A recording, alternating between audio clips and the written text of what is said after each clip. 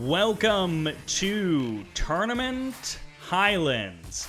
On the left side as the Pink Nod, our challenger, the first one up against the challenge. This is, as the Pink Nod, Psy! And of course, the guy on the right side going up against him, this is the purple GDI. This is Bartjones. But is he actually GDI? Because this guy has to play random. And no, he is actually Zocom. So he is going to be playing a Zocom versus Nod. This is not a matchup that Bike Rush was looking forward to. Having to play Zocom is not something that he wanted to do. And so far, he's going to be opening fairly normally. He's actually getting a refinery, and he's just approaching this one like it's a fairly normal game. Now, Psy is amongst one of 5 or 6 players that are placed into Tier 1. These guys are a bit better than some of the other folks who have signed up for the Holdout Challenge. So they're sort of in a different category, and these are guys who are more in the mid-level player range who have played a decent amount of Kane's Wrath and know what they're doing. They're not like me. They can actually go up against Bartjones and put up a fight instead of just dying immediately. And so these are the guys that we are going to be looking for potentially getting those longer times, especially right out of the gate. But Psy is also the first one up against Bike Rush, so he is going to be the one that is the guinea pig, so to speak. So far, no sneakiness really from Bartjones. His MCV is on the move. He's gone for double refinery. Everything is looking very normal. I assume it's going to be an MCV move after this, and he's going to be heading through the middle of the map, going for a potential kill. Okay, he redeploys maybe for a second power plant. I guess we'll see. MCV on the move for Psy, so he's already looking pretty good there. Psy opening up pretty normal. This makes sense for him coming in as one of the mid-tier players. And Bartjones is on the move. How quickly can Bartjones dispense of Psy? One of the tougher opponents in Psy over in the Red Alert Remastered community is a top player over there. He's actually redeploying. Okay, this is not what I expected Bike Rush to do. I genuinely thought he was going to be going just straight across the map and base pushing. But he's actually stopping, and now this just feels like a normal game. This doesn't feel like the Holdout Challenge. Okay, he's gone command post. Psy has a third refinery. Psy also hasn't done anything too sneaky. Okay. Airfield. I feel like Psy is maybe missing an opportunity to try and sneak something out around the edges, like hiding an outpost over in this corner or up in that corner or something. Pitbulls are coming in for the first harassment. Harvester taking a bit of damage. Psy already getting much better than my time. MCV is on the move. First couple of Scorpion tanks are out for Psy. MCV heading across the map. One Zorka is out. No AP ammo coming in for Bartjones, and he's actually going to sell the command hub. So he sells off his command post. He deploys his MCV. He's been able to steal some of that blue Tiberium from the north. Pitbull's starting to get worked away at, and Psy... Okay, he did go double War Factory, so he does at least have that. Orcas do miss the Scorpion, so that's a bit of a problem. Bartjones not looking too sure of himself. Second War Factory comes up, and those Zorkas are expensive, but as soon as they land that splash damage, it will be worth it. Drops the barracks as well. No armory, so no Tib field suits, no infantry upgrades for Bartjones. Zorkas come in, able to clean up at least one Scorpion tank there. MCV back on the move. Couple of zone shatterers. Doom is coming for Psy. And it looks like a purple Zocom player named Bike Rush. Operations Center comes up. Bike Rush's forces are here. Orcas are here, but also the bikes are here. So the Orcas going to be going for the tanks. They miss all of their shots. Bike's going to be able to get a couple of shots. Do take down 2 of the Orcas. Third Orca will manage to escape. Orca Strike coming in. Bartjones hasn't been able to break the front just yet. He pulls back his MCV. He doesn't get trapped on the hill. Bartjones coming in up the hill. Barracks gets deployed at the top. Bikes circling in on the north side. Bartjones moving forward. Predator tanks against Scorpions, and Sai has an amazing setup here. And again, this is why he's in a different category from some of these other players, because this is not me. I would not be performing at this kind of a level. Sai is going to get 3 shots, the same as everyone else. Zorka's coming back in.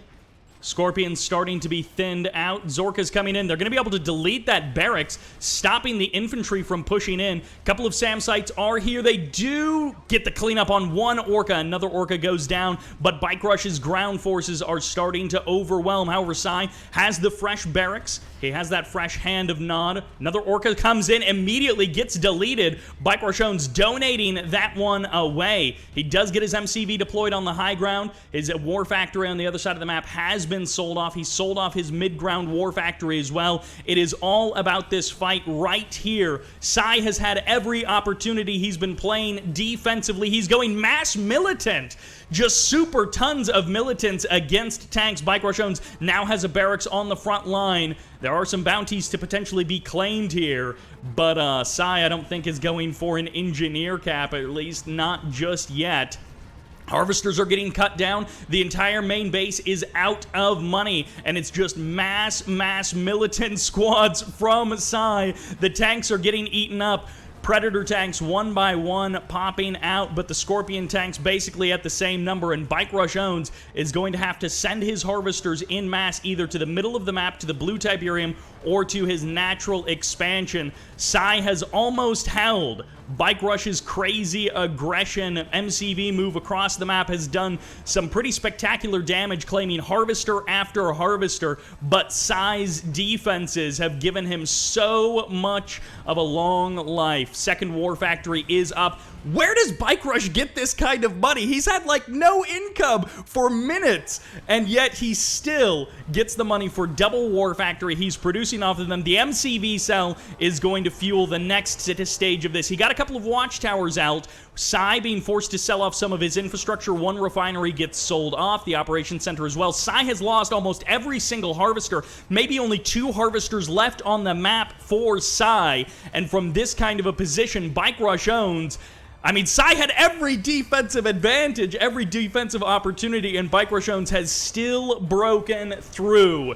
Sai has done an amazing job. There's a sell-off of one of the War Factories. Bartjones getting some additional cash, and there's going to be the engineer cap, that Bartjones engineer cap. Move your MCV or lose it.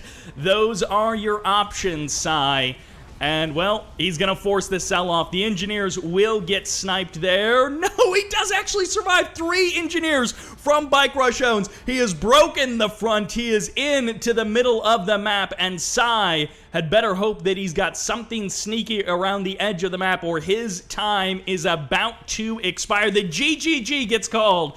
Bartjones says, don't quit. Let the time run out. Bartjones literally helping out his opponents, and there's the capture. Sai has been defeated. We are going to be checking out how quickly my record got smashed, just basically immediately. Sai does smash the record, and 8 minutes, 38 seconds. The current record for this challenge. Welcome to Sick City in the North Plain as the Red Reaper 17. This is Bartjones. And in the South Plain as the Pink Nod, this is Sai. I assume Sai has something planned for this, but what exactly is that going to be? I do wonder. Sick City is not, it's a fun map, and it's not necessarily a normal, oh, he does get cleared out, so it's Reaper 17 versus Nod. Bartjones does have some plays that he can potentially make. Sai, for the first moment, okay, he stopped his engineer, so he wants to kill off those buzzers. He is worried about the spike. Oh, he's going to lose that spike. He's going to get the other spike. Now, Six City does have these corners of the map with the 2 bridges, and that's something Bartjones is going to be thinking about. Bike will get both of his Tib spikes. He's gone single refinery. He's into the War Factory. He's got his first Shard Walkers out on the map. I mean, if Psy just tries to play this one out normally, I'm not sure that that is the best move for him. Bartjones attacking this Tib spike, just doing a smidge of damage. And Bartjones will get cleaned up there. The Buggy and the Militant Squad's going to make sure of that. All right, Nerve Center is here. It's a 1 refinery play from Bartjones. Psy, he was claiming that after game number 1, the world record would be 2 hours. He hasn't quite gotten there, but he is much closer than I was. Psy's got 2 lives remaining. Shard Launcher is showing up. Bike Rush-Owns is going to take a look around. Psy is going to scout Bike Rush as well, and he sees the first dev tank out, so he knows exactly what Bike Rush has done. Bike scouts around the map. Engineer. Okay, that's not what I was expecting. Bike on the high ground with the drone ship. What is the plan? Psy is once again going for just a pretty straightforward game. It's not even like 2 War Factory MCV cell, nothing like that. It's just a 2 War Factory game with an expand. MCV is on the move. Bartjones still has his Nerve Center. He's still pumping out dev tanks. Second War Factory is up over at the Natural Expansion. And Bartjones does have an idea of what's going on in Psy's base. He's got that Shard Walker walking around. He's keeping an eye on Psy. The MCV is now under threat. Psy could be at a much shorter time here in game number 2. Fires off a radar jamming missile, I think, and he gets the Harvester as well. Bartjones steals the refinery, steals the Harvester, and he gets a fresh load of Tiberium stolen away from Psy and put into his own coffers. Oh, man. Bike, did you really have to steal his refinery? I mean, yes. That just seems a little bit mean. That was... He got a really good time last game, and I'm not having it. He did get a really good time. The non-MCV packs up! Oh, no. And there he goes. The MCV gets deleted. And unfortunately for Psy, his chance at his game number 2 just got a little bit worse. He almost killed that refinery, but Psy did not get the kill on Bike Rush's fresh refinery, and it's looking like game number 2 is a lot more brutal than game number 1. A much shorter match. Psy did not try to do anything sneaky. He doesn't have an outpost in the top. GG gets called. Psy has been defeated. Hopefully he didn't leave that game. I guess if you get a good game 1, then you can leave game number 2. 4 minutes and 28 seconds. Psy says that he was sandbagging until now.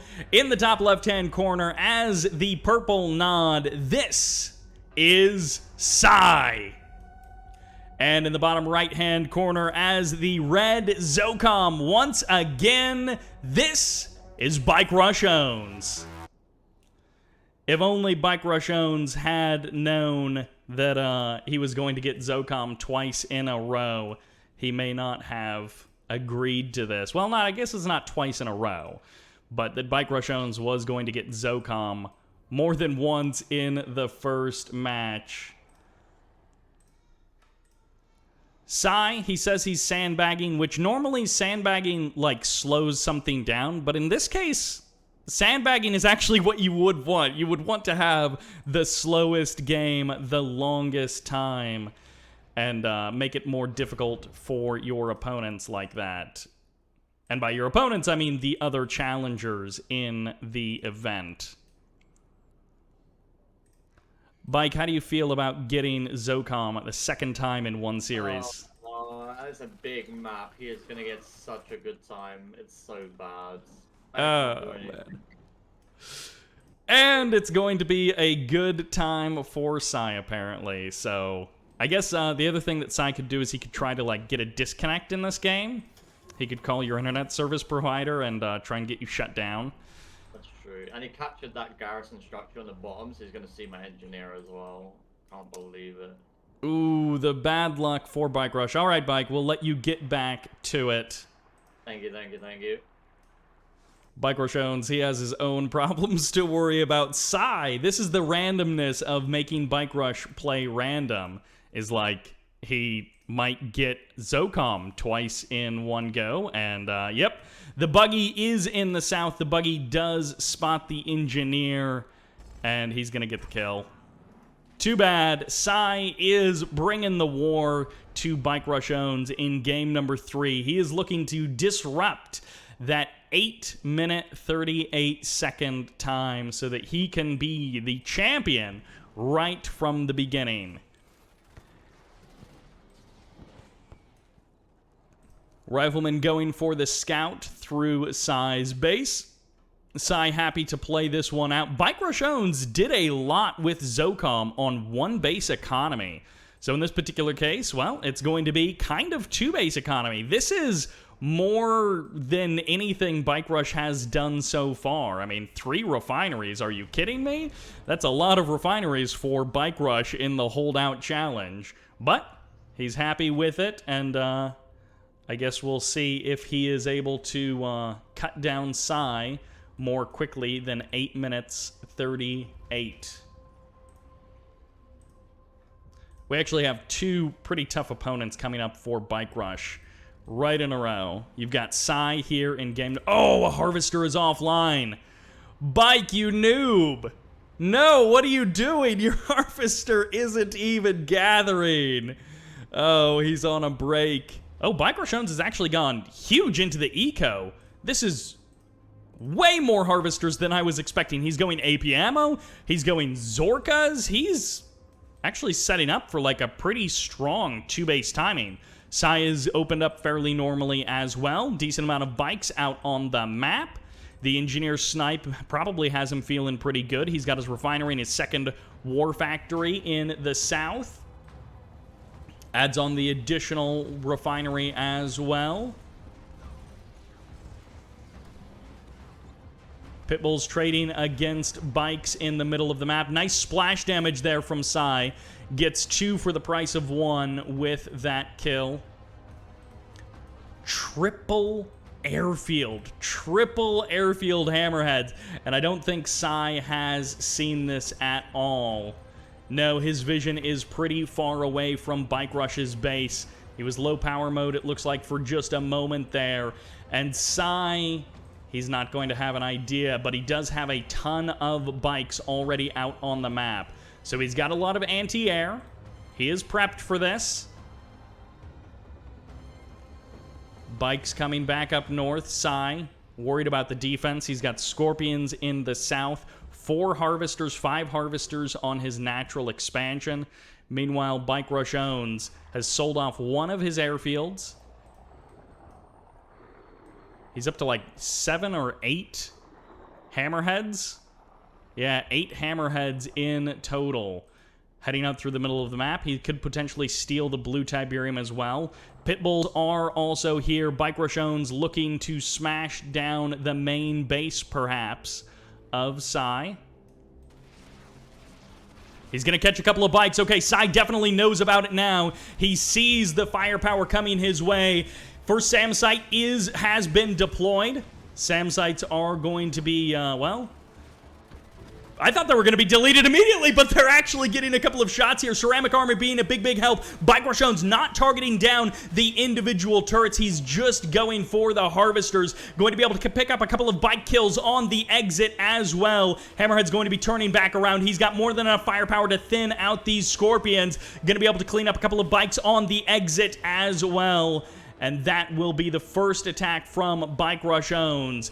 It's into a Redeemer. So we're going straight for an epic unit. We haven't gotten a heroic unit just yet, but this is the last life of Psy. He's chosen a big map. It's low power mode, and that is going to be the removal of the power plant, the kill off of a stealth tank as well. The operations center goes down, and there's going to be the sell off of the Redeemer Engineering Facility, and that tier 3 goes down as well. Bartjones tearing Psy apart, who's done an amazing job setting himself up on 2 bases, but he doesn't have enough anti-air for the hammerheads. Bartjones spreads out. 1 bike does still exist on the map. The MCV gets deleted. 1 bike gets executed, and Bartjones is going to fly out of the natural expansion back up to the main base where the rest of the infrastructure is here. A couple of bikes trying to chase for Psy, but they get deleted almost immediately. A fresh hammerhead gets added into the mix. Psy losing bike after bike, but the hammerheads reigning supreme, trying to find a better angle to engage, and it's going to be the power plants getting targeted down. The War Factory is still here. There is still a couple of bikes on the field, but Bartjones, hammerhead all in, has shown to be too powerful. No, Psy is going to cross the map. He's going for the counterattack. He's going to try and buy time with his Scorpion tanks on the other side of the map. He's got his bikes still here, attacking Bike Rush's hammerheads any way they can, and that's the end of the production facilities for Psy. 3 more airfields in the north, but Bartjones just has way more buildings than Psy does, and if Psy has something sneaky around the edges, he might be able to extend his life, but no! Psy has been defeated, and there goes Psy. His best time was 8:38 from game 1, and that was his best time. Welcome back to Tournament Highlands, playing as the yellow Traveler 59 on the right. This is Sharpsense. And as the red Reaper 17 on the left, this is Bartjones. Once again, Bartjones does have to play random, so he does have a bit of a wrench thrown into every single game. But Sharpsense has chosen to play Traveler 59. I assume he's going to try and hexalane, he's going to try and abuse, he's going to try and extend things out. Sharpsense is also a tier 1 player in the classification, so it's going to be Psy and Sharpsense opening up with 2 very strong options. We'll see if anyone else is able to contest them. And yes, I do know some people were wondering. I have Bike Rush muted in Discord, and then I myself am muted most of the time. And I just pop on for little moments to hear from Bartjones, because we get to see his expression, which most of the time is just probably blank, but sometimes we do get to hear from him as well.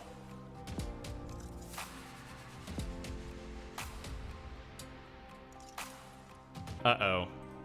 Nerve center is up. What are you going for here? He's not stasising him, and Sharpsense has scouted that. Descents are coming in. There is not a Buzzer Hive ready, but there is a Corruptor. Okay, he got the Corruptor out in time. The Corruptor can kill a good number of Descent squads very quickly, so that's the perfect defense against Descents. Sharpsense was ready for it. Bartjones moving to the north. Going to be able to potentially take an expansion.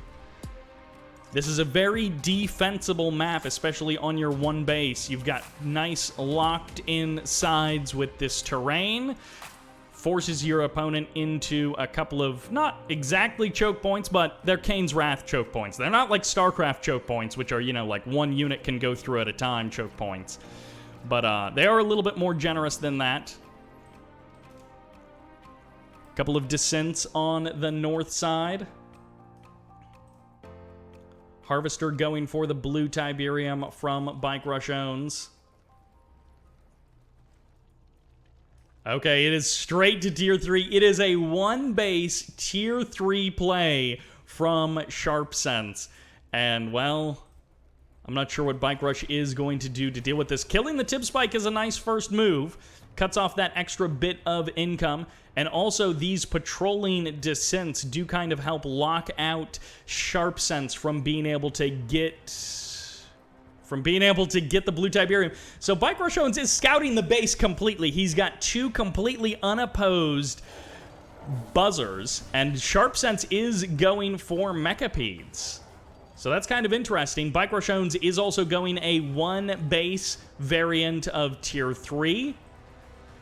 Descent's now heading up to the top right. Bartjones has been able to steal that blue Tiberium. He's going to be stealing the blue Tiberium as well in the south. Sharpsense is hoping that he can just survive on his pure skill as a 1 base cultist spamming Traveler 59 player. Descents are going to get cleaned up, so the Mechapedes easily clean those guys up. Bartjones continuing to get that blue Tiberium. Engineer making its way forward. That could be an MCV cell. Yes, it looks like it's an MCV cell from Bartjones. So he's going double War Factory. No chance of the comeback. No expansion from this point. I guess he could engineer cap his opponent's MCV and try and survive that way. But it's going to be Mechapede spam versus Mechapede spam. One player has cultists, though. All right, Sharpsense moves across the map. Sharpsense is going on the attack, which is not something that I really thought we would see. He's going to try and grab some of the Mechapedes of Bike Rush. Bartjones trying to keep some of his Mechapedes close to each other so that if one gets grabbed, the other one can potentially snipe the cultist. Those fast leg cultists are extremely powerful. One cultist squad already gets sniped. Mass buzzers coming in from Bartjones. He's going for the cultists. They get trapped. They get caught by their own refinery. The Corruptor able to save them, though. And Sharpsense loses almost another cultist squad. It does get sniped. Bartjones cutting down those cultists like it's a bounty that he can claim himself. It's a Mechapede fight, and the reinforcements are slow coming across the map for Bartjones. He still has a decent amount of income. He's still got both of his Tiberium spikes, and whatever he chooses to do, he could potentially get an additional Tib spike if that is really what he wanted. This blue Tiberium helping to extend out the life of his main base because he has chosen to not go for a natural expansion. Psy committed completely to Nod. But Sharpsense says Traveler 59 is the way to go. Mass cultist! Just pure mass cultist. Bartjones, I think, has already used his Buzzer Swarm support power. And, well, I guess he may be kind of out of options. But let's see. Lightning Spike does get deployed down. That is going to absorb some of the damage from these Mechapedes. Mechapedes getting sniped. One cultist does get a grab. Bartjones is not able to snipe it down. He just goes for the kill on the Mechapede. Descents do get cleaned up. Shardwalkers are here. The MCV on the front line, and Bartjones grabs the Tier 3. No more Mechapedes for you. The Engineer sneaks its way into the base. There's the slow field. The cultists separated away from their Mechapedes. He grabs almost everything. Sharpsense gets almost all of Bike Rush's forces, and Bike Rush, the Mechapedes have closed in. That is going to be it for those particular cultists. Engineer forces the sell-off of that Tier 3, so Bartjones is going to be fighting a Mechapede war against a guy who can't build any more Mechapedes. More cultists are coming on out. The slow field has expired. Bartjones has cleaned up all of the cultists, and Sharpsense's front line is starting to fall apart. Hopefully, he snuck out a Prodigy somewhere onto the north side of the map, and he's going to be able to overwhelm Bartjones' buildings by capturing them and selling them off. Bartjones now going for the snipe of the Tier 3, forcing a cancel of any rebuilding Tier 3 as he kills off that nerve center. Buzzer Swarm gets called in once again, and just to make sure that there's no funny business going on, Bartjones smashing through Sharpsense. He hasn't actually killed this stasis chamber. Okay, he will get it on the exit. He gets it on the exit. Sharpsense now trying to extend the life by adding power plants. A fair idea, but the firepower is too much. Bartjones will overwhelm Sharpsense. Shard launchers and Mechapedes all day from Bartjones. The cultists added minutes to this game, but how many minutes did they really add? Sharpsense has been defeated. And Bartjones is victorious. 8 minutes, 22 seconds, 10 seconds from the limit.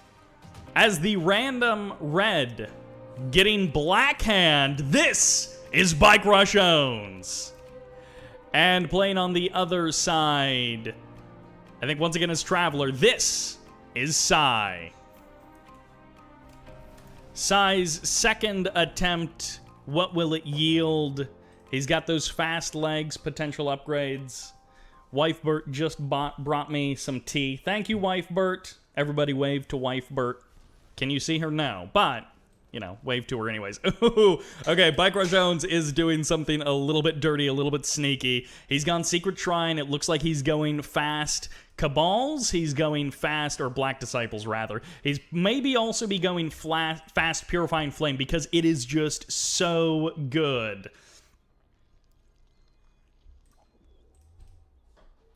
In fact, Bike Rush, what do you have planned for Blackhand? So what I'm going to do is capture both of these bottom spikes and then build one harvester, go Operations Center to sell my MCV after the second War Factory, and Operations Center, and spam nothing but flame tanks and buggies. Okay, well, that is not what I thought you were going to do, but looks like Sharpsense is sending some buzzer scouts out. Were you aware that he's looking inside of your base, seeing all of your secrets? Yeah, I want him to see it, it's fine. Oh my gosh! That sounds cruel. You want him to see it? Like you're planning on him being afraid and making mistakes? Yeah, pretty much. So I'm going to pretend to move my MCV. Because you normally move your MCV after this. Because I can't afford it anyway, so... Yeah, well, you'll see. You'll see. Alright, well, thanks for the insights, Bike. No worries. Bartjones, such a good chap to let us know what he's planning to do to Sharpsense. He's starting to burn down a couple of power plants. Sharpsense is going to... Oh, he misses the Black Hand Squad. It's not going to get the power plant, but it is kind of annoying to miss the Black Hand Squad when you go for the crush the first time. Oh, he's missing a lot of those squad members, but he does finally clean up both of the Black Hand members. It's triple spike Black Hand Bike against Sharpsense. There's the Operations Center, just like Bike said. He got his second Harvester, and the MCV cell is going to be coming in relatively soon. He's got to get that second War Factory up and running. He gets the upgrade on the power plant, so he's got more than enough juice once he sells his MCV, and that will be the sell of the MCV. There's the fourth Engineer. Bartjones can take this across the map, go for the Tib Spike of his opponent, or, like we've seen him do in some other games, he can just go for a building. Bartjones got the Reckoner. He's got the Flame Tanks coming. He said he wanted Sharpsense to see him coming, and, well, Sharpsense definitely knows about it. I guess we'll see what Sharpsense is able to do to stop it. Double Flame Tank moving out. Third Flame Tank isn't ready just yet. He's double pumping from the War Factories, but he doesn't quite have enough income to get them both done at the same time. Reckoner is in the south. Flame Tank is in the north. Mechapede's going to be the choice. And okay, Sharpsense has a decent number of Harvesters, so he's got a decent amount of economy. Reckoner is coming in first. He might be worried. Oh, there is actually an Engineer inside of here. So the Engineer may pop on out, or the Engineer may go down with the ship. Either way, these Flame Tanks are now moving in. They're going straight for that Tier 3, trying to shut down any potential... Oh, Slowfield actually comes in. That Traveler 59 Slowfield stopping the Flame Tanks, but the Tier 3 is going to go down regardless. No, the Flame Tank goes down just before it gets eliminated. Sharpsense may have done it. He may have saved his Tier 3. He's got something coming out of the portal, but he just deployed a stasis chamber, and there's the destruction of everything. The Tier 3 goes down. The Flame Tank comes in. No cultists for you as the portal gets eliminated. And the Flame Tanks, while, well, once they start coming, they just don't stop coming.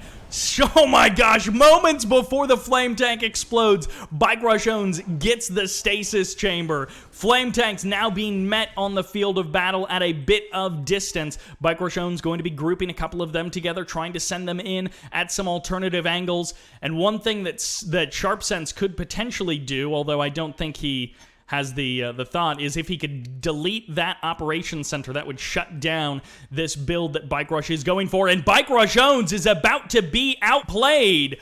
Sharpsense has got enough cultists to potentially overwhelm Bartjones.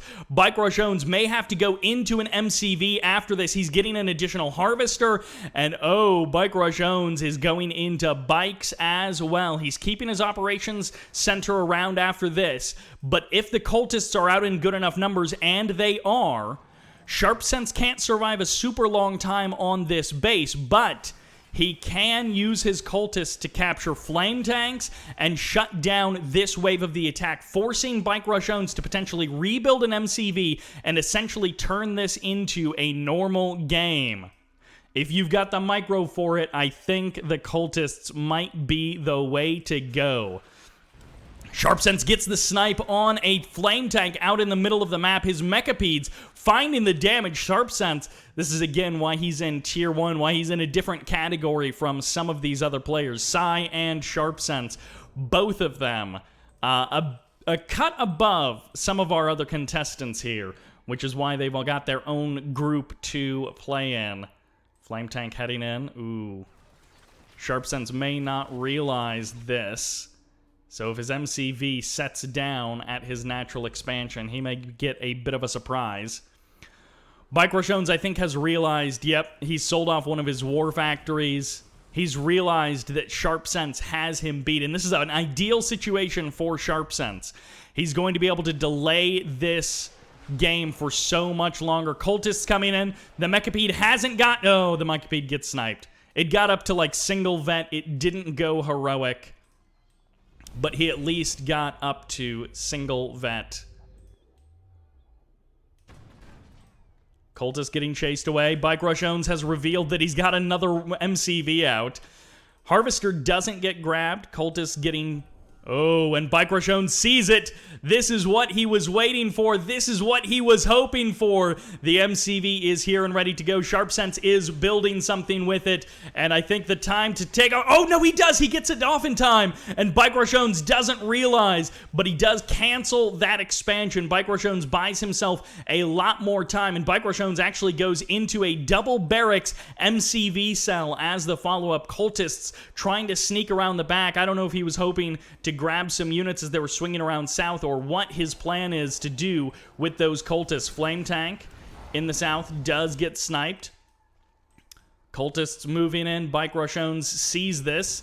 He actually sells off the the operations center, burns down part of one of the cultist squads.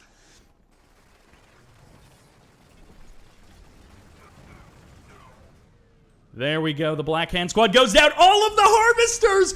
Bartjones loses every single harvester. Are you kidding me? The War Factory got sold off. Bartrush's only chance is to snipe these cultists. Area Mind Control comes in. The Prodigy has struck, and Bartjones has worked himself into an unwinnable situation, perhaps. His harvesters driving over his own units as Sharpsense has found the angle to potentially beat Bartjones. Flame tanks coming in. Bartjones, if he could just kill the buildings of Sharpsense, then it would all be over, but Sharpsense has played too smart for that. Sharpsense might be able to take down Bartjones in the holdout challenge. Flame tanks go down one after the other. Bartjones doesn't get the tier 3 this time. Not so lucky, as Bartjones calls the GG. And he has been defeated. It happened, folks. It happened.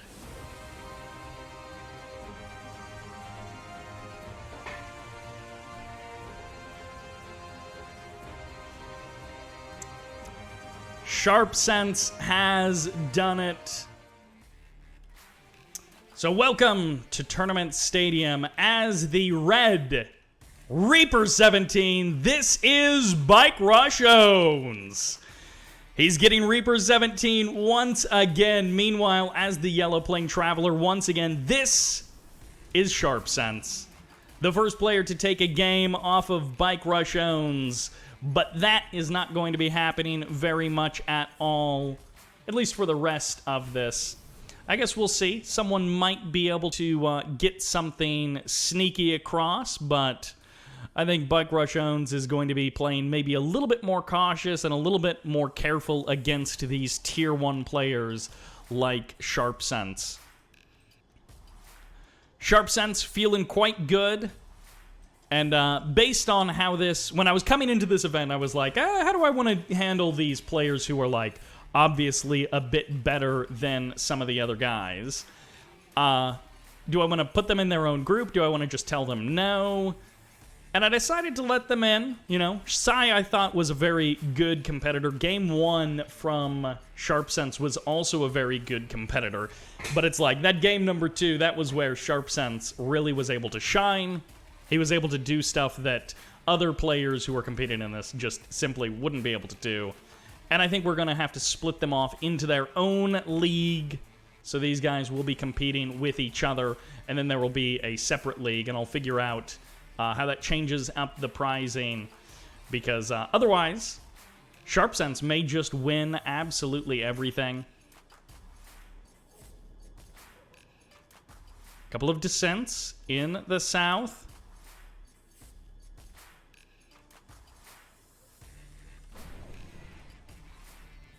Three harvesters out and running, but also a fast nerve center for Sharpsense. Garchomple, he's repositioned his MCV a little bit here. And, well, the first Corruptor is not out. That's kind of interesting, because in game number 1, the Corruptor was the answer to these descents. He gets a really good Buzzer Hive placement, so he is going to be able to cut down all of those descents. Oh my gosh, Garchomple almost gets the kill on that Harvester there, but the Buzzer clears out the descents just barely in time, and Garchomple is going to be taking a natural expansion, and Sharpsense does see it. He sees that the MCV is absent from the main base, and whatever Sharpsense had planned, okay, he's going back into the Nerve Center, has been completely reset. Sharpsense's plan was, I assume, fast tech, but I guess he thought that Garchomple wouldn't go any kind of attacking units in the first couple of minutes, and, well, that did not work out for Sharpsense. He's got the upgraded power plants now. He's got no Corruptor, no Dev Tank, so I assume it's just straight into Tier 3. He may also be going for the Stasis Chamber after that. Having that slow field in that last game on Tournament Rift was absolutely killer as well. Being able to slow down 2 of those flame tanks right at the beginning of the game was phenomenal for Sharpsense.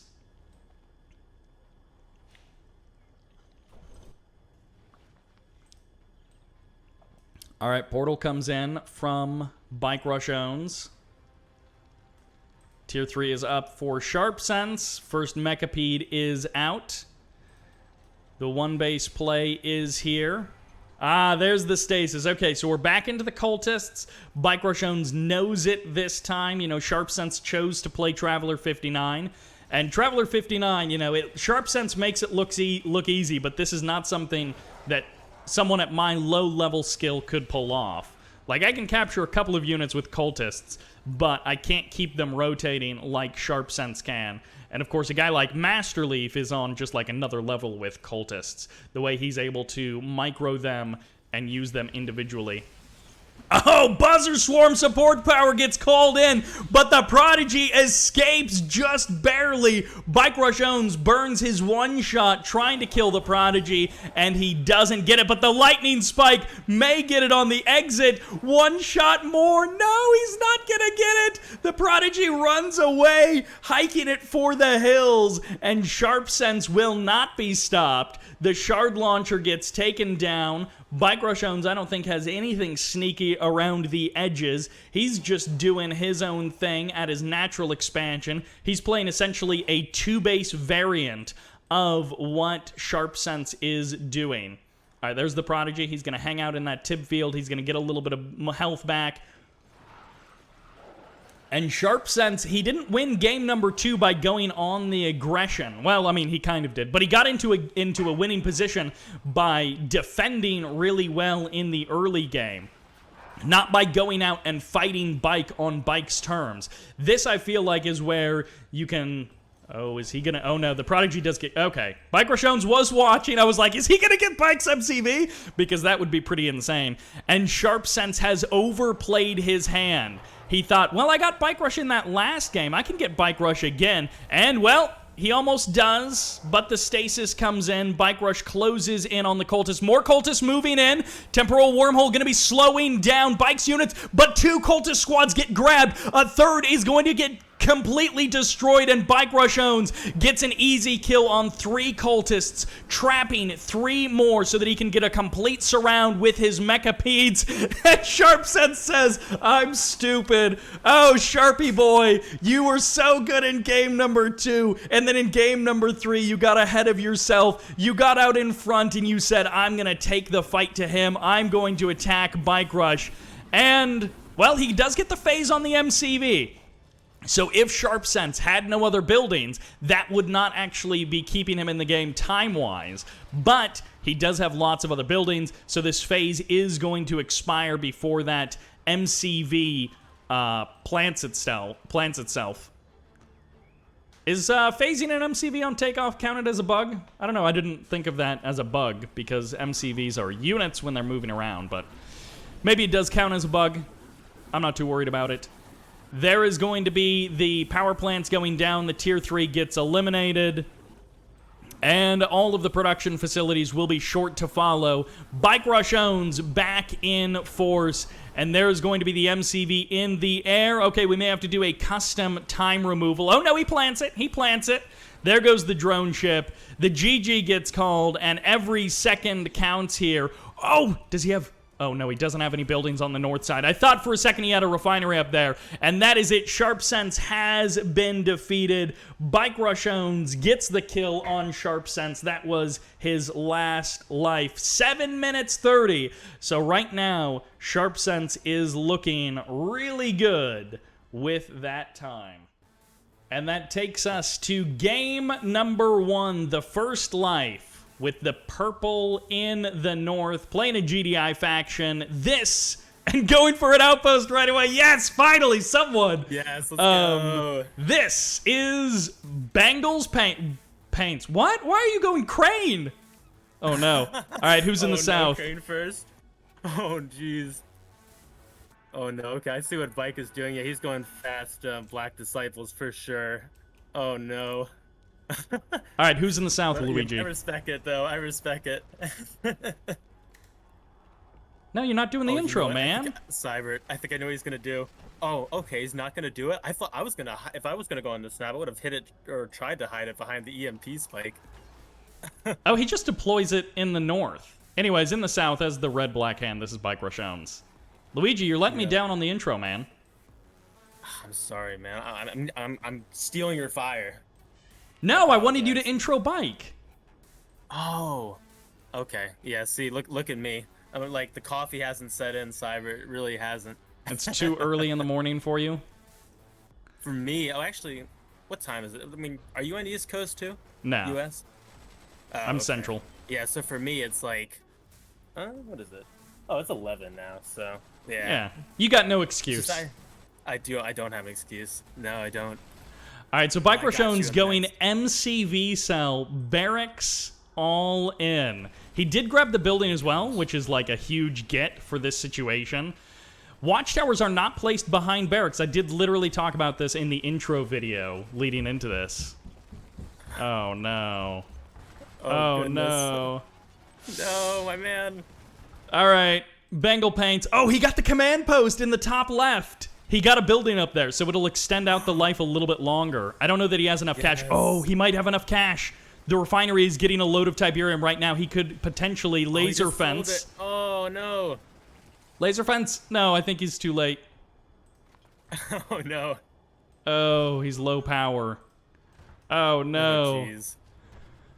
All right, well, I hope you've got an engineer or something. Garchomple sells Yeah, off one of his power plants in the south. He's got 2 Tib spikes, but he sells off his power plant, so he's quite low on buildings if there was an engineer sneaking around the map. Oh my goodness. Wow. All right, I the see what's crane going goes on now. down. So Garchomple now just has to suss out where the last buildings are. And it looks like the LOL comes in from Banglespaints. Garchomple is about to find them. Okay, there, he sees it. Finally. Oh, Garchomple finds it. And this is more what we were expecting to see. Those first 2 guys really set a bad example for what the holdout challenge normally is. And I just realized that my game sound is way too high. I'm gonna have to like disable it because like I can hear you, but this game is way too loud. All right, you can fix that in man. between, and hopefully Banglespaints will fix some things as well. 3 minutes 32. All right, game number 2. This is how legends die in the south as the red scrin. This is Garchomple. And in the north, as the purple, I think it's GDI, is he? Let's see. Is this Banglespaints as GDI? I'm about to find out from Harvesters.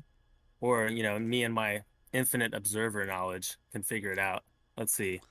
Okay, we got a barracks. All right, I think this is GDI, all right. Check out in the bottom right.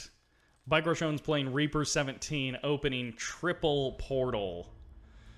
Oh, Bangle with just default GDI gets his refinery at a normal, respectable time. I mean, I guess he did skip barracks. Wait, what is he doing? If he skipped barracks, then what is he doing? Oh, and the stasis! No! He did it to him!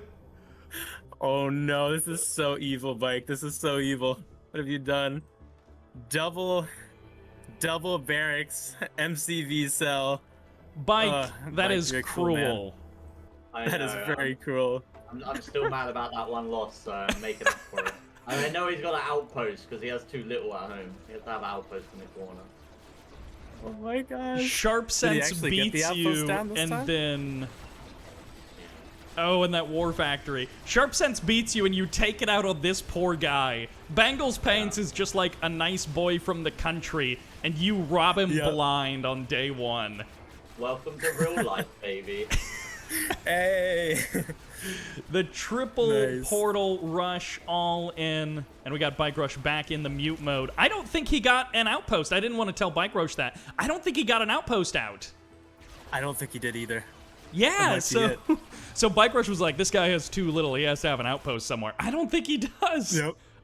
That's it. GG. That's it. Yeah. Oh, that hurts. Ouch. That was a rough one. That's where, like... 2 minutes 14 seconds. Welcome to Winter Meltdown. In the bottom left-hand corner is the red Zocom. This is Garchomple. And who's in the top right? In the top right, we have Banglespaints, who is playing GDI. So he is playing GDI again. He's repping that nice swag GDI. We'll see what he can do this time. Oh no, I think he's definitely Bangle. gonna be more prepared. I mean, we'll see. Garchomple may very well do an Orca all-in because he's Zocom. So if you build watchtowers, you can place them behind buildings because watchtowers have a condition that let them shoot over top of buildings. And that's actually one of the things that I talk about in my tips video that played before the stream. I was actually able to see a little bit of that. That gave me some ideas, actually. Oh, good. See what we can do. Yeah, it was really well put together. I liked it. Thank you. But Banglespaints didn't watch that video, and so he's got 2 watchtowers just out in front where they can be attacked by anything. Oh, Mike actually goes War Factory. Ooh, is he gonna play a normal game? Let's go, Bike. I respect that, man. Let's go. And he hasn't moved his MCV. He's building something slow. What in the world is Bike doing here in game number 3? It's the last life. It's the last chance for Banglespaints. This is very interesting. Bike, what the heck are you doing, man? Going double harvester, going a second refinery. Oh, I was playing Clash of Clans real quick, so I was just giving him a minute. I felt really bad for the last game. I feel bad. My inner, I feel bad. That was a brutal takedown on a very small map. And, and then I did him wrong the first game, so... Banglespaints is an absolute gentleman, and he's jumping in is. here, and you just smash him down. I'm giving him longer than a minute, you see, I'm being nice. All right, Bike. Yeah, I see you, Mike. I see you. You're a courteous guy. Oh, that's awesome. Yeah, he's just gonna take the third expansion, then he'll just, walk his way in with like juggernauts. Bike. Right, and that's the thing is like, Bartjones can end a game on 2 bases pretty quickly regardless. He actually sells his war factory. Okay, this is even weirder. Okay. So he moves his MCV, but he sells his war factory back home. So he is going to have just a ton of cash. I mean, he's literally got 5 harvesters, 2 refineries. Sybert, there it is. The orcas are coming. Uh-oh. Oh no, I think it's hammerheads. Oh, he's transitioning to hammerheads. Oh no. AP ammo is on the way for Bartjones. And Bike did this on Tournament Stadium, I think versus Psy in the first series, and it tore Psy apart. I think it's going to do even better versus Banglespaints. Bangle, who was clearly worried that something was coming immediately, like an attack was coming immediately, he didn't get a second refinery. He didn't get a second harvester. He got no setup. He thought he was going to be dead in 2 minutes. Yep. Oh, and Bike goes Grenadiers. This is interesting. Oh no. So he's going to be able to clear out Grenadiers. all of those buildings just immediately. Oh no. Well, you know what? Hey, props to Bengal. He does have APCs, so yeah, he's with got no AP ammo. He's got that rock may be APCs, and I think he does have rock APCs.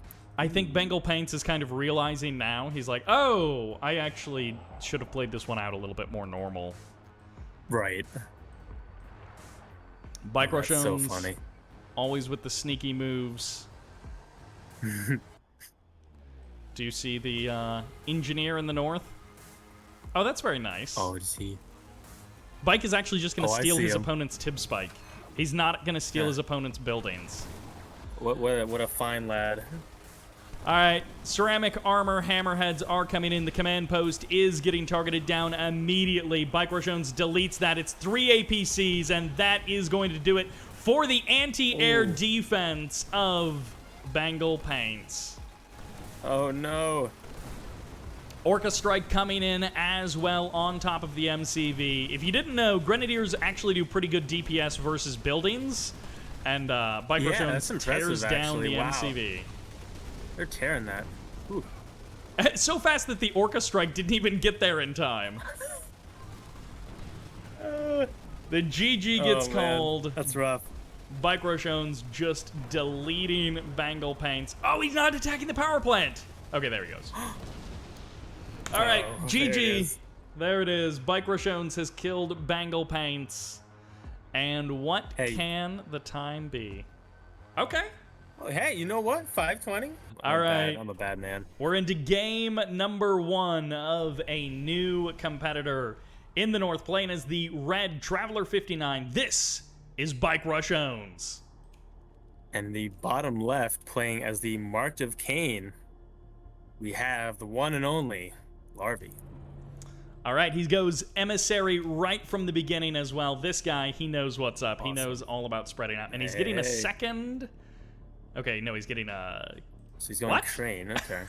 Okay, so he gets Shredder turrets as well. All right, this is starting to look a little bit more normal. Wait, no, he sells off the Shredder turret. Okay. Sells the Shredder turret, okay. Maybe he does want the EMPs. He wants a scout. Yeah, he wants a scout. Huh. It'd be funny if he See just what he can do. crossed the map and like EMP'd Bike's MCV and like that's his one play. Yeah, no, that'd be awesome. He just leaves. He's just like, all right, I accomplished my goal. Oh Yeah, no. we're done. So Larva snuck the emissary out into the corner of the map, but Bartjones has buzzers already there. Like he was scouting the map with the buzzers, and so he saw it. That's so evil. And Oh my unfortunately gosh, but- for Larva, I don't think he got a second... Oh, he forgot his engineers also. I don't think he got a second emissary. So No. there No, goes that was his play. his real chance to try and extend things out. We'll see. Honestly, if he can spam enough infantry, maybe he can hold Bike for a little bit.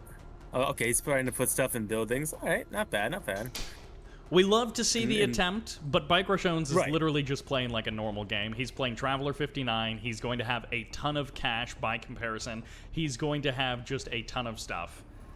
Oh yeah, 100%. Oh wow. Okay. Oh, he's gonna. Oh, I see what he's doing. Or is he? No, I don't. Okay. No, he's gonna You take thought. his own natural.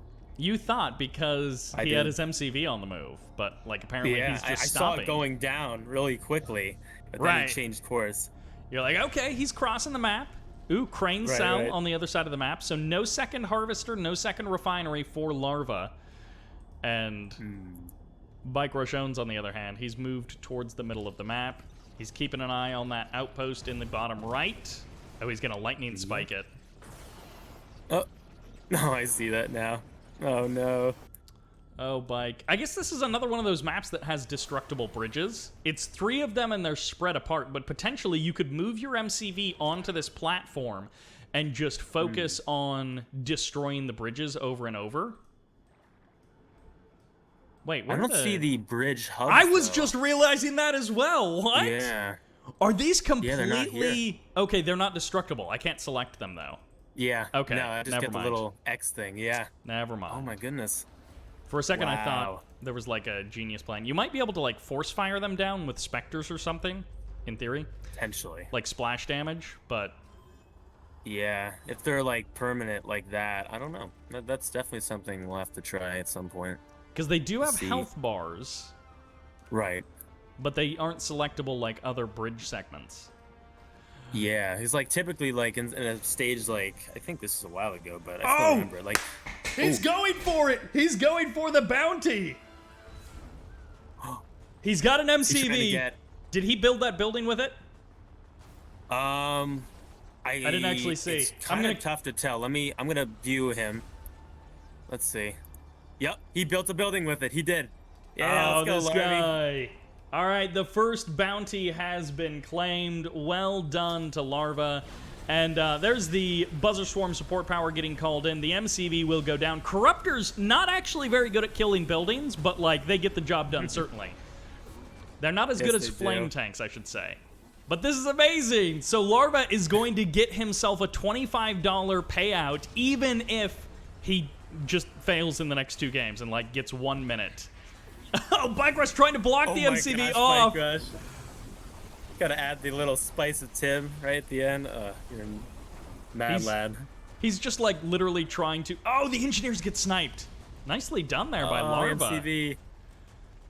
Larva extended out this game by like an extra 10 or 15 seconds at least by sniping the engineers of Bartjones. Yeah, just by selling it. Yeah, saved them. So really good for Larva. Dang. Let's That guy go, Larva. Bartjones is like he's given like a not bad kind of a look. Right, exactly. Bike, how was that performance by Larva? He did okay. I mean, the outpost was a bit obvious, but it wasn't too bad. And that takes us to the map Airport Escape. And as the pink in the north, playing Traveler 59, this is Larva. One of And the in people's bottom, heroes. What looks to be. Yeah, exactly. And in the bottom left, this would be Bartjones, and what do you know? He also has Traveler 59. And oh, here we go, fast stasis. Going immediately what are for you planning, that Bike? fast legs.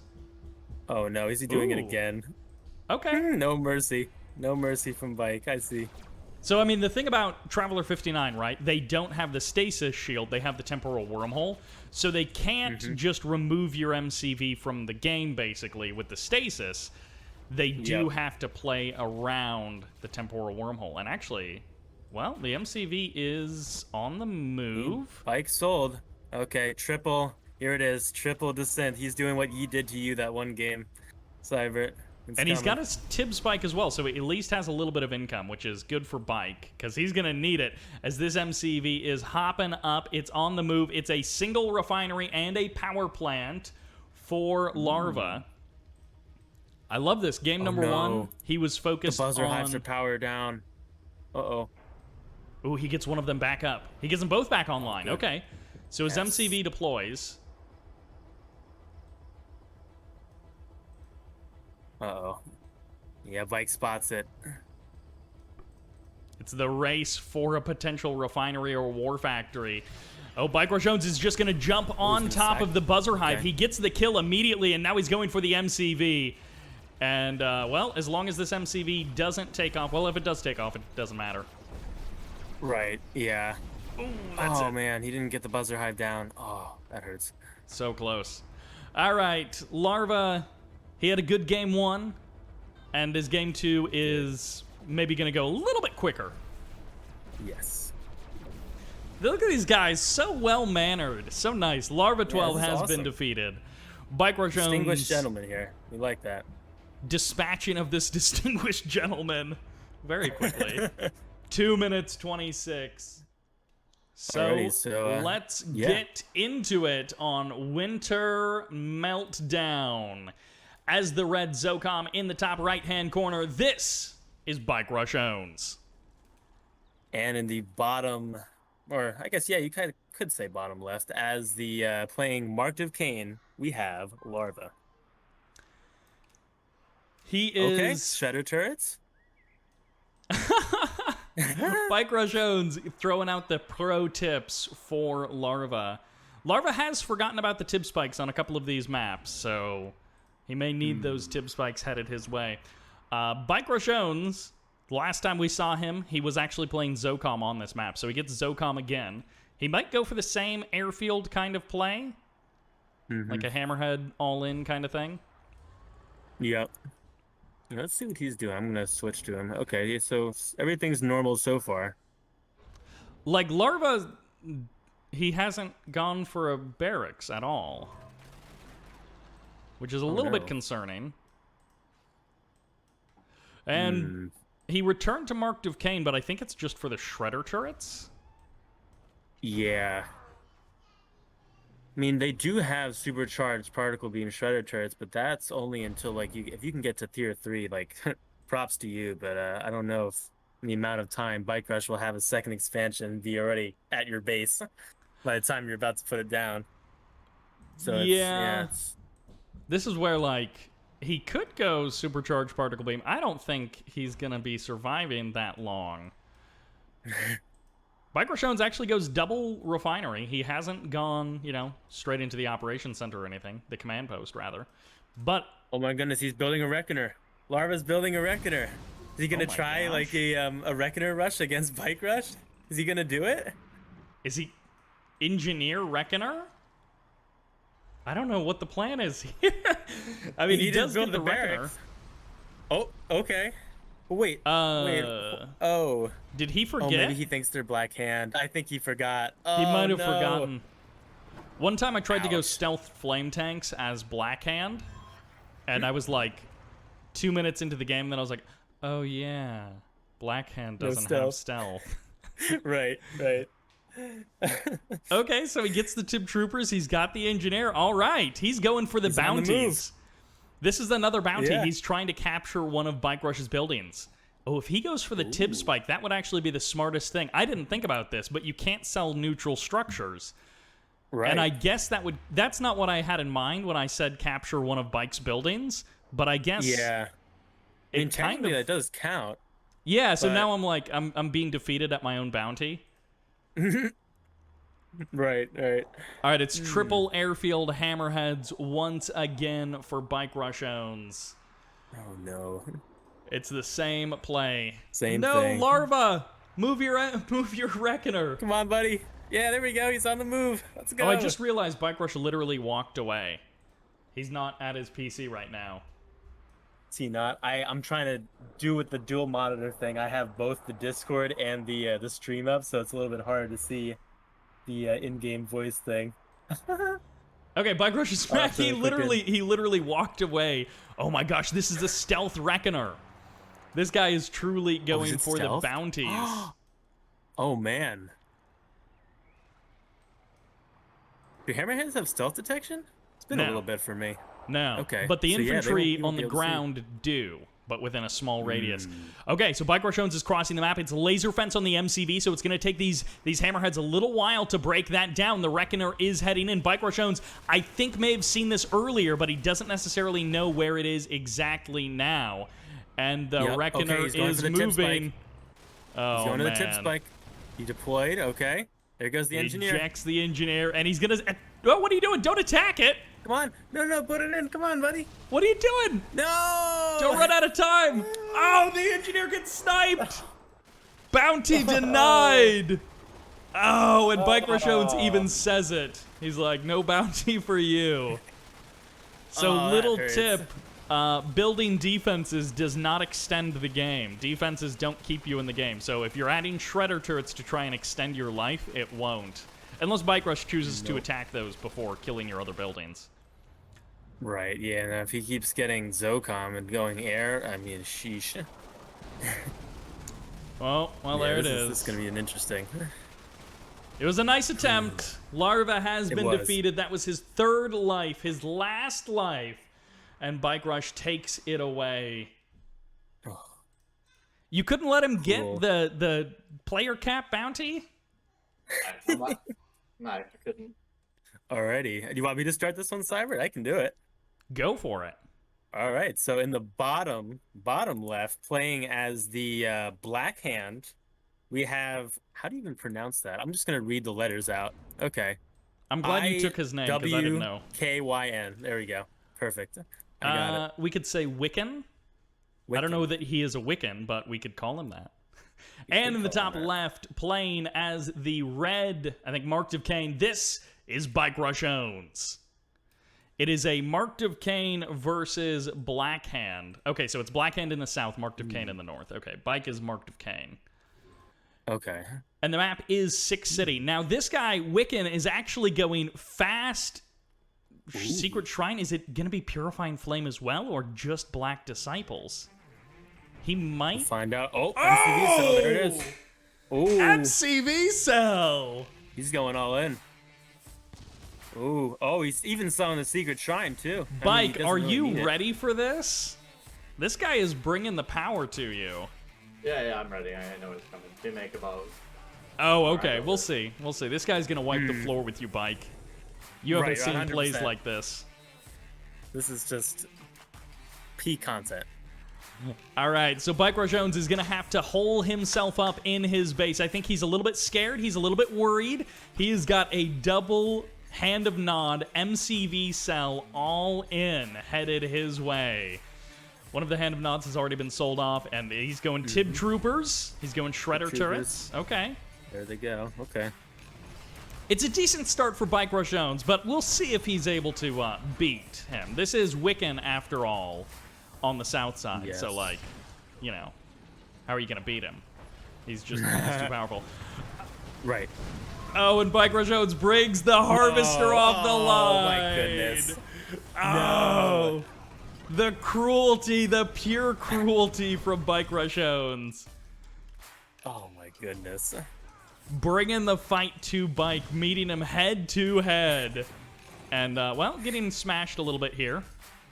Yep. There is some infantry in the side. I see what he's trying to do, yeah. He's trying some sneakiness. He's got an engineer as well. So I'm not sure where that engineer is going, but maybe he'll pull something off with that. So he got Black Disciples. He didn't get Purifying Flame. Okay. So yeah, okay. But hey, you know what? He got the tip spike, though. He did get the tip spike. He got both of his tip spikes. Yeah, Wiccan gets both of the tip spikes. And I mean, Black Hand beats Tib Troopers in like a regular match, but there are no actual Black Hand members here. Right, yeah, they're only just, one each. So they won't have enough. And we will call that, that'll be a bounty claimed. $25 going to the Wiccan. He captured one of Bike Rush's buildings. That is not what I intended. And if I do this again, I'm going to change the rule a little bit there. But Yeah, I didn't think of neutral structures when I made that rule, so we will give it to WKYN. No, it's no worries. You can't think of everything, you know what I mean? So it's yeah, it's like you have like an idea as to what to expect, and then like, you know, some players will, you know, they'll be like, hey, you know, this technically counts, and it's like, yeah. All right, so Bartjones is following up his massive defense of this incredible all-in from WKYN with... He's marching his MCV. You're right. He dropped a War Factory in the middle of the map. He's going like Scorpion tanks. He wants just maximum crush ability. Oh, there we go. Here they come. Oh, he's trying to go for the hallucination grenades. One Scorpion tank does go down. This is actually, oh man. If WKYN had snuck out and, oh man, if he had snuck out an emissary, this would actually be a really good game from him. Yeah.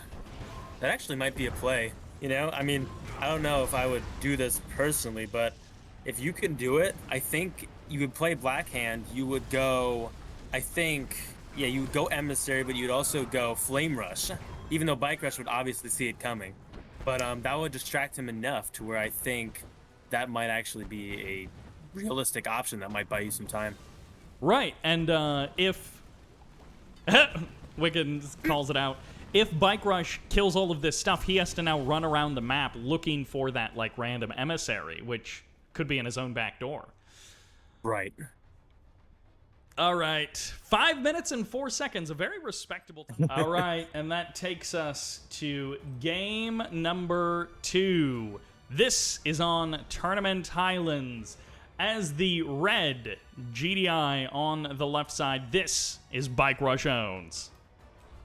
And in the, oh wait, is Bike Rush on the right? No, he's on the left. Bike Rush is on the left. There we go. And on the left side, playing as I'm pretty sure it's GDI, but I was very quick, so I didn't get a chance to double check. He is playing GDI. As the yellow GDI, we have Written. All right. So it's SteelTalons versus GDI. Bartjones, if he goes Titans, he could potentially just crush some building or crush some harvesters very quickly and make this a pretty short match. Oh my goodness, the amount of scouts he just put out. Oh my gosh, 5 riflemen right off the bat. Oh, but you know what? He okay, he's scouting now. All right, Written is scouting, and his scouts they completely missed. So he will get a scout in Bike Rush's base. Which is good. It doesn't tell him a whole lot just yet, but at least he will have an idea of what is going on. Right. Oh, you know what? Maybe make a foxhole, yeah. Definitely recommend for anyone who's coming in, definitely make a foxhole. He's just trying to see. He's like, what's going on here? Okay, so Bike Rush is actually going just a normal build. I mean, he's playing SteelTalons, which is a little bit different for a faction, and he's got 3 harvesters, 2 refineries. He's just sort of opening up normally. Yeah, so far so good. Oh, is he deploying? Oh man, Bartjones going mass foxhole in his opponent's base so that he can gun down these power plants. And to be fair, every little bit of damage. WKYN is doing basically the same thing, but without the foxholes. Right. Okay, 2 pit bulls out for Bike. They're approaching his natural expansion. Okay, he's probably going to cover. Yeah, okay, he's trying to cover for harvesters. Although, oh, look at that. So Written has a scout next to the blue tip, so he will see it. I mean, he'll see it, but will he be able to do anything about it? Whoa, one APC actually gets taken down. That mass rifleman in the foxholes actually puts out enough damage to kill an APC. So that was a bit unfortunate for WKYN. And, well, for now, he's doing pretty good. He's got 4 harvesters. He's got 2 refineries. He's got a good setup. Got a command post. Ooh, he's upgrading AP ammo. All right. Awesome. Definitely looking like a much better game from Written than the one before, but, you know, Bike playing normal definitely helps with that, I'm sure. Okay, so Spartacus did actually show up in the chat. Oh, speak of the devil. Yeah, he's there hanging out, Hey. watching the stream. Sparty, much too busy to jump on the stream and cast some games. But the dude works a lot. He's a busy guy, so I understand. Yep. Even if I am sad that he's unable to Yes. join us. What is Bike doing? It's just a normal game. What is this? Ridiculous. Man. Bike, did you forget you're not playing a normal match? This is the holdout challenge, man. Get over there and kill Yeah, him. but he's GDI and I'm SteelTalons. I can't do anything rush-wise. Oh, that's what I mean, you say. could go. You could rush. I don't know. You could rush Titans and crush Harvesters in the beginning. Yeah, you could have But then crushed all of his It harvesters. takes me like 10 minutes to call MCV. I've had like 2 Titans. How about you cast and I'll leave and I'll play, you know? Yeah, It's but true. No, you just I'll need to give play it a you, little no, better. You're right. Yeah, right. all right, Yep. Bike. I mean, come that's on. funny. If Bike could play as good as us, this game would be over by now. Oh, 100%. Yeah, exactly. Just winning outright. So I do like this base that WKYN has built. He's got like a little bit of everything. You know, he went airfield, he went Yeah. barracks, he went war factory. So like he can build Oh, here come everything. the Orcas. Ooh, Yeah, Orca's not no, actually going to target down the MCV. They do see it there, Uh-oh. and No. he does find the damage. Goodbye, MCV. AP Ouch, ammo that finished hurt. up, and WKYN is, well, he's hurting. He's not dead, but he's hurting. For sure. He does have the base defenses, and he does actually have a pretty decent army. But, Bike's yeah, MCV. He's gonna got some slingshots though. He needs to get the slingshots out, buddy. And that I don't think. Wait, hold on. Is slingshots tier 2 or is it tier? Wait, yeah, no, okay. So with Yeah. command posts, you can get slingshots. Yeah. All right. Yeah, but it unfortunately wouldn't be enough to stop these Titans at the front. A couple of hammerheads are out. They've got rockets inside of them. So WKYN, this guy's a bit of a sleeper agent. He's bringing the plays. He's actually going to get the kill on several of these Titans. He's going to completely shut down this push from Bike. Oh, geez. Wow. Yeah, no, this is impressive. Is this guy like it. smurfing? Is he coming under here, and is he coming here under false pretenses? I think the funniest thing ever is that if Master Leaf has a Smurf account, he This just is shows up. actually He's just like, Master Leaf. And like imagine. game number 1, he just gets the bounty for the tip spike capture, and that's it. Yeah, and then now he's just like trolling, and then he just leaves. I mean, he is about to die. Losing your MCV as you're going to the expansion is tough. He's lost a couple of harvesters as well, so he's super low on cash. WKYN is facing down his last days. Bike Bartjones, he's closing in. Yep. And there comes the AA batteries coming in to protect these Titans over here, and he's coming in. And as it turns out, Bike Bartjones going for the natural expansion. Well, that, I guess, was the right call. He's had a decent amount of economy to funnel into this push, and there's no stopping it. Yeah, for sure. All right, Oh, man, yeah, come WKYN, you've got a couple of buildings left. Oh, he's going to try and... Oh, no engineer? I thought maybe there was an engineer inside of one of those hammerheads. That would have been something. And he was going to go for like an engineer cap of Bike's MCV, which would definitely extend the game out a much longer time. For sure. Oh man, too bad he doesn't have like an outpost or something, because then these hammerheads could really be put to use. Yep. There it is. There's the GG in the chat. Yeah. Ah. These last 4 buildings, 3 power plants, and a command post. I actually didn't see him laser fence anything. He had the command post for a long time, but... He didn't laser fence it? No, he didn't. He didn't laser fence, I Yeah. don't think, any of his buildings. Nope. And there it is. The GG gets called. Bike Bartjones gets the kill. Mass Titans, Rockets, Pitbulls. 757! Hey! Whoa! Good time. Hey! And that brings us to, I think, our first mirror matchup in the Holdout Challenge on Tournament Stadium. As the yellow nod in the bottom right-hand corner, it's Kin, the current leader with a 7-minute, 57-second time. And in the top right, playing as, I'm pretty sure, Nod. definitely a Nod faction, and he is playing Nod. As the red Nod, we have Bartjones. Yeah, we get a Nod mirror matchup. What position is Bike playing in? Let me see. You said top. Did I say top? Oh, I said top right. No, I think you left. said top right. I think I definitely said top right. You've been swapping some of the directions, but yeah, top left, Bartjones, Nod mirror, and Tournament Stadium. Nice big map, nice fancy Nod mirror. So, I guess anything is possible. Bartjones. He let him get a 7-minute 57 game. Arguably because of the random spawn of Bike Rush, getting SteelTalons against GDI. Yep. Yeah, I mean, it's kind of in a rough spot, but R18, from what I've heard, is SteelTalons is way better than they used to be, right? Yeah, so... Is that kind of what happened? Yeah, I guess some people don't necessarily know this, but yeah, the SteelTalons harvesters, now I can never remember, I think they harvested more slowly than all of the other harvesters, just like for no reason.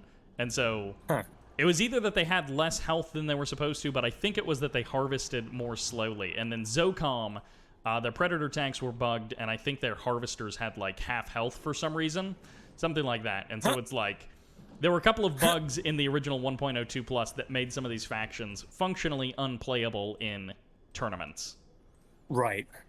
Yeah. No, I did hear about that because it was really funny. I was playing a local game with a few friends just last weekend because I tried to get them into it a little bit. Someone was like, "Hey, I haven't seen this game in a while. Got to get back to it a little bit, see what's up." And yeah, it was really funny because we played like the original 1.02 Plus, and I was telling them like, "Hey, if I get SteelTalons, it's not going to end up well." And I got SteelTalons. I somehow still won that game, but it was like, I think I lost my main expansion, and then I had to solely rely on like airfields because like, and thankfully I got a second NCV, or I moved it, but I lost my main base, and then I had to rely solely on like Firehawks and stuff to win. But it was clutch. It was funny. You just out MCV microed them. Yep, that was literally it. Bike Rush, you look a little confused. What's wrong? Why do I see upgraded power plant, but nothing in my what? Yeah, he does have one upgraded power plant. Why would I someone shouldn't be giving them that? Why would someone have an upgraded power plant, Bike? I go flame tanks. Ooh. Unless he's sitting in his base with like 10 reckoners around that war factory. Oh my god, please don't be. I guess you're about to find out. Yep. Bartjones scouts the base of Ken. He sees that, no, actually, neither of those things are true. The guy got an operations center, like, pretty early on, and yeah, we thought he was going to do something. He hasn't really done anything with it. I don't think he snuck out an emissary, like if he has an air tower hidden somewhere on the map, but I don't think he does. It's just like... He has the cash. Okay, now he's going for expansion, but he's no flame tanks? Like, what's the point of the operations center then? I'm very confused. The one upgraded power plant, and that's it. He's that's like, it. Yeah, he just didn't want to build a third. I got one. Yeah, he's like, no third power plant. I'm going to get a really fast operations center. The Scorpion tank's completely in the wrong position. The Harvester gets jumped on, and Bike is going to get an easy Harvester kill right out of the gate. The time to beat for Kin is 7 minutes, 57 seconds, and keeping your Harvesters alive is usually pretty important. But we'll see. Absolutely. His MCV is spreading out. Okay, yeah, we'll see what Bike Rush chooses to do for this. Okay, he's gonna hold. All right. Yeah, because there's no buildings yet. He's probably just waiting for the engineer to pop out so he can snipe it again. Bartjones keeps circling around the map, around the edges of the map, scouting. Like, he's done it a couple of times with his bikes and his buggies on the south side, and there isn't anything really hidden. What you see is what you get with Ken. He's got his base, he's got his MCV at his expansion, and that's pretty much it. He does have a couple of rockets on the south side. Yep, they are attacking the Ralgies as we speak, and they get some damage on them. Both are about halfway, though. Oh, he targeted the wrong one. He might have been able to snag one there. A little unfortunate. Refinery really at the natural expansion for Ken. He's got his natural expansion up and running. Bartjones, he's got a classic Nod army. It's a Nod mirror, and he's going Bike, Buggy, Scorps, all crossing the map boy. here on Tournament Stadium. Massive force incoming. Oh man, he needs like infantry spam now. Uh-oh. He's set This up definitely has killing potential. He's set up a shredder turret at his natural. Okay, he did get dozer blade, so the operations center has been useful. It's going to be regular Scorps against dozer blade Scorps. Bike has the bikes to be able to jump on those Scorps and DPS them down extremely quickly. No, low power. There we go. Nice. Shredder turrets getting added on. I'm not sure what that's hoping to do. Bike jumps on the Harvesters, cleans up both of them. The Scorpions get annihilated, and Kin's main base falls to pieces. His hope lies in the north. He's hoping that he can maybe get out enough buildings to extend out his life, but Bartjones is on it. His bikes head to the north. And as per his name suggests, he is now sniffing out those Harvesters, and they are... Ooh. I think that was the last one. Yeah, the last Harvester falls. It's 2 power plants and a Hand of Nod in the south. The MCV is going to extend out the life of Kin by a good while. He didn't laser fence it, which is a bit unfortunate because he did have that operation center for a good long time, even after his MCV deployed in the north. And, well, I guess, that's kind of it. I thought there was going to be more from Kin. Ooh, he actually sells off his Hand of Nod. Oh, he's just mass selling now. Yeah, which, I mean, that would have... body block. Yeah, you figured, why did you sell that? You could have bought yourself, like, maybe 10 seconds. I don't know. Yeah, it wouldn't have been much. It would have been a little bit more time, but... Yeah. That's going to be the last structure. Kin has been defeated. His last life expires. And let's see if he managed to sneak past the 757. No. Aw, close, though. Airport Escape is going to be our map number 1. It's not quite a mirror matchup, but it almost is. Playing as the orange in the north. As a GDI faction, this is Garchomple or something. Yep. And in the bottom, playing as also a GDI faction, which we can double check right now, which we know is Bartjones. What? But let's find out. This is Zocom.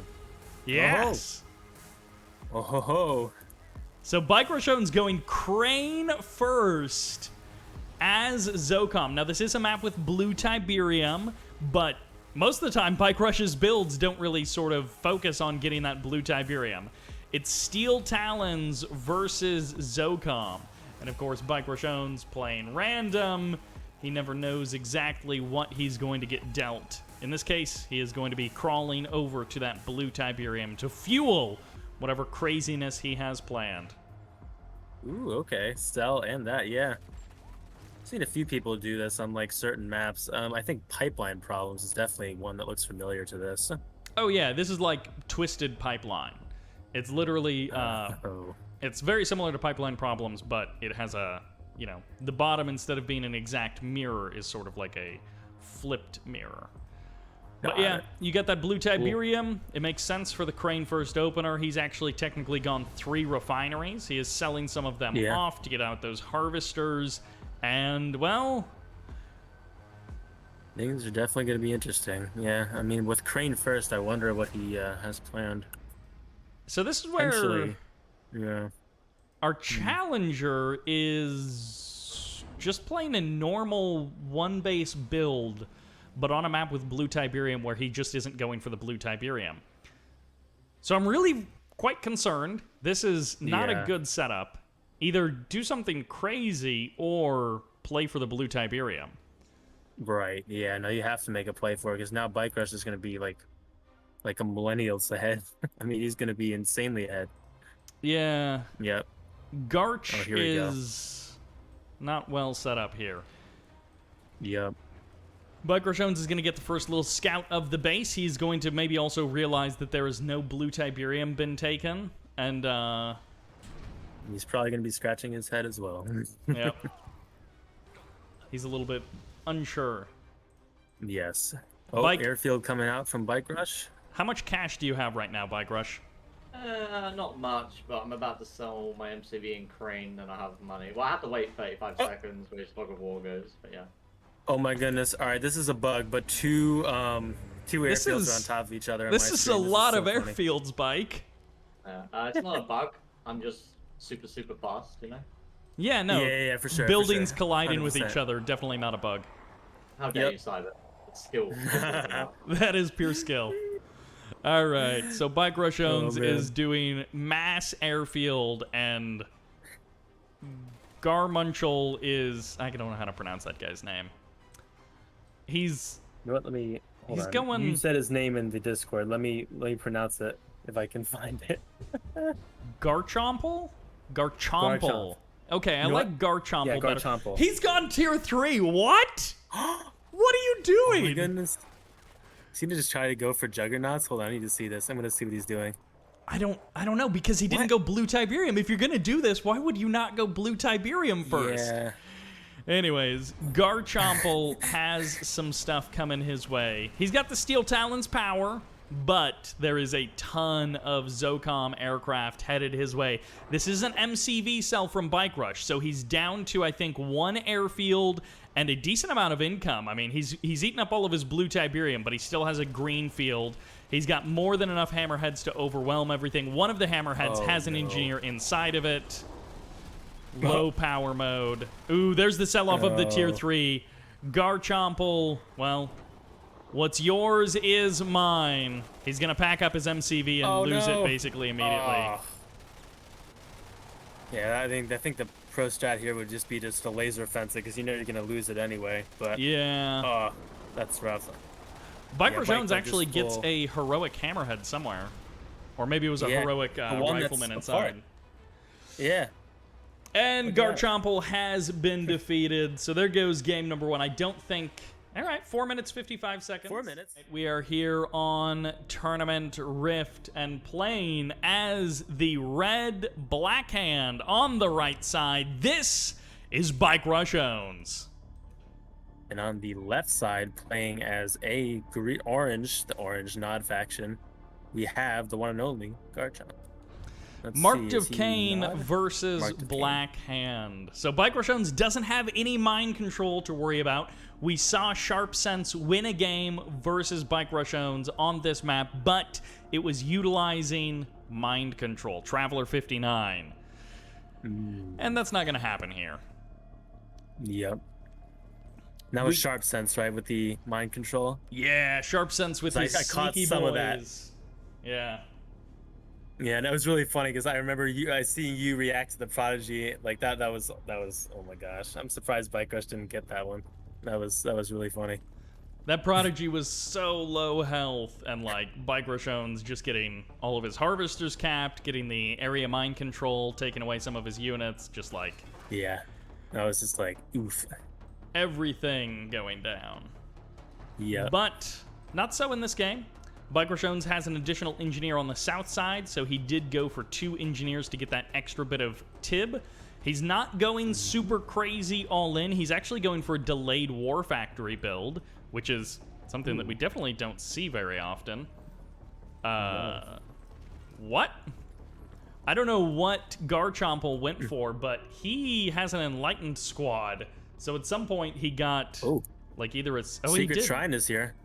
I didn't think he kept it, but he's going a 1 refinery secret shrine build. I don't know what the plan is here. It could be cybernetic legs to hopefully get an engineer through. Right. Oh my gosh. Yeah. Bartjones is proxying a war factory. In the north, Stealth. He's got an outpost going up. Oh my goodness. No, he's not. Is he? Hey, Crush. I do like this, the disruption tower. That's great, especially against flame tanks. Like they have to go in for the disruption tower, and you can maybe even you can maybe even just body block them a little bit. Right. Yeah. But then they can't just it's not go bad. for But he your needs most the valuable infantry buildings. though. Yeah, 100%. But yeah, where's that infantry response from Garchomp here? Because if anything happens, you know, I mean, the stealth tower is nice, but if you have the disruption and nothing to disrupt, you know, that could be a problem. Okay, so he's gone cybernetic legs, and I kind of thought it might be like cybernetic legs engineer, but I guess we'll see. Bartjones, he doesn't care too much about engineers because he has got flame tanks coming in from the north. He's got the buggy for the scout, so the disruption tower is completely cut off. Like, it doesn't do anything with the buggy scouting everything. Oh my gosh, double war factory right next to, like, just right out of the, oh, wow, man. And the power plant, which was outside of the disruption field, goes down. It's low power mode. So the stealth tower wasn't even doing anything for a minute there. Okay, almost, he might get one here. Oh, there we go. Okay, he throws one. The EMPs are nice. Little bit of a delay tactic. Ultimately, it's not going to change very much. Yep. Garchomple doesn't have an outpost anywhere. His MCB is down, and that is going to be the end of his second life. I think it was a bit worse than his first life. Yeah. It's getting black hand. Aye. Ooh, 3 minutes 59 seconds. Tournament Highlands. On the right, playing as the orange marked of Kane. This is the challenger, Garchomple. On the left side, playing, unfortunately, as black hand, we have Bike Rush. Wow. Bartjones getting black hand 2 games in a row. I believe, I don't remember exactly what it is, but the Kane's Wrath RNG engine, like, uses time of day as the seed. So Really? I don't know how I we did not ended know up. that. Yeah, I don't know how we ended up with black hand 2 games in a row, but I guess it's like the minutes were close enough or just the right distance away that we ended up with black hand 2 games in a row. But at any rate, Bartjones gets black hand. He's on Tournament Highlands. Not a bad nod map, but it is a reasonably defensible map. And Garchomple, it's his last life. It's his last chance to try and win. To make it happen. Cheering for you, Garchomple. We just gotta see what he's gonna do this time. Was he going for another harvester? Okay. Whatever it is, I hope he's ready to tango with an engineer. Oh no, that's a harvester. Bartjones, I thought he was going Reckoner, but it was actually a harvester, and the Reckoner should be next. But engineer is going to be crossing the map relatively soon. Bartjones is going to be sneaking an engineer into his opponent's base. I mean, as long as he doesn't get the MCV, I think that's all that matters, I think, for Garchomple. Let's hope he spots it. All right, Bartjones going flame tanks after that. So it is going to be, once again, a very fiery game. Garchomple going bikes. Okay, so he's got 2 harvesters, or 2 refineries, 3 harvesters. He's got a decent setup right here. Flame tank getting stuck on this harvester. That's weird. Bartjones, unfortunately, having a bit of a movement bug with his units. Yeah, Reckoner heading in. It's all bikes. There's no buggies on the defense, but the bikes force the Reckoner to deploy pretty darn early. EMP comes on out. I don't think it needs to really EMP the Reckoner too much. It's sort of in place. But the Shredder turret right there, okay, that's good. He's got the buggies, which is better. So Garchomple is, I don't think, going to lose anything to the engineer of Bartjones. Yeah, no, he's definitely been scouting around the side, so if he'll definitely see it. Because, yeah, he has a group of buggies and bikes roaming around the map. And he leaves his base right as the flame tanks come in. I don't know where he was going, but he, like, circled around the wrong way. The flame tank comes and burns down 1 war factory, 1 refinery. Bartjones, he's going to make this one short. Garchomple has, he's got a decent time already, but I don't think this one is going to get him far enough. Yeah, I think if he can hold out just a tad bit, yeah, okay, no, 4 flame tanks, forget it. Doesn't matter who you are. You have 4 flame tanks in your base, it's kind of... Engineer snipe, though. Nicely done there by Garchomple. He doesn't lose anything to an engineer. He's not going to be able to do much more against these flames. Good. All right, and there's the GG. Garchomple has been defeated. That one felt a little bit quicker. Those flames closing in. 3 minutes 56, so not able to break bad, the not bad. 4-minute mark. Welcome to Tournament Rift for game number 1. It's the yellow nod on the left side, Randomness, versus the red Zocom on the right side. This is Bartjones. It's going to be, oh no, he's SteelTalons, not Zocom. But it's going to be one of those classic Nod versus SteelTalons on Tournament Rift. Choosing Tournament Galaxy as your first match, that's one thing. But randomness, of course, there's an 8-map pool that you have to choose from, and, well, Tournament Galaxy wasn't in the map pool for a very specific reason. Okay, Bartjones actually drops a Tib silo next to his power plant. What is that about? What's with the Tib silos? This map is really good for shadow teams, so it delays the shadow team from hitting my power plant and I get my wall factory up. Okay. So the power plant save with the Tib silos. Interesting. We got to see that, but apparently no shadow teams trying to bomb it, so you sold them off. Yeah. Nicely done. Very surprised. So no shadow teams are present from randomness. Right now he's just kind of going a normal game. Bartjones playing a GDI faction means that things move a little bit more slowly.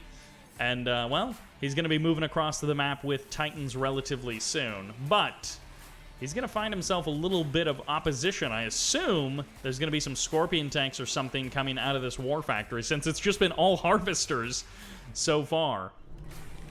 Bartjones is crossing the map.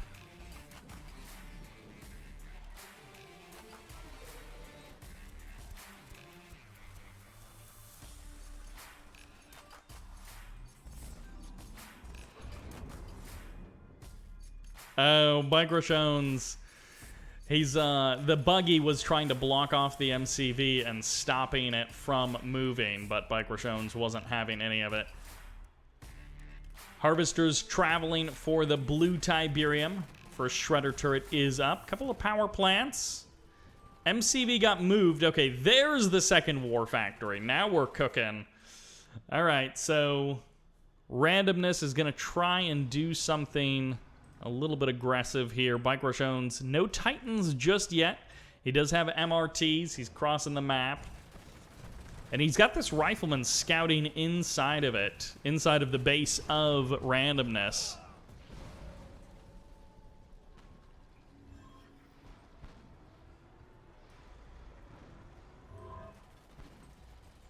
Riflemen always annoying when they're peppering away at those power plants.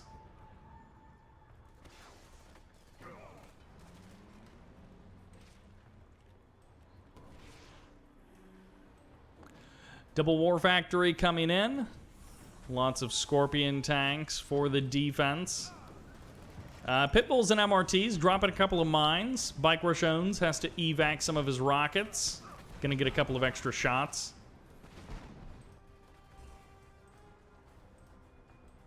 All right. Third refinery at the contested field in the middle of the map, and the Titans are finally starting to come on out for Bike Rush.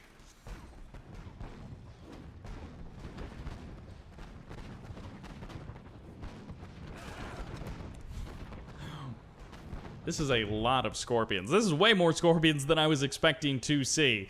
And this double war factory, the MCV is now in the south. He's going to be deploying an additional refinery, it looks like, so he's going to have a bit of income. Bartjones taking it nice and slow. He doesn't want to lose a game. He doesn't want to do anything too rash or too risky. And, well, Titans, Rockets, Pitbulls are a really good combination for this kind of a match. Pure Scorpion tank is not going to beat what Bike Rush is throwing. But also, Bike Rush just has more economy. He's got the double war factory, so the production is kind of gated in the same way. But Bartjones just has more economy. He can drop more barracks. He can get out more Titans. First refinery is down in the south, so he's up to that third refinery. No heroic units just yet. Bike Rush actually got a heroic unit in an earlier game, but the heroic unit bounty has yet to be claimed. One of Bike Rush's buildings did get captured, so we've already claimed that bounty. And the second MCV life, or the multi-MCV life bounty has also been claimed. Bartjones drops 2 barracks on the front line. His Titans moving forward, powering this with his mid-map economy. Ooh, a buggy sneaking through. I love the attempt by Randomness. This would have been a great time for Randomness to try and sneak an outpost onto the map. If he went into this corner down here, that would have really extended out his time. But as it stands, he's going to be fighting Scorpion Tanks versus Titans. Scorpion Tanks going for the crush, but of course the Titans are going to turn that around with an Uno reverse card. And goodbye, Scorpions. Mass rockets plus the Titans tear through the Scorps. And that is the end of the army in game number 1 for Randomness. Well, he's got a power plant in the north. He's got an MCV in the south. He's got a refinery as well. Okay, his MCV is on the move. Bartjones doesn't have a very fast army, so spreading out to the corners of the map is definitely something that will take these Titans a long time to get through. Harvester's getting targeted down. Bartjones trying to go for the crush, but the rockets will be what actually gets the kill there. One Harvester trying to escape to the north, and Bartjones will continue to tear through those buildings. Refinery goes down. MCV unpacks in the south. Okay, so he's not going to keep it on the run. He drops a power plant. Great spot for a power plant. And now maybe, yeah, cut a little bit further north with your MCV just so that they don't chase you all the way down to the edges of the map. Ooh, also, outpost way up here in the corner. That would have been a great spot as well.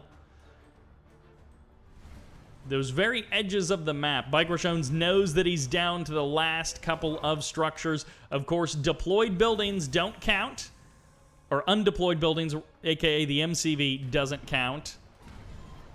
He sees the MCV. He knows about it. And this is totally fine. You can keep that MCV moving as long as that power plant is alive. Okay, he didn't really get too much further with it.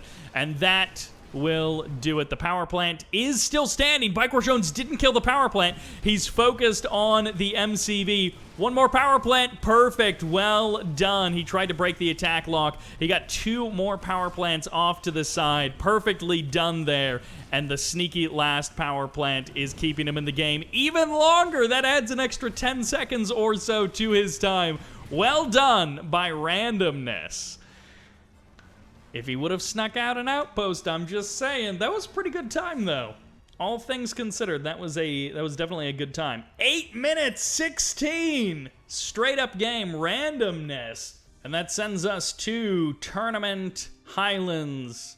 Bike a little bit distracted as he is playing as the red Zocom on the left. Give it up for Bartjones.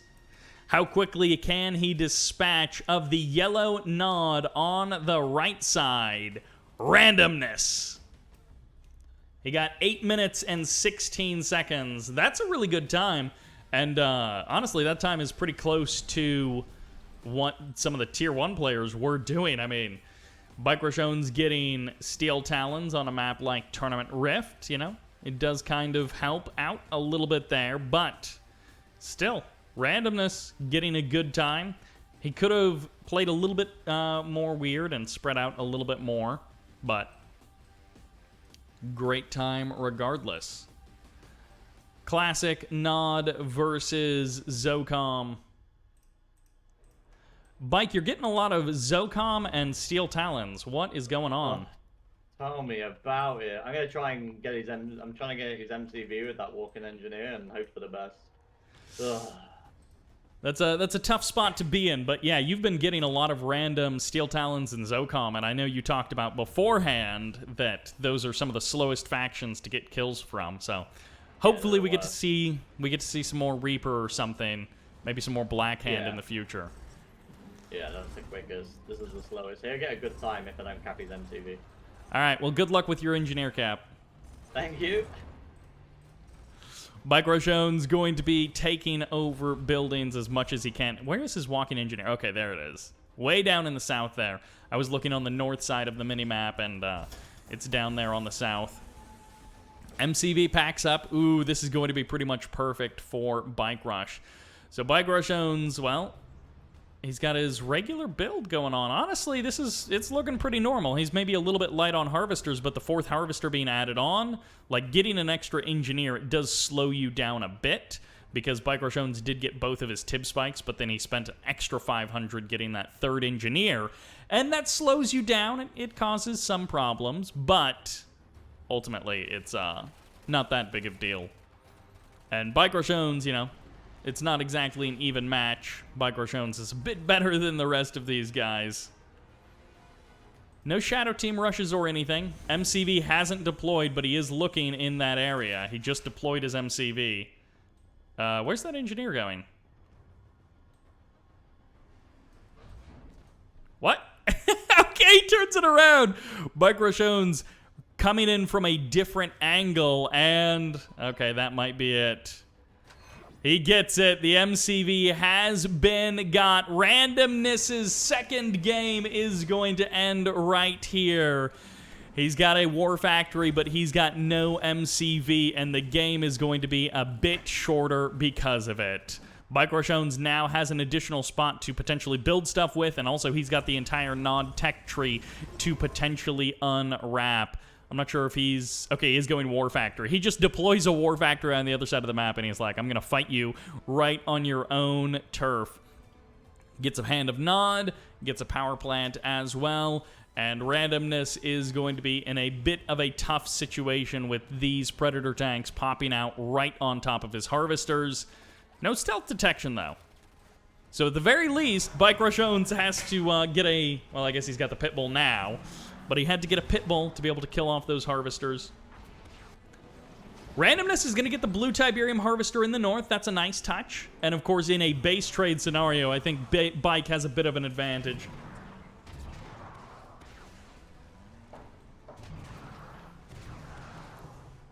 Ooh, he gets a second MCV. It was a nice attempt. A good thought, but it's ultimately not going to do anything. This MCV getting stuck in right where it spawns in. And no even sell-off of the Hand of Nod. Ooh, he sells off completely. So Randomness feature or Randomness Fort sells off in game number 2. I think he knew that his time wasn't going to be as good. And it was not. 4 minutes 39. As the Nod in the bottom right, this is Randomness. He did not have a good time in that last game. His MCV got capped, but it's going to be turning out a little bit better in this game. I can feel it. In the north, as the red, this is Bartjones. Finally not getting Zocom or SteelTalons. He has got himself Skrin or Reaper 17. We'll find out in a moment.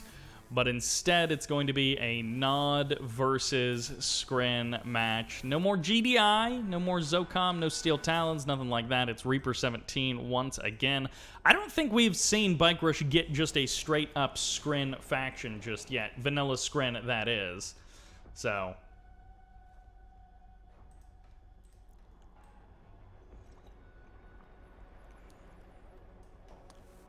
Bartjones has some probably Reaper builds in mind. Randomness in game number 1. He had a good setup. He had a good build. Tournament Rift also worked out very nicely in his favor. But this map, depending on where he goes with his Conyard, this one might not work out as well as the last one. I think it's going to be like a fast nerve center from Bike Rush, and then he's going to go dev tanks, but I guess we'll see.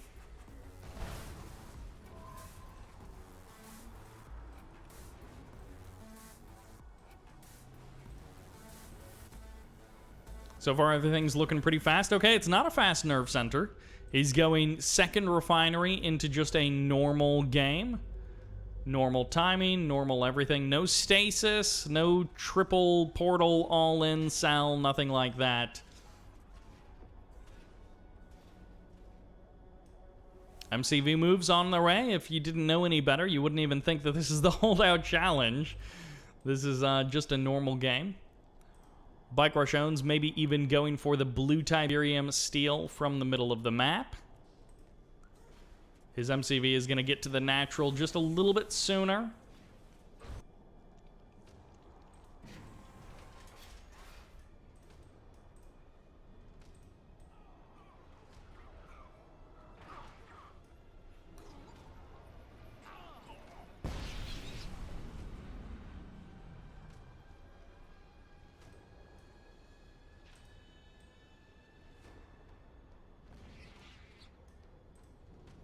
Randomness going with some extra defenses.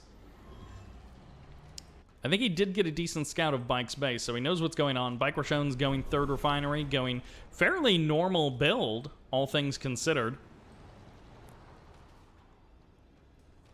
It's not going to be a super quick game in this case. It's not going to be like a 3-minute match.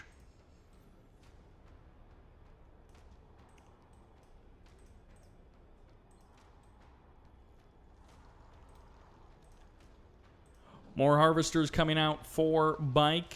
Scorpion tank's going to be the choice, and randomness goes double War Factory. I think he was a little bit scared that an attack was coming in at his natural expansion, and so he went extra defense. He hasn't gotten out his third refinery as quickly as he could have.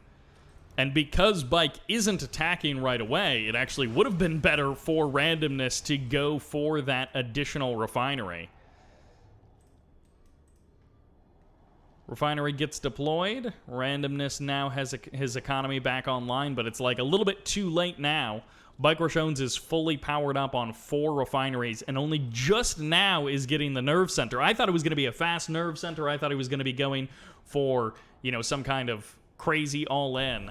But honestly, it's like a pretty normal setup, and he's actually getting a growth stimulator as well. So he thinks this 1,500 credit growth stimulator will actually pay for itself, and, well, we'll see if the game lasts long enough for that to be true. Shardwalker cleans up a scouting squad in the north. Bartjones is readying his big punch. It's going to be Scorpions and Shredders on the side of Randomness. And Randomness's last life here on Tournament Stadium is going to be decided as to how well he can defend this first attack. Growth stimulator in the north as well, so Bartjones really spreading out those growth stimulators and getting 2 of them, which normally you would only get 0 of them. But in this particular case, Bartjones is getting 2. No crazy all-in. Bartjones drawing out the Scorpion tank army, and, well, it's just totally disengages there. I'm not sure what the plan is from Bike Rush. He's not going for any of his typical stuff. Which he did some other Reaper builds that were pretty strong. Oh, goodness. What is this? What is this? He goes tier 3. He goes double gravity stabilizer. Gets a second MCV. Bike Rush owns is... I don't know what he's going for. This is not a typical Reaper 17 game. But Bike Rush owns is going to try something. Okay, signal transmitter. What's the play? Is it going to be like a wormhole, or is he going to try and do like a catalyst or a mothership or something like that? Storm Riders are heading out. Let's see, descents are moving in. Bartjones just playing a very normal game other than the multi-MCV angle of it. I'm expecting like a wormhole or something to come across the map. Scorpion tanks, of course, they don't shoot up, so these Storm Riders are completely going to outclass them. A couple of Seeker tanks on the ground, but also some Shock Troopers as well to help cut through those Scorpion tank numbers. Bartjones going for the army, and he will not catch very much of it, but he does get some of it with his Overlord's Wrath. A decent number of those Scorpion tanks going down to the Shock Troopers and the Storm Riders. But the anti-air is here, the network of base defenses encircling most of Randomness's base. And Bartjones is doing something. He sells off the signal transmitter, so he's not doing any kind of wormhole sneakiness. I don't know what Bike Rush is doing. This is such a bizarre game number 3. Games number 1 and 2 looked pretty normal from Bike Rush owns. He's going Reaper tripods. His MCV is in the middle of the map. He's got a stasis. He's scouting with shock troopers. All right, he's got the stasis. He's got the stasis chamber build creep going on here. I mean, if he had his signal transmitter... Oh, okay, here we go. I think this is the real play. There's the sell-off. Randomness with a couple of units circling through Bike Rush's base. There's the stasis that comes in, shuts down the SAM sites, and here is what we are all waiting for. The Catalyst Cannon is ready to go. Bike Rush owns is going to try and chain it into Randomness's base using the stasis. He's got the buzzer hive below it. He's got the stasis, and the SAM sites come back online. Something happened with the firing sequence. Okay, there we go.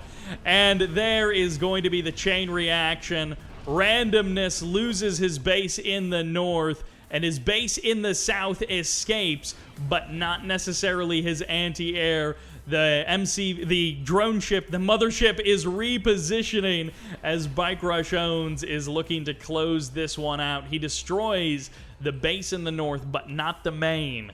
They were not connected enough. Someone in the chat was noting that Bike Rush was ecoing, and I guess this is the reason why Bike Rush was ecoing. MCV down, Tier 2 is down, no more SAM sites. He's got one in the south, but I don't think that is going to be quite enough. No, he actually did get a second SAM site. Did his MCV escape somewhere? Okay, no, I think he just already had a second SAM site. Lightning Spike is going to be the target, and that is going to be the second chain, but it doesn't catch! Oh, it only gets a harvester! Bike Rush owns is going to try and chain it off of some buzzers into the tanks, into the tanks! Bike Rush owns keeping it alive with his own drone ship, but he doesn't chain it into the buildings! Bike Rush owns unable to chain into his opponent's base. Storm Riders distracting those SAM sites. And okay, this is the one to win the game. This is the one to actually fire off and end it. Bike Rush owns sacrificing his own units to make it happen.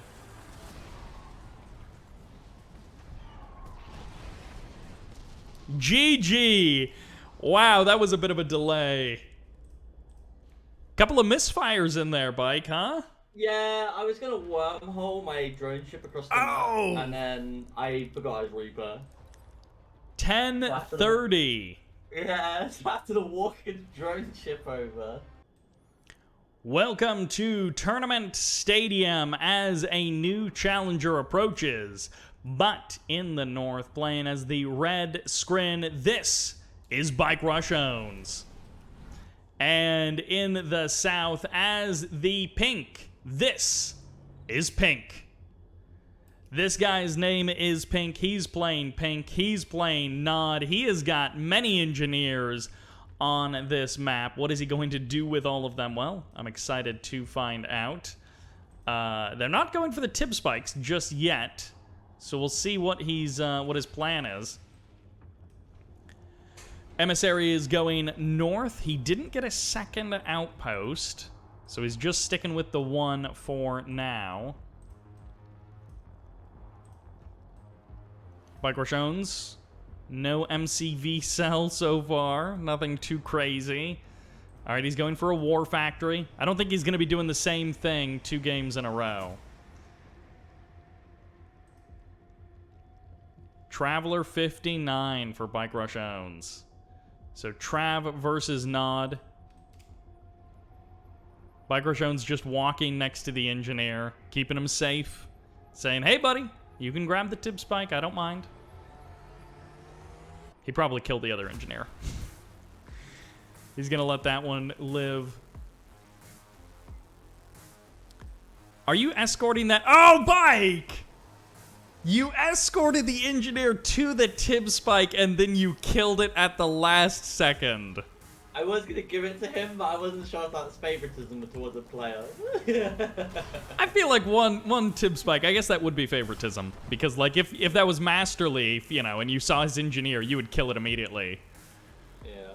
But Look, almost. Look what he's doing, yeah, almost. I mean, you know, you're a villain in this series, so Well, you're doing true. villain What things. is it? True that. All right, another engineer coming in. What is Bike Rush going to do about this engineer? I don't know that he actually sees it. He's got a little bit of a worry in his, okay. All right, there it is. I was like, he's really waiting a long time to deploy that buzzer hive. Powers down the buzzer hive. He's keeping an eye on the base of Pink with that use of the buzzer, so he's keeping an eye on exactly what's going on in Pink's base. And I think he's kind of getting a feel for what kind of a player Pink is. All right, rocket squads get cleaned up. Infantry get cleaned up. Bike Rush owns. He's got his nerve center. He's got his corruptors out. He's going for the quick kill after this. Eventually, the buzzer did go down. Corruptors crossing the map. MCV is still here. It's not a sell-off. Oh, goodness. Okay, there's tier 3. Bike Rush owns. Is he going tripods, or is that tier 3 for something else? Corruptors crossing the map. Still only one refinery. So this is definitely a situation where more emissaries would have been good. I do love the expansion up north. Temporal wormhole to slow things down. Oh, I keep thinking Bike Rush is Reaper, but he's not. He's Traveler. I keep thinking of him as Reaper 17. Stasis is here. Portals as well. One refinery, one slow field. But this is the secret. Ooh, sells off the... That's a curious choice. Why sell off your build radius and your extra building? It just takes a couple of seconds longer. Every second helps. Oh my gosh. 5 portals out on the field. 6 portals out on the field for Bike Rush owns. He sells off his war factory. And, well, these Scorpion tanks aren't going to be much longer for this world. More buildings up here, man. Pink has got a pretty good setup. Some of these games, you know, if you think Bike Rush is going to kill you in 1 minute, then you play a certain way. And if Bike Rush is going to kill you in 1 minute, you do want to know that, because those builds can be defended against. Bike Rush owns teleports, and he's going to get the MCV. There's the MCV. There's the shutdown. That will be it. Beam cannons. Okay. Beam cannons, that's a little bit surprising. Portal gets deployed. There's the sell-off of the MCV. Engineer going for the Hand of Nod as well. Engineers coming out for Bike Rush. And Bike Rush doesn't actually realize that this isn't the only set of structures. If only there was an outpost there to extend this game out a little bit longer. And that's going to be it. Oh, GG Bike, you got it. Wait, why can you still control your units? Do you think he has something? Yeah, top right, I see it. Oh, okay. Now you see it. Yeah, I see it. Are you sure that's all He he's has to have got? something, or it would have been disconnected. I hope. Uh-oh. Left just in case. And that's it. Yep, that's it. Maybe he had something in the other corner. You don't know. Maybe. That was a pretty good play from Pink. 6 minutes 10. The map is Airport Escape as the Pink Black Hand in the north. This is Pink. PXNK, which kind of, I don't know, that sounds like a K-pop group or something. But in this case, not a K-pop group. As a very British Kane's Wrath player in the bottom right-hand corner, this is Bike Rush owns. And look at that. He gets himself a Nod faction. Ooh, he gets himself Marked of Kane. Okay. So Bartjones playing red, Marked of Cain. He's going to get that blue Tiberium nice and early because he's got his crane up. And he's going to be building so many refineries. Oh, no! Pink, no. It happens to the best of us. But Pink, I feel so sorry for you, buddy. He places his first refinery at the green. And then he moves immediately. Okay, I love it already. I'm digging it. I tried the same thing. My plan was engineer. What is your plan, Pink? All right, so he goes for the power plant over there. Should be a second refinery at the blue, I assume. Bartjones, he's up to his refinery. He's got his 2 harvesters at the blue. He could be going third and fourth refinery. No, maybe just third refinery. And waiting for that blue Tiberium to add up. What is the plan here, though? I guess the other thing that you could do is you could do another outpost and then try and just walk it by Tibbs' bike and hide it in the corner and hope that Bike doesn't notice. EMP locks down the war factory. I mean, you could try something like that. Chances are Bike will notice, but maybe, just maybe, he won't notice. And then, you know, you could have a laugh. That one refinery, it's placed so poorly and unfortunately. All right, Bartjones has no flame weapons. He's got an operations center, and Bartjones is about to see that refinery. Ooh. That refinery placement is pretty tough, huh? Oh, he gets your Awaken squad. It's a MasterLuigi refinery, you know? Learning from the best. Yeah, you get that little bit of lag when you're like when you're positioning the building, and then it ends up completely backwards, and you're just like, okay, well, I'm gonna leave the game now. Yeah, it happens. It happens once in a while, I guess. It happens to the best of them, and it happens here to Pink, which is this is a terrible game for it to happen in. Yeah, he's gonna be dead in a minute anyway. It'll be fine. When you're trying to survive as long as possible. All right, what Marked of Cain plans do you have? I'm just going to beam him to death, because I know he's going to capture that tower, so if I all in, it'll be even harder, because I won't be able to... I don't have any flame units either, so the quickest to kill someone with Mock is mass beams.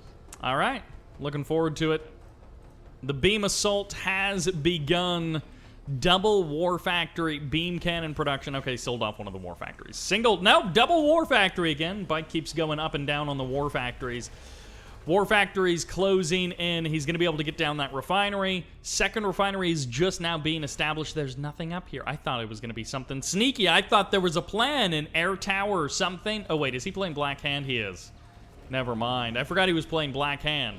But he chose Black Hand, so surely he must have had a Black Hand plan when he was heading into this. But I guess it is not meant to be. Beam cannons burning through buildings. The MCV goes down. The war factory goes down. You almost can't select the buildings fast enough because of how quickly beam cannons burn them down. And the nice thing is beam cannons aren't super fast. I mean, they're not slow either, so it's not like a big deal. But beam cannons aren't super fast. And it will take them a minute to drive over to wherever they go. Defensive tower takes out beam cannons pretty darn quickly. And he's found it. His bike's in the top right. A good attempt by Pink. Let's find out what his time is. Pink has been defeated. And will he be able to pass some of the other players? Of course, ooh, no, not at all. 4 minutes 27. Tough game. All right, we are here on Tournament Highlands as the Pink GDI on the left side. This is Pink. Playing Tournament Stadium, playing that last map, and now Tournament Highlands as well. On the right side, going double portal, this is Bartjones. Oh, is he Traveler? No, he's Reaper or Scrin. Ooh, we get Scrin, Vanilla Scrin for the first time. All right, one outpost. Refinery goes up. This is a game where, like, you want to know. This is a game where you don't want to play normal. If you play your normal, like, I'm going to get a refinery, I'm going to get a war factory, I'm going to get extra harvesters, you will just die so fast to this.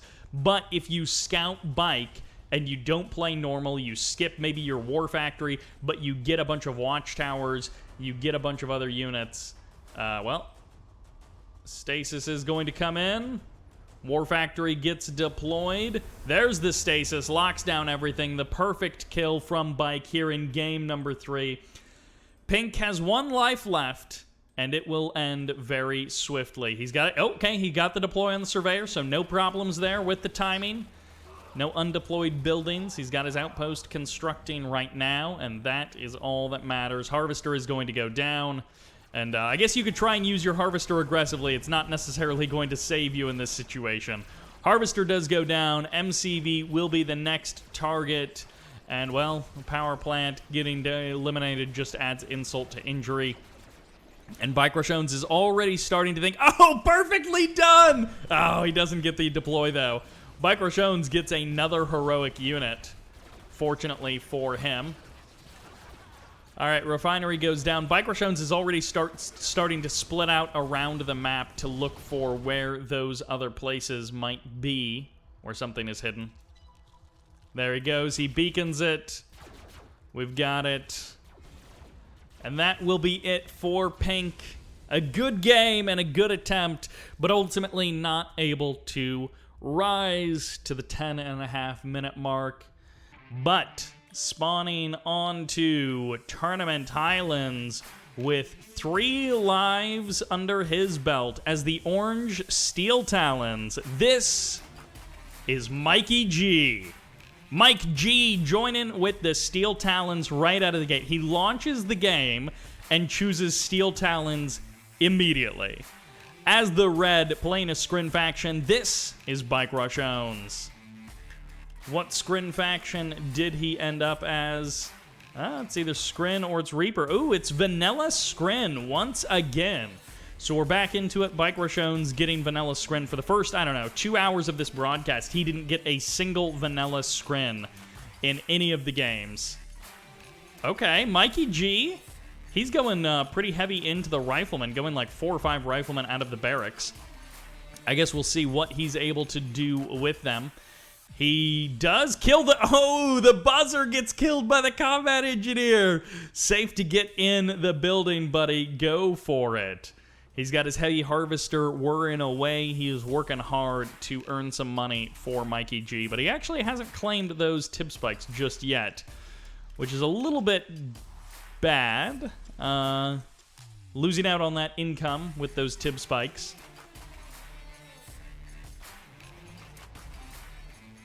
Bartjones scouts the base. He takes a look around. Bartjones not going like mass portal or anything. He's not going stasis, or at least not yet. He may very well cross the map with his MCV and go for a stasis regardless. Descent's coming in. Ooh, watchtower, but it gets sold off. So no watchtower early for defense. Tib spikes do get captured. First Wolverine is out. That Wolverine is going to make it a bit harder for those descents to be able to break through. Drone ship on the move. Second Refinery is up and running. I did not expect Bartjones to be playing out this Reaper in this way. And Mikey G, if he knew Bike Rush was going to be opening this passively, he may have gone a little bit of a different direction with this. Deploys his MCV. I'm not sure why Bike Rush beaconed his own MCV deploying, but he's like, hey, I'm taking an expansion. It's a nice, normal game. 2 Wolverines are here. Third Wolverine gets added on. Still no additional Harvesters. No outposts. Nothing sneaky from Mikey G. So once his buildings go down, that's going to be it. He's got the command post. He doesn't have AP ammo started just yet. I imagine he's upgrading one of his power plants.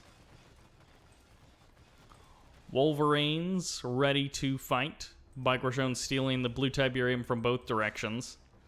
Bartjones in between the matches saying that one of his focuses was not necessarily killing them as fast as possible, but just not letting them get past that 10-minute 30 mark. Ooh, Harvester almost goes down. If it wraps around the War Factory, okay, good. Good juking by Mike G. That was better juking than I would have done. So nice juking there. His Wolverine's pushing away the descents. He does lose a Harvester. And there is definitely a bit more lag in this game than in the other matches. So additional Harvester does get out. Bartjones continuing to harvest away that blue Tiberium, extending out the life of his green. He's also got a decent number of Harvesters. Bartjones gets the stasis, or gets the nerve center, excuse me. He could definitely move his MCV across the map now. Okay, he's going into a gravity stabilizer. He is playing vanilla Scren, so he's not Reaper or anything. Upgraded power plants online. Looking great as always. Command post is now upgrading. Probably AP ammo. Corruptors are making their way across the map. All right, Mikey G, what is your plan? Yeah, Mikey G definitely should have opened, like, 5 Harvesters as quickly as possible. Because if he knew Bartjones wasn't going to be attacking him for this long, then he could have gotten a ton of Titans out with better economy. But his economy was so weak, he didn't get hardly anything out. Bartjones expanding to his natural.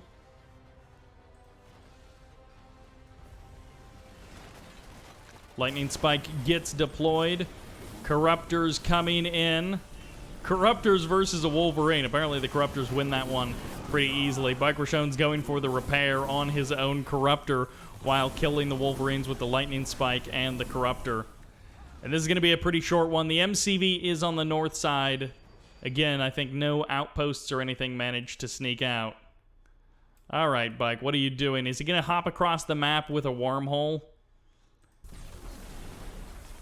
Guardian Cannon gets deployed. A good choice. Maybe a little bit late. Wormhole a drone ship across the map. And, well, what is Bike Rush going to do with that? Titan is here. There's the signal transmitter. There's the mothership. As Bartjones forces the sell-off, the MCV getting chased down by Corruptors, and Mikey G, his first game is not going how he wanted. His MCV goes down, power plants getting placed by Bike Rush, even buzzers to help chain it a little bit further, and that's the GG. That's the time for Mike. Bartjones perfects the build. Playing Scrin, you get the wormhole for the teleport. Welcome to Battle Base Beaverton. And in the north, playing as the red, drawing random Blackhand, this is Bartjones. And in the south, he is the contender. He is playing SteelTalons. This is Mike G. Mike G choosing SteelTalons, bringing a bit of variety. Not a lot of people choose SteelTalons. I mean, Bike Rush himself saying that maybe he's not playing it out in the best way, but regardless, even if he's not playing it out the best way, it's still fun to see someone actually choose something a little bit different. And I'm glad that not everyone is playing, like, trying to play Traveler 59 Mass Cultists or something, because that would definitely be less fun to see. Mass Cabal. Of course, he is going to be getting Black Disciple. I'm guessing he's not going to go Purifying Flame, but Purifying Flame is super fun to get. No outposts. Engineers heading out. Okay, Mike G. Well, he's got the one refinery. His War Factory is almost ready. Bike Rush grouping together his Cabals, got all of his units all grouped. All right, War Factory is up. Is it going to be just like mass Wolverine? This is another one where you want to know that Bike Rush is doing this.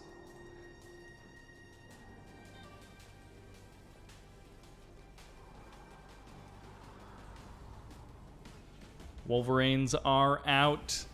Mike, I hope you've got something better planned. Mass infantry coming straight down. One Wolverine is not quite enough. Maybe he's got a barracks and a watchtower. All right, first rifleman goes down, second rifleman goes down. And, well, mass infantry pushing forward. Bartjones is going for just, like, almost pure flame weapons here. As he throws some hallucination grenades, but they're pretty far away from the actual units.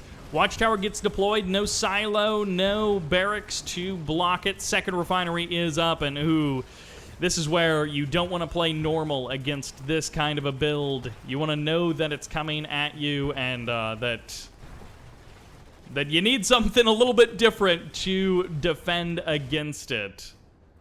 Doesn't look like anything happening on the other side of the map.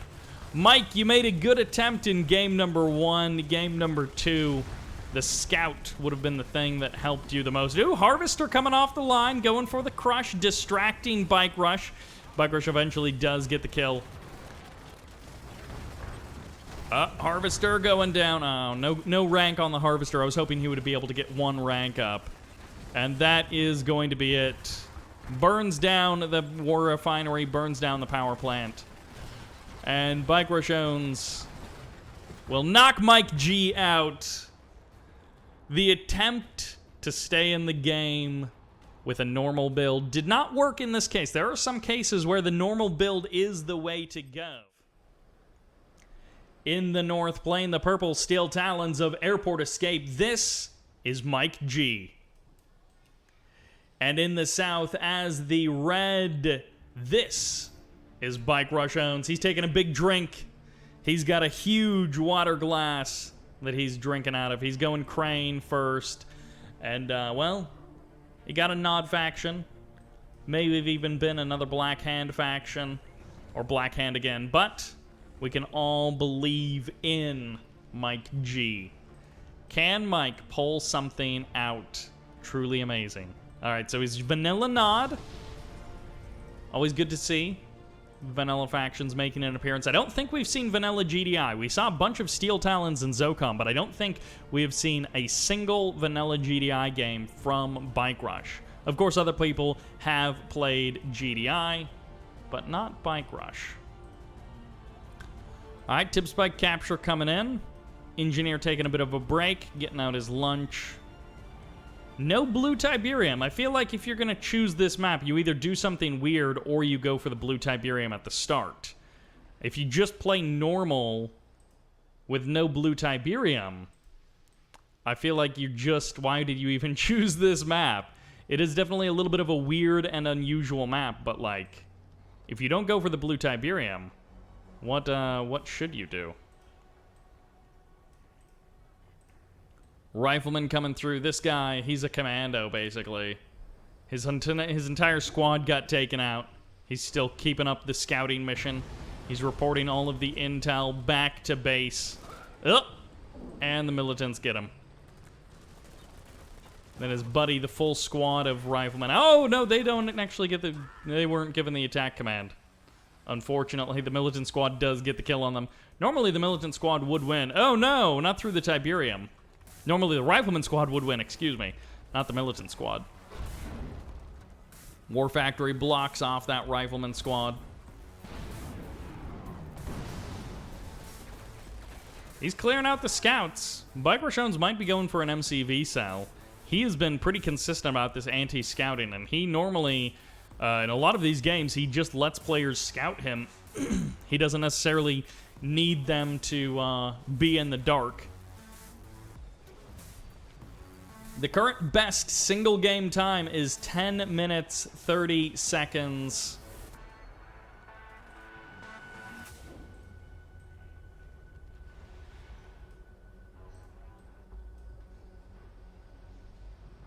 Command post comes up. AP ammo is a good upgrade. I mean, you got them Wolverines going for that AP ammo. Triple War Factory. Is this going to be pure flame tanks? Okay. MCV cell, crane cell. I mean, he's got the War Factory, so he can, of course, rebuild his MCV. Saboteur is here. Air tower, maybe just for the transport. Is he going to fly flame tanks? Can you even air transport flame tanks? I'm trying to think. I don't think you can. Carry all for the engineer. Okay. I like the attempt. Flame tanks going around the side. Bartjones, he's got the flame weapons coming for Mike G.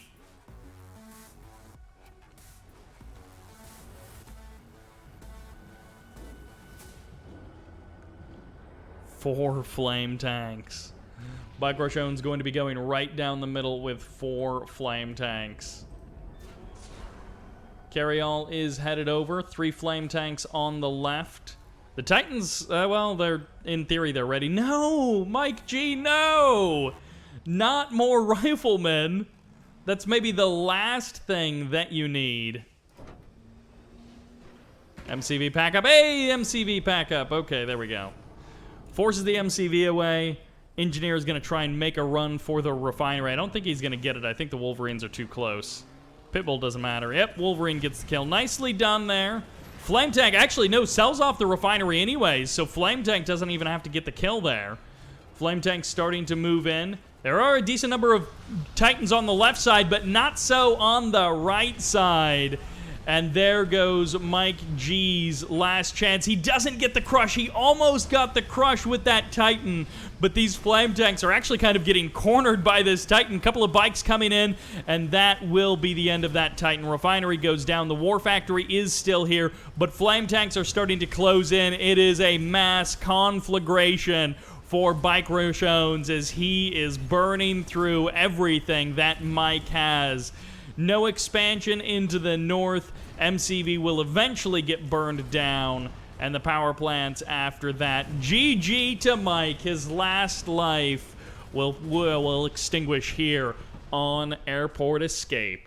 Flame tanks burning through everything that Mike has, and well, it's just too bad. But welcome to Airport Escape for game number 1. As the yellow nod in the north, this is Moises.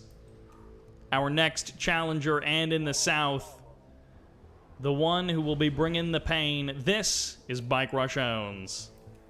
People are liking this Airport Escape map. I'm glad that people are choosing it. I guess if you're going to choose it, either decide to do something really weird or go for the blue Tiberium. Because some players are choosing this map and then playing it like a normal map, and that is not a recipe for success. You gotta get past the 10.5 minute mark versus Garchomple. That was set by Randomness. Randomness was able to get to 10.5 minutes, which is the longest single game time. Of course, the longest total time is Sharpsense. Garchomple gets that first load of Tiberium. Ooh, all right. All right, I'm digging to see what you've got going on. Moises, oh, all right. I don't know what the plan is exactly, and it's about to be spotted by Garchomple. Oh, he's going to see it. Yep, there it is.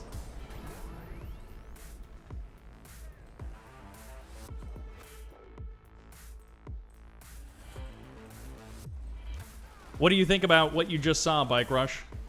I reckon I'm just gonna pitbull rush him in a minute and win.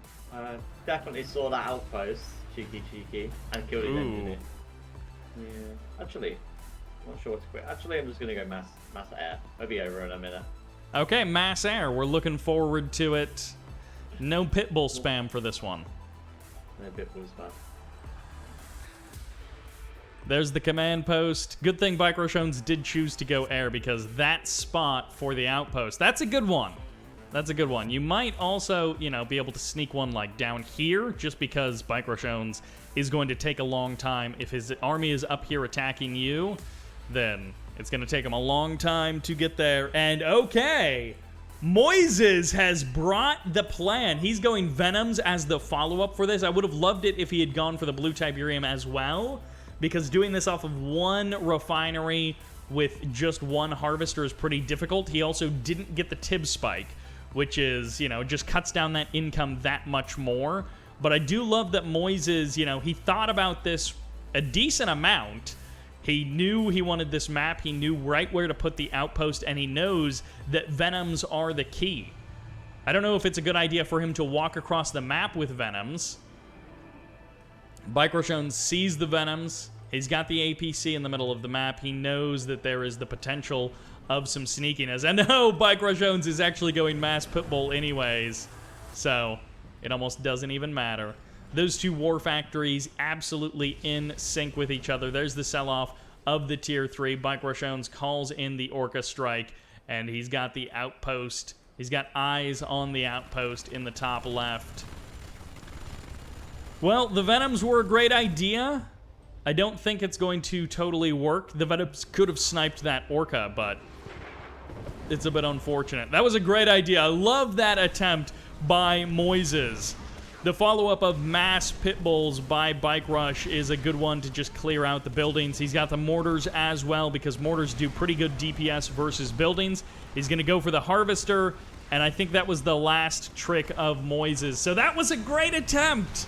Moises, he just needs to decide, you know, in game number 2, does he want to try something sneaky like that again?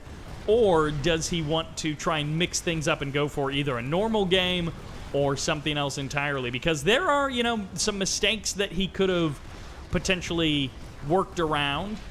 One of them is he probably just had very low income because he went 1 refinery, 1 harvester. But that'll be it. Wait. Oh, he's got 1 more power plant over here.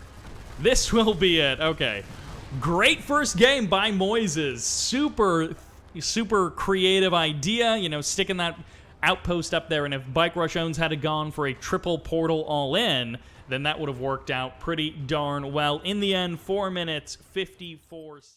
Welcome to game 2. This is Battle Base Beaverton. As the yellow nod in the north, this is Moises. Or maybe it's Moses. I don't know. It has some Z's in there, but maybe it's Moses. And in the south, playing as the red, playing as a nod faction, this is Bartjones. What is he? Okay, so he's just vanilla nod. It's a nod mirror matchup. Now, Moses, I think this guy might have a plan. Okay, he's going Secret Shrine. Is he... Wait, is he going to Shadow Team Rush? That would be hilarious. Not necessarily a great strategy to, like, extend out the game length, but it would be fun to watch. Secret Shrine.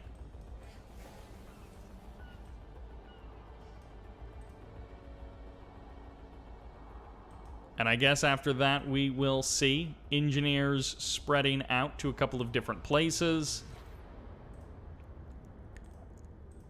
Bartjones grabs both of his Tib Spikes. Moses is going to be grabbing his Tib Spikes relatively soon. Militant squads are out. There's the sell-off of the Secret Shrine. Oh my gosh, I didn't even see it. That's why there was a sound effect. So depending on the angle, you may not actually notice that Secret Shrine back there. Especially if you're over here, you're looking over here. You might see it on the left. But eventually, Bartjones will see that. He will destroy it. But it's a good attempt. Bartjones checking the edges of the map, even though there is nothing there for him to find. He doesn't know that. And Moses, well, actually, MCV cell. It's going to be flames. He's got the operations center. War Factory is going to be pumping out double flame tanks. Bartjones has scouted a couple of the different paths on the map. So he's got the buggy scouting on the far right edge. He's already scouted the top left corner. He's looking for those extra places that someone might be able to hide something. And I love that disruption tower placement. Sometimes players in StarCraft will hide widow mines in different places that are difficult to see, and this very much reminds me of that. Laser turret is there. Buggy gets the scout, and Bartjones is like, okay, there's something definitely weird going on. And I think he will see that as his Reckoner drives across the bridge. He's going to be going up the back. Power plant gets deployed as well. Reckoner has been spotted. There's more than enough buggies and everything to stop this engineer. We'll see if he actually gets it. There's the deploy. Engineer, I think, got sniped. No, engineer hasn't gotten sniped. It's the flame tanks coming in the front. Engineer pops on out, and he's going to go right for that refinery. As soon as everything's distracted, the engineer pops on out, and he gets the sell of the refinery. An extra $700 cuts off the harvester, and Bartjones is convinced that there is something hidden somewhere on the map. but I don't think there is. I think it's all just right here, and Bartjones just needs to burn down the MCV and these last two structures. And actually, I don't know if Disruption Tower keeps you in the game, but in this case, it does hide you from Bike, so at least some of your buildings are safe. All right, power plant goes down. MCV is, I think, the last structure for Moses. It was a good attempt. I love the use of the Disruption Tower, but it doesn't work out in the end, unfortunately. Moises doesn't get the win. And how long did he last? 4 minutes and 3 seconds. And this guy, Moises, has been bringing some cool and unusual plays. But in the bottom left, playing as the red, playing Marked of Cain, this is Bartjones.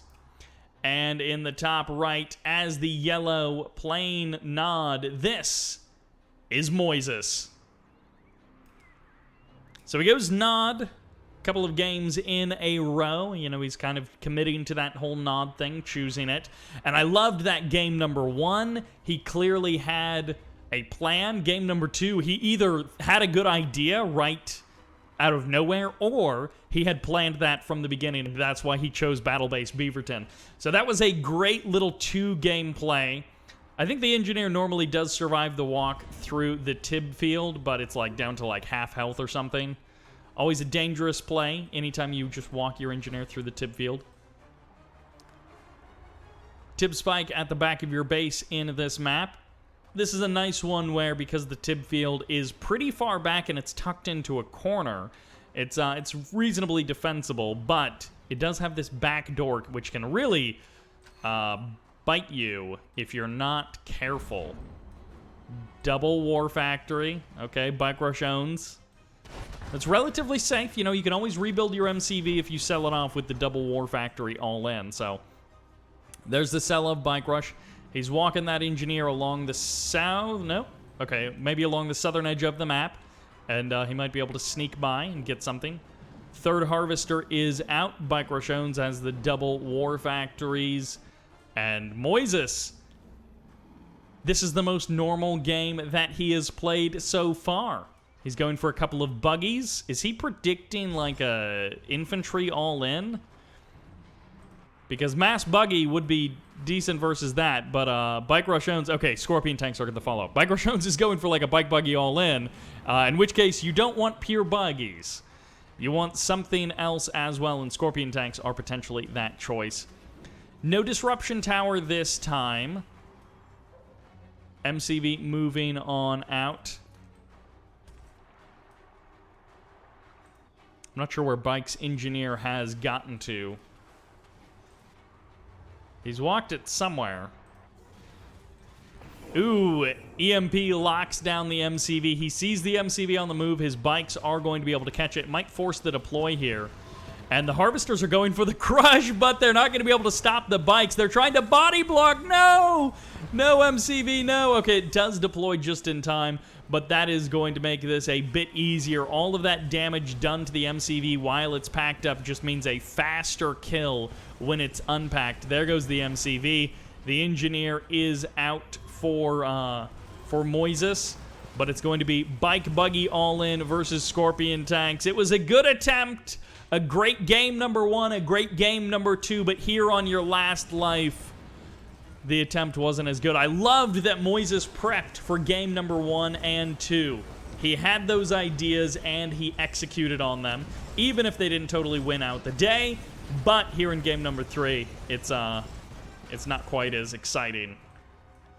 That engineer is still somewhere out on the map. I don't know where Bike Rush sent it, but maybe he's going to go capture his opponent's tip spike or something.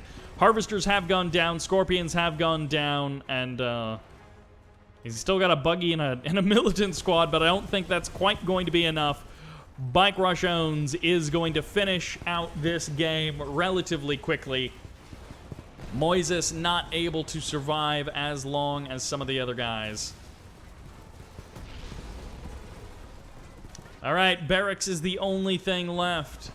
Unless Moises has a secret engineer that no one knows about and he captures a building. But no, that's it. Game 3 goes down.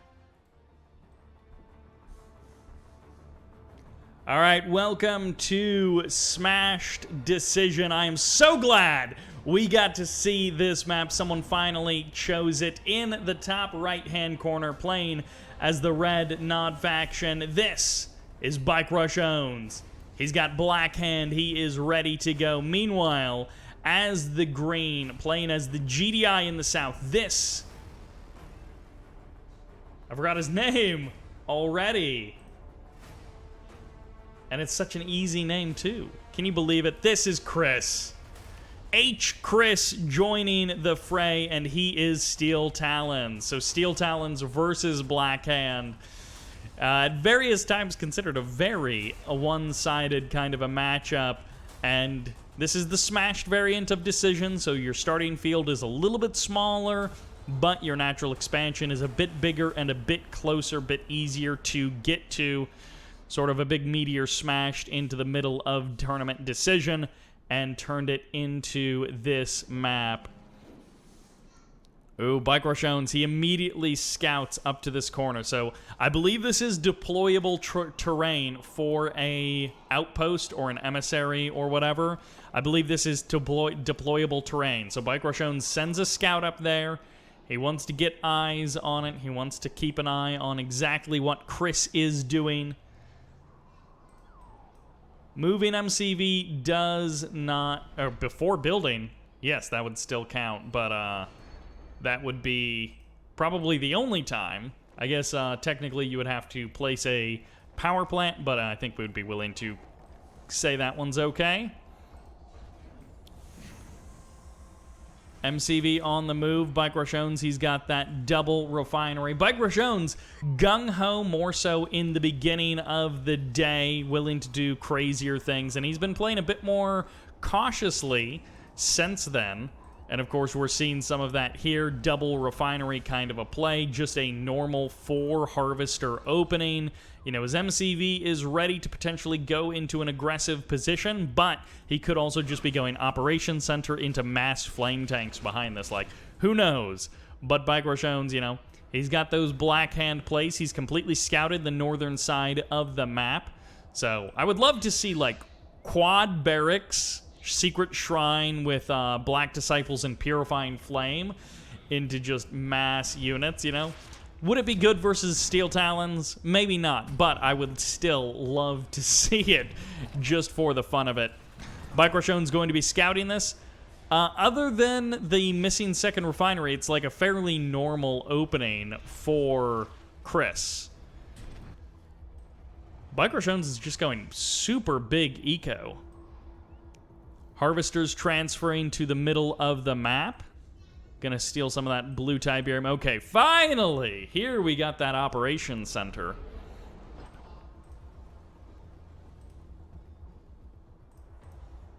I was hoping you were going to go Purifying Flame in this one.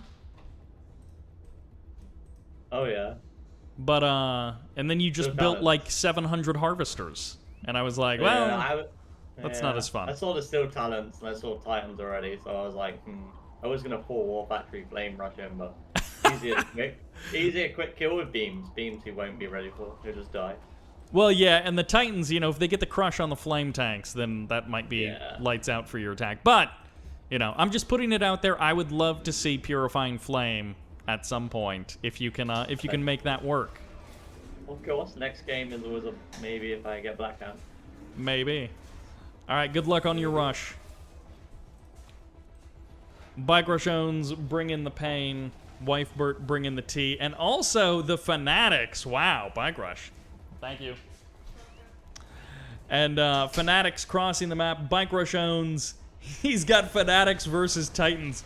Okay, so that's a good quiz question. How many Fanatics does it take to kill a Titan? It looks like it's 2. Beam Cannon's taking some shots. Fanatics just running down that Titan. Gets the kill there. I guess I could say how many individual Fanatics does it take. Beam Cannons are here. Bartjones, he's playing Black Hand, but he has no flames anywhere in sight. The only flames are the GDI flames as these SteelTalons fall to pieces. Okay, never mind. He does actually have flame tanks as a follow-up. At the same time, on the other side of the map... Okay, it was just Fanatics running through Tiberium. I thought maybe there was a counterattack coming in, but no, there is not. Chris, what is the play here, Chris? There's also an EMP control center over there. Not that that really helps you in this case, but that would be a nice place to potentially put an outpost in the bottom right-hand corner and then in the top left-hand corner. Ooh, that is a veteran missile squad. That might be the highest ranking non-Bike Rush unit that we have seen today in this game. GG gets called. Chris has been defeated. That build was a little bit strange. Bartjones, if he gives you the space, 5 minutes 52. Okay, never mind. I take it back. That was a totally fine build. All right, spawning as the green nod on the right side of Tournament Rift. Give it up for Chris. Meanwhile, on the left side, spawning as the red Zocom. This is Bartjones. Chris is here. He chose SteelTalons, then he chose Nod. He leaves nothing to chance. This man makes his own decisions.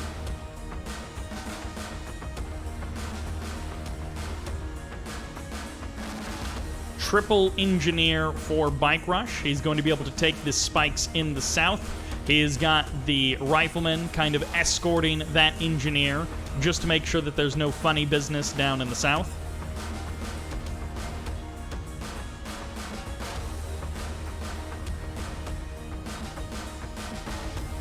Refineries coming up. War Factory at the normal time for Bike Rush. Normal time for Chris. All right, Chris, your second life, your second game. What are you going to do with it? You've been given a shot at redemption. What is your option?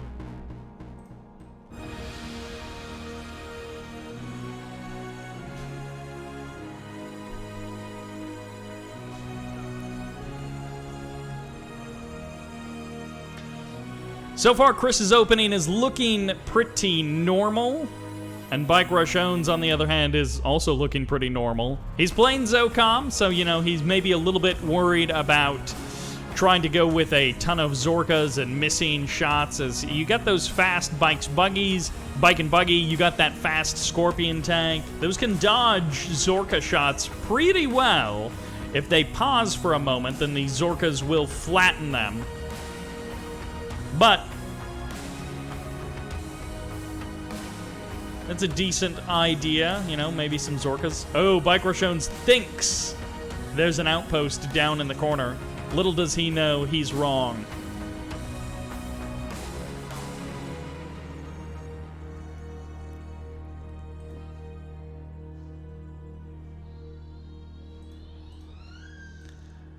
Basically, no one has gone for an outpost in that corner. How the heck do you know when people do these things? He has one refinery, and you made me jump.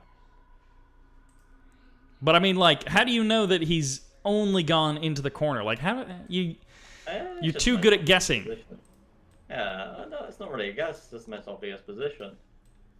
I mean, I put it down in the middle along the bottom. I thought that was a better position. Oh, you're just, yeah, you're wild, that's why. It is I'm a just better too position, crazy. But most people take the easiest position. Oh, well, you've seen his flame tanks, so I'm not distracting you anymore. Oh, no, you're good, yeah. Oh, we got an airfield! Oh my gosh! Well, force the cell. This is the most successful attack of someone in a long time. Yeah, apart from the one person who won, yeah. Yeah. Yeah. Oh man, you found the flames. Except for one. Yeah, sure. We'll let Bike Rush think about the additional flame tanks that are heading towards his base, but he also thinks that there's an outpost down here, but that's okay. I hope that he does send some units down there to go and kill it, even though there's literally nothing down there. But Bike's getting overwhelmed. When you got that ceramic armor and that AP ammo, it's pretty tough to get enough bikes to stop the hammerheads. Like, you can get one, maybe two of the hammerheads, but if they're not stacked up super hard, then it's just, it's pretty tough to get the hammerheads. The ceramic armor is really good. The AP ammo is really good at killing bikes, so it's a difficult spot to be in. Chris coming into game number 2. Decent plan. I love the flame tank attack. But, you know, he's managing to sneak things out. Bike, you threw your hands up. What for? You said there was an outpost on the bottom right, you muff. You made me look like a knobhead. I didn't even notice that you just scouted. Okay, that's perfect.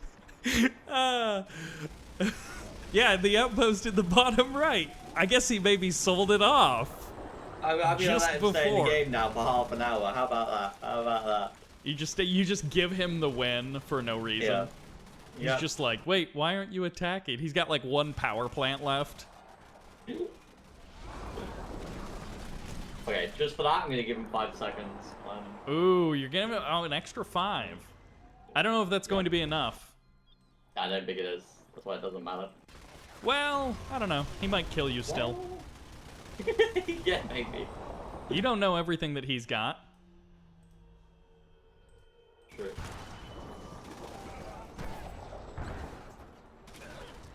And Oh, I barracks. can't click the barracks. I can't click it. That's so weird. Oh There you go, I no. clicked it. He never built an outpost. I didn't want to tell you that during the game, but like he just never built an outpost. You were so convinced that he built an outpost. We were so far behind, yeah. Bike Rush Owns has got some plans coming for this game on Winter Meltdown. The last life of the man in the bottom left, the green vanilla GDI. This is Chris. Once again, I think Bike Rush Owns hasn't spawned as random vanilla GDI. And in the top right plane as Reaper 17, this is Bike Rush Owns. Bike Rush Owns excited about all-inning against this guy. He's gone triple portal so far. One of the portals is facing backwards for that Tib Spike. But, oh, okay, never mind. He goes 3 portals all facing forward as well. He doesn't even just produce from the back portal and let the units be a little bit later. Chris is playing vanilla GDI. He did, you know, he had some ideas with SteelTalons, but it's going to be an MCV cell from Bike Rush. And I don't even know where that engineer went.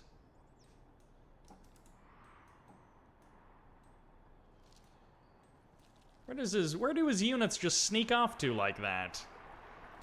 That engineer just disappeared.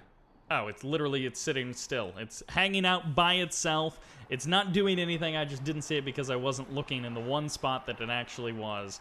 Bike Rush Owns going all out. He's got the portal. He's got the stasis. Ooh, I love this rifleman squad coming through. Bike Rush Owns is going to be able to produce anything that he needs to stop that rifleman from gunning down the barracks, but it would be nice. Stasis on the MCV locks it down. War Factory, ooh, gets sold off. I don't know if that's actually the best move, but it is the move he has made up to this point. He gets 1 additional rifleman from it. Sells off the refinery. Okay, good choice there. Sells off the refinery right before it dies, so he gets the extra squad, which is usually a good thing to do because you get a full health squad instead of a partial health squad. But in this particular case, it doesn't really matter. He got an outpost into the corner of the map. You should leave the MCV and go to the corner of the map. I don't want to. I'm not picking your rights. How dare you? Oh, poor Chris. Chris. Does he have his outpost? Oh, He doesn't. Unlucky. Poor I was Chris. so scared. I thought he was going to stop it there. He got a rifleman to the other side of the map, and I was like, oh, if he starts shooting Bike's power plant, but you still had the 1 barrack, so you were fine. Welcome back to Smashed Decision as the red scrin of some kind in the north. This is Bike Rush Owns. And in the south, playing as the purple nod, this is Luigi.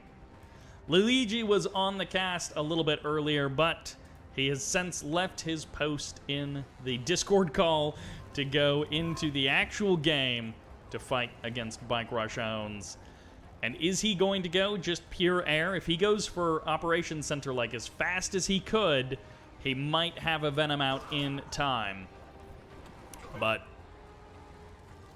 oop, there's the Stasis. Honestly, you'd probably get Stasis before you actually get the Venom out. So even if you did go Operations Center, your MCV would get Stasis before you could actually place the air tower. So I don't know that that would actually work, but it's an idea. There's the Stasis. And Luigi, poor Luigi, having happened to him what happened to me.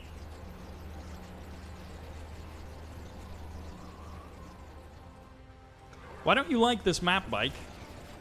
No, I don't like it. It sucks. I feel like you're doing pretty good on this map, so what's the... I don't know why anyone would pick it if there's a... This is the shortest map. Works for them, I think. Is this really the shortest rush distance? It doesn't feel like the shortest rush distance. It is one of them. Huh. Gotta be. In this particular map pool, sure.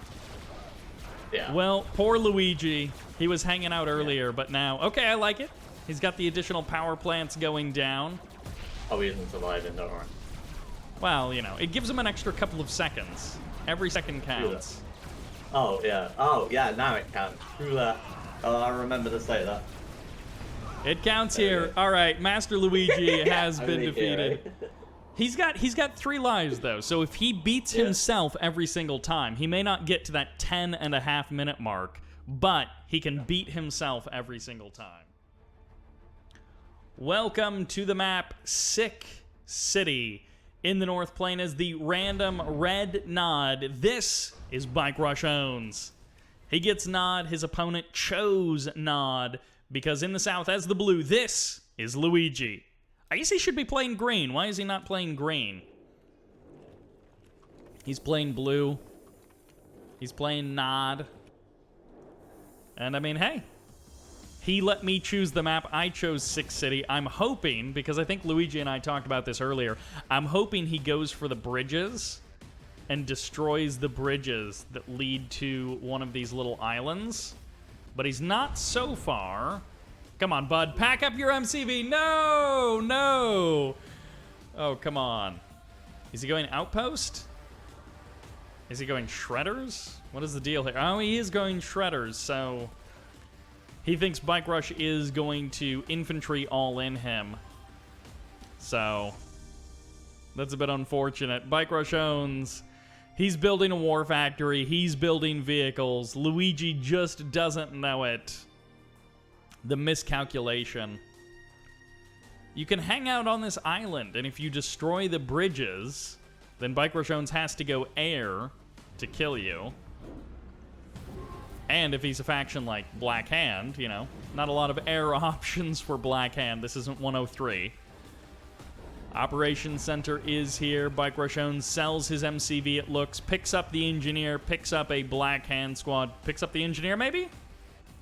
Oh no. How many Reckoners is he going? He's got at least 2 Reckoners on the way, an engineer walking slowly across the map also. He's going to get a double flame Reckoner. He's going to head across the map with it. A flame tank is going to be the follow-up. Luigi, I was hoping you would go for the goofball builds, not go for the normal builds. He does have a bike. Oh, 2 rockets inside of the Reckoner, so the rockets are going to be able to clear out the bikes relatively quickly. Vehicles can get dealt with by 2 rockets relatively quickly, and vehicles get dealt with by the flames. And that is the deploy spot. Nope, somewhere is the deploy spot for Bike Rush owns. Power plant gets deployed, MCV gets packed up, breaks the attack just for a moment, allows the MCV to reposition out of spot. And Luigi, well, he's going to get an extra couple of seconds. And Bike Rush owns is like, why are you running? Luigi, no! He's not going for the meme of hiding something in the corner and killing the bridges.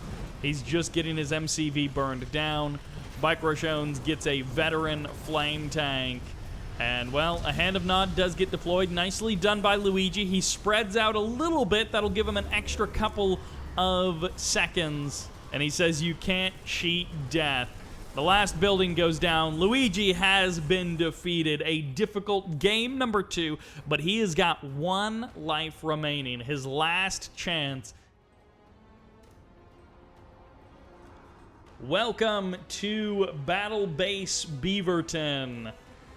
We've got statues, we've got Nod, symbols and emblems around the map. All kinds of metal construction in the North Plane as the green black hand. This is Luigi. He's got that green color. He's looking fantastic now. And in the South Plane as the red scrin, this is Bartjones. All right, Luigi has gone for a Traveler 59 for Bike Rush. Has gone for a flame faction and not a stealth faction, so he's definitely not going for the disruption tower behind the building kind of a play, which was a great attempt by a previous player. And Luigi, if he tries to burn down these bridges, I don't know if that's going to work. That would be something you would want to test before this moment to potentially hide something over there. But I think all of these bridges are non-destructible, so you can't actually hide in the corner with no way for your opponent to get to you. Although maybe you could airlift something over to here. I'm not actually sure. That may be inoperable terrain. You may not be able to drop anything there, but that's a potential. The Messiah himself, the Prophet, Kane. Bartjones with the descents. He's got the fast legs. Shredder Turret gets the kill on the buildings. Cultists are coming out. Oh, Bike Rush. Going for the game 3 kill. Luigi, what is your plan? He's got these 2 harvesters. Does he have it? He doesn't have a... Oh, he does not have a Shredder Turret queued up, and he's low on cash. The descents are just rushing past everything. They're going straight for the Harvester right as it docks, right as it starts unloading that Tiberium. And Bartjones is going to get all 3 Harvesters. This is not going to be a 10-minute 40 game. He tries to run away, Luigi, no! He tries to run away, but it just doesn't work. Grabs the Cabal squad. Shredder Turret to delay. Okay. It's going to kill the descents. Force Bike Rush to do something else. Nerve Center is here. Stasis Chamber is here as well. Bartjones with a couple of Cultist squads. They're getting kind of tagged by these Cabals elsewhere on the map. So the Cultists are having to spend their time and their mind control, you know, grabbing those Cabals. Is he going to grab the buggy? I guess not. This buggy is actually chasing down the Cultist squad. He's like, come back here. Bartjones is going to lose one of the Cultist squads to, oh, no, there's the mind control. To the Raider buggy. More descents coming across the map. They're going to target down those power plants. And Luigi, this will probably be his best time. So he has improved sort of game over game. But I think this is going to be it. No, the descents don't manage to get all the way through. Bartjones does force the sell-off of the War Factory. I think Luigi is just totally out of cash. And Bartjones did not triple portal all in, so he does have Corruptors as the follow-up. These Shredder Turrets are not the only thing that Luigi needs for defense, but I think Luigi thinks that Bartjones went only portals, went MCV cell. And he does get the cultist. Nicely done. The Corruptors show up, and unfortunately this is where Luigi realizes his mistake. So he's happy that he made it this far.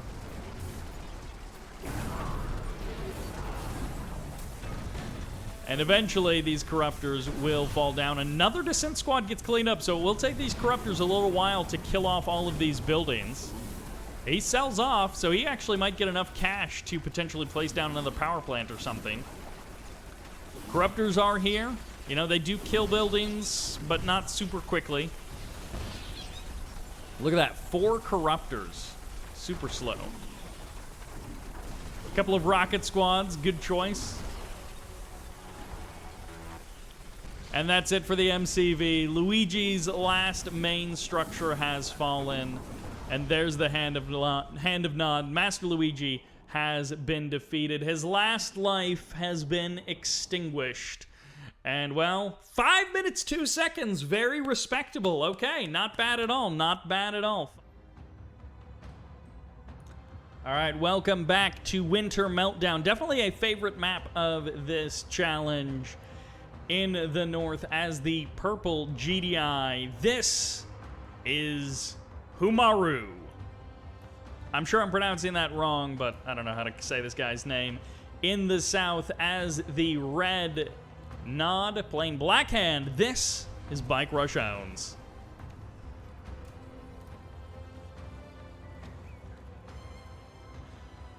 All right, he goes directly for the top of the map with the Surveyor. He's got the outpost. He's heading up there, you know. Is he going to be able to hide something successfully? Okay, this is good, because actually those buildings, that's a really good spot for it. Bartjones is going for something probably War Factory based. I assume it'll be like War Factory flame tanks. And dang, that's a great spot. What a great spot. This guy, I think, prepped this. Because again, when you just look at it, you have to be this far over before you even catch a sliver of it. That's a great spot. Bartjones is going to know this, but he might think like down here. Oh, wait, he snuck out a second one. I didn't even see that. He snuck out a second Surveyor. Oh my gosh. So this guy, he's actually going to get a decent time even if his base falls immediately. Bartjones moves his MCV. All right, here we go. Bartjones had a couple of scouting squads, but I don't think he got super deep into the base, so he may not have seen everything. Yeah, he doesn't see how late the War Factory is. He doesn't know that there isn't a War Factory yet, which, of course, by normal times, like, there would be a War Factory and a second refinery. But Bartjones doesn't necessarily know that. He can see that there isn't a whole lot, you know, out here. He can see that there isn't like a bunch of Predator tanks running around or something, but he doesn't know. All right, there's the deploy. Perfectly done here. That's so great. Great positions. Would be even better if there was another one up here. Okay, I don't think he got one up here. This guy's sneaky. Second refinery is out. Okay, so he skips the War Factory. He goes straight for the second refinery. Buggy is going to scout, and this is where Bike Rush is going to know, hey, something is definitely weird going on. And, okay, do we have Purifying Flame? I hope we have Purifying Flame coming up. Humiaru isn't going to be able to deal with the Purifying Flame, but he has got the sneaky moves, and this is perfect because Bartjones is going to see that outpost in the corner. There we go. He's going to see it. He's got it. He knows that it's there, but he has no idea about the other one. And Bartjones, he's going to burn down this base very quickly. And, oh, actually, MCV sells. But he won't know right where to go. He will eventually scout that corner, but the question is, does he scout the corner first, you know, after he burns down the base, or does he go there second, thinking that this is the outpost? Purifying Flame, I think, is on its way. Bartjones may have actually gotten Cabals or Black Disciples instead. No, he didn't. He got Purifying Flame, it looks like, so it just hasn't finished yet. Yeah, it's 2/3 of the way done. A lot of flame tanks ready to go. Okay, Bartjones is probably going to figure it out pretty quickly, but Humiaru.exe, he is ready. He's got his War Factory now. If he had gone War Factory first, he maybe could have had an extra harvester or two out by this time. He could have had 3, maybe 4 harvesters out. This is so many flame tanks for Bartjones. Engineer from Bartjones is probably looking to potentially cap that tib spike. And once he caps the tib spike, he'll probably realize that it's there. But right now he doesn't know. Oh no. Humiaru's engineer is going to get sniped as this buggy walks through the base. Yeah, there's the kill. Bartjones, relentless. Eventually, the Harvester and these rocket squads will kill off that buggy. But Bartjones has technically seen, he's got vision of that corner, but I don't know if he necessarily realizes that the operation center, that the outpost is there. Cleansing fire coming through the base. Nice mine drop to try and push those flame tanks away. Got him, boys! No, the flame tanks are going north. No, we didn't get him! We almost got him. Oh no, Bike Rush, why? You cruel man. When did you spot that? It was obvious. I knew it.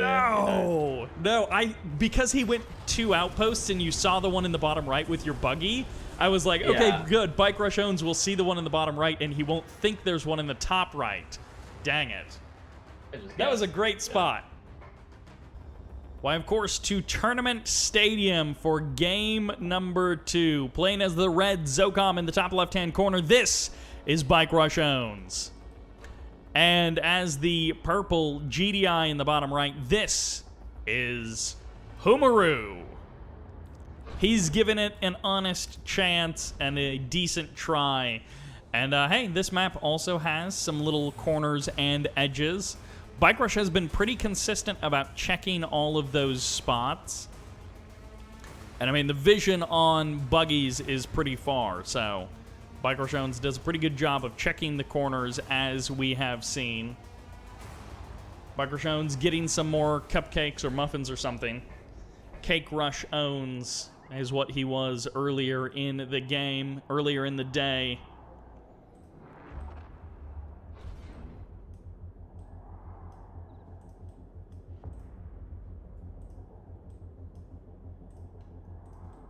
No refinery yet. Okay, there we go. Now it's up. Bike Rush is a little bit quicker on the play. Okay, yeah, there's no outpost anywhere. He's got the engineer waiting by this tib spike. Unit lost. But Enemy unit sighted. he doesn't quite realize. He hasn't sent the engineer into the spike. The rifleman might actually get the kill on this engineer. No, barely. He does tell it to get inside of that tip spike in time. Just in time. Well done, Humiaru. All right, Bartjones is up to 2 refineries. He's got those Zorkas, potentially. I may have gotten their factions mixed up. Okay, GDI. Bartjones finally lands on vanilla GDI, and Humiaru chooses Zocom. For some reason, I was thinking it was the reverse. Humiaru's on his 2nd life. He had a good plan for game number 1. It didn't quite work out as well as he had hoped.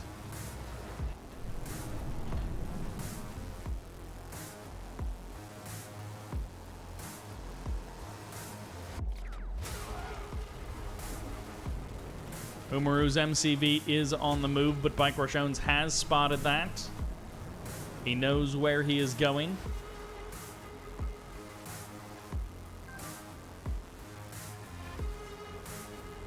Hee. What? What are you laughing about? You haven't done anything particularly sneaky at all.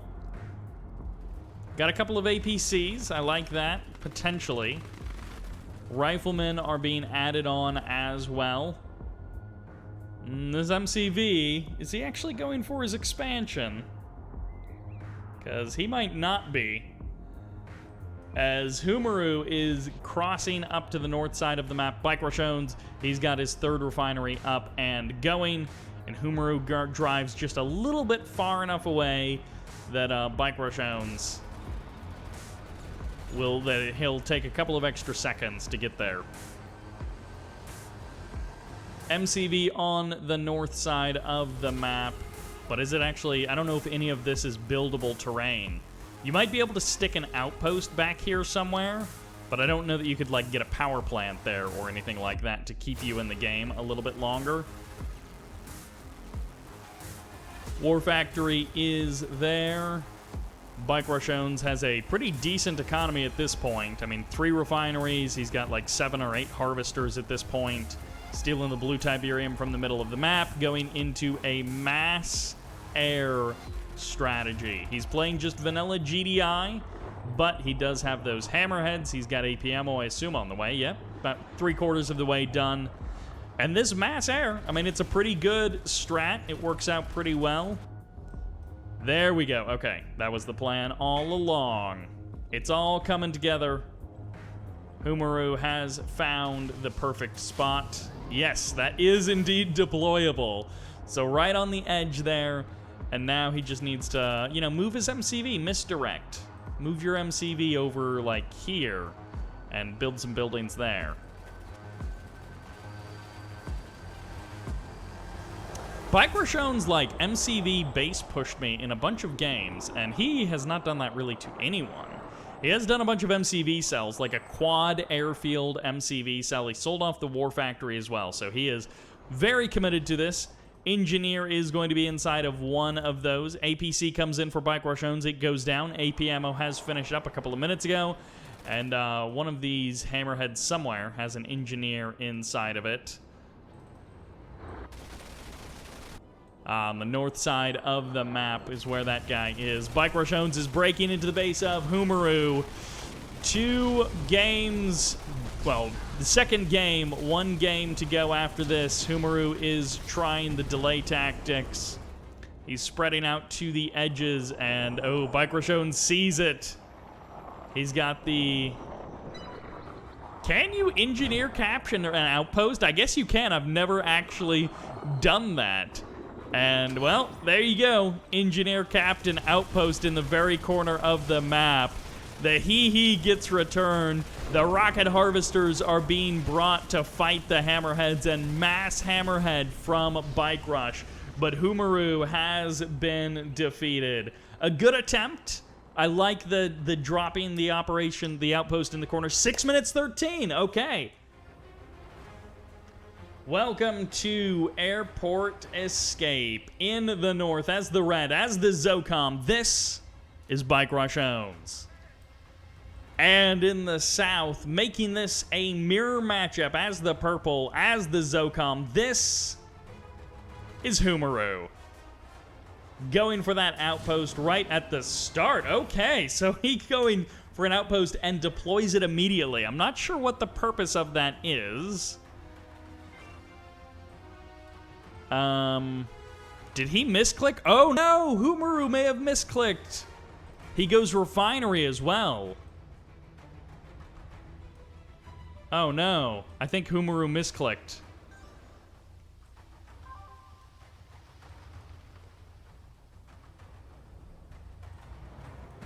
Yeah, he misclicked. He wasn't holding Alt or something. Oh no.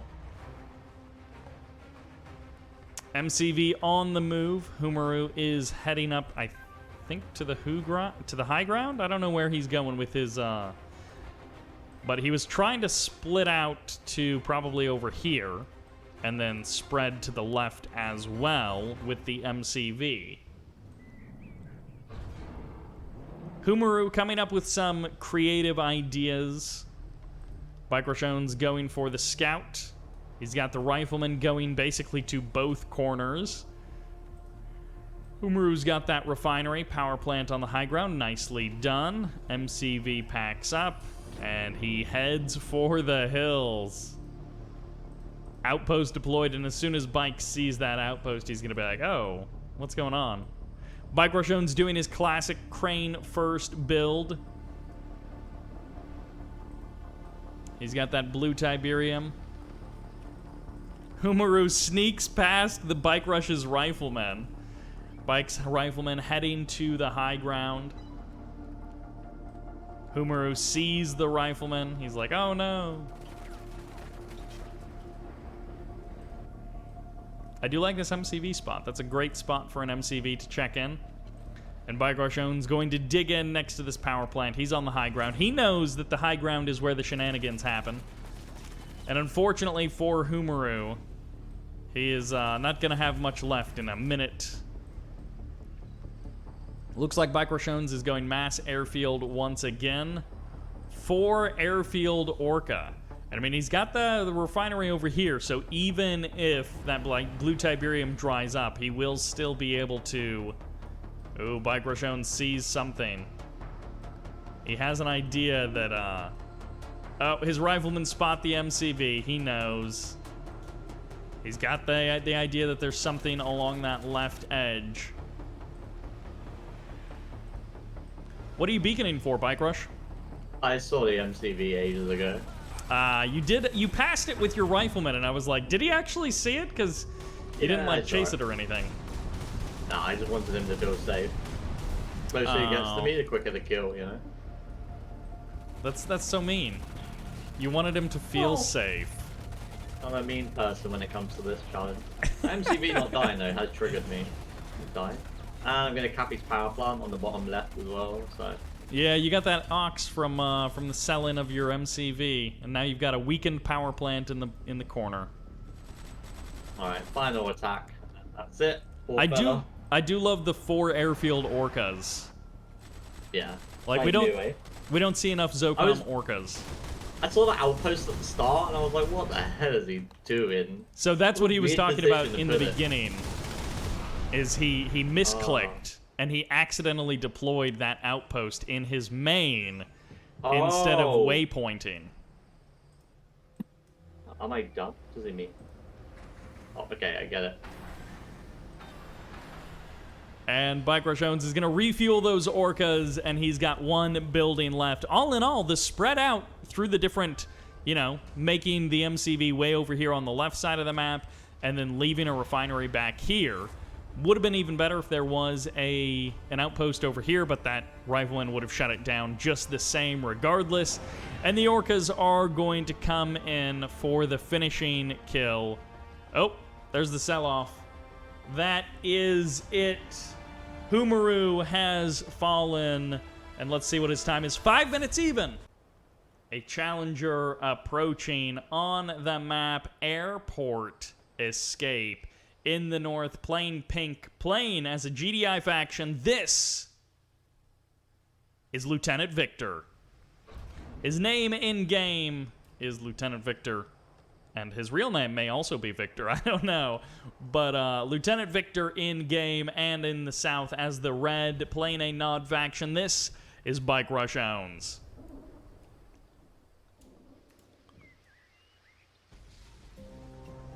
Bartjones gets himself Black Hand. LtVictor playing as SteelTalons. Choosing SteelTalons as well. Okay, ooh, he goes Crane. Okay, early Crane.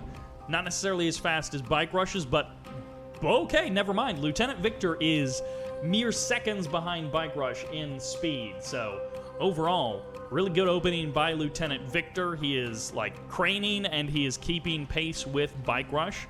So this may not just be a try and hide stuff in the corners of the map kind of a build. I guess we'll see. Engineer is up to the high ground. Refinery gets sold off. I guess the second refinery was a bit slower, but hey, what's to be expected? It's Bike Rush. And LtVictor, he has 10 minutes, 30 seconds to beat. And actually, if he got like 18 minutes, then that would be beating Sharpsense as well, who is the current record holder. Sharpsense has the longest total time, combining 2 different games. Whereas the longest single game time is from RandomnessFt, and that is 10 minutes, 30 seconds. Bartjones has his rap going on. If you guys watch StarCraft 2, you may be familiar with Raynor, who's apparently always listening to rap as well, and like rapping along with the lyrics in his player cam during tournaments and events. Bartjones gets his War Factory out. Adds on an additional power plant way over there on the right side. LtVictor gets his War Factory out. He's playing SteelTalons, so I mean those Titans can be very powerful. Refinery on the green for Bike. No refinery on the green just yet for LtVictor. He adds on an additional harvester, sells off his crane. Mine drop in the middle of the map, nice. Always the potential of catching a flame tank as it crosses the map. Bartjones, on the other hand, no flames just yet. His MCV packs up. Ooh, is he going to push? Is he going to MCV base push? He may very well.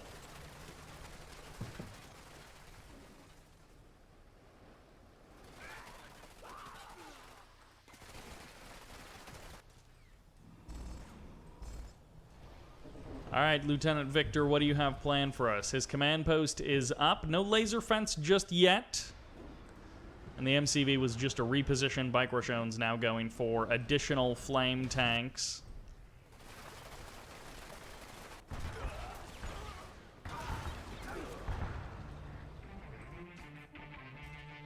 Buggy goes for the scout. No sneakiness with Lieutenant Victor. Unfortunately, his engineer also wasn't very sneaky. He's taking a lunch break over there. He's just hanging out. Lieutenant Victor didn't grab the defensive tower. Bartjones finishes up the Black Hand upgrade. Wow, okay, calling in the Bloodhounds. He's going to be able to catch these flame tanks. And Lieutenant Victor, I mean, he's got the APC. It does go down. Flame tank gets eliminated. Bloodhounds get called in. Bartjones pushing forward. He's got those flame tanks. He's got rocket squads closing in from half the map. Mantis is here. Bartjones is worried about getting Orca'd, so he does go for some Mantises as well. Hammerheads are out on the field. All right, Lieutenant Victor. He is making this actually a kind of competitive game. His Titan does get caught out in the middle of the map. The control tower finally gets cleared, and Bartjones is closing in on Lieutenant Victor's base. One slingshot, one hammerhead. We're not quite at the 10.5 minute mark yet. Still got a little ways to go for Lieutenant Victor. Purifying Flame has been upgraded. Bartjones gets the command post. Gets the War Factory as well, burns it down. He's going to get the refinery. And Lieutenant Victor, his bravado in the middle of the map, hasn't stopped a flame tank from sneaking through the back door and burning it down. There goes the flame tank. Second flame tank against the Titans. The Titans will be able to win that fight, or the Hammerheads will maybe help out with that a little bit there, but eventually the flames do go down. 3 more flames through the middle of the map. Lieutenant Victor doesn't have anything spread out to the corners, so he is just in this main base. Packs up his MCV.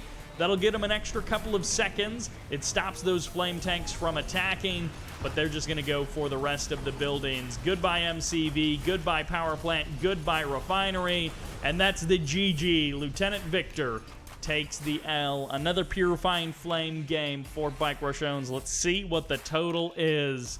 6 minutes and 3 seconds. Okay, not bad. Welcome to Sick City for game number 2, featuring in the North playing the Cyan Marked of Cain, Lieutenant Victor. And in the South, the Red GDI. This is Bartjones.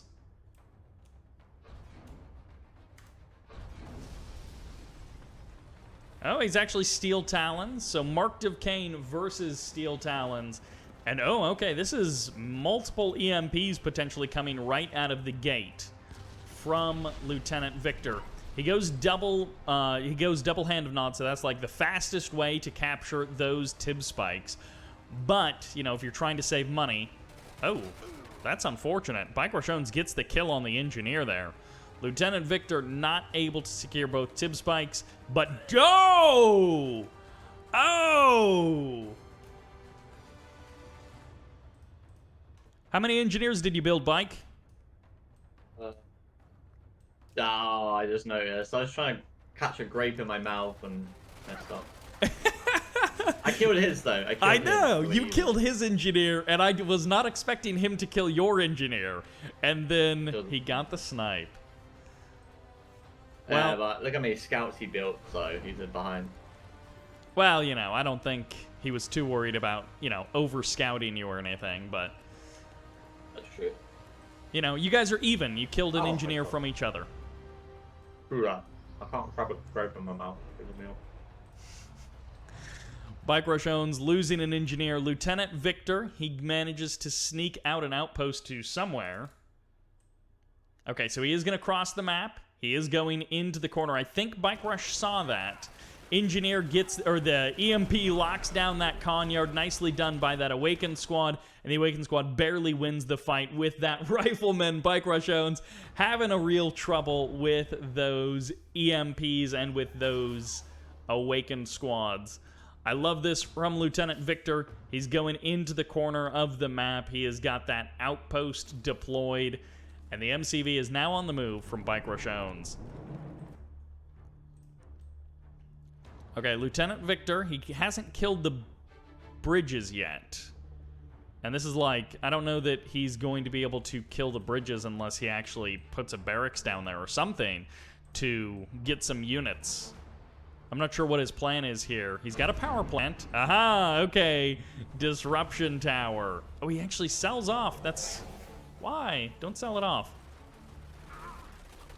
Awakened squad's crossing over. I think Bartjones is going to see the disruption tower. He won't know that there's a power plant there, but he will see the disruption tower. The blue tib harvester will get the scout, and the pitbull will be the follow-up as well. And Bartjones definitely sees that. Lieutenant Victor had a great idea. I don't know if it's going to totally work out for him in this case. Saboteur moving out. Ooh, another Saboteur gets sniped. A third almost gets eliminated. But fortunately for Lieutenant Victor, he's able to keep his Saboteurs alive, at least for now. Pitbull's going for the scout. He's going to be able to see exactly what he's up to. MCV on the move. War Factory is deployed. And Bartjones is moving out with those Titans. He's like, hey, what are you building so many engineers for? I assume it's cybernetic legs, but it's not done upgrading just yet. Oh, no, that hasn't even started. So I'm not sure what the plan is here for Lieutenant Victor. He's got some idea. He's actually going to kill this Pitbull. Well, he won't kill the Titan.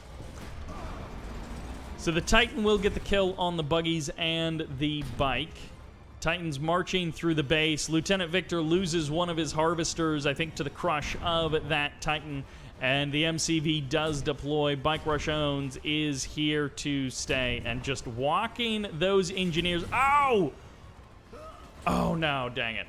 Just barely that engineer was not able to escape. I'm not sure what Lieutenant Victor's plan was. But whatever it is fallen apart. He was not able to lock down the corner of the map. Snipes the engineer, gets the EMP on both barracks. Nicely done by Lieutenant Victor. He is making this a scrappy, scrappy fight. If only he had like a couple of more buildings out on the outside somewhere. MCV packs up, but the Titan gets the crush kill there. And Lieutenant Victor has one secret shrine left.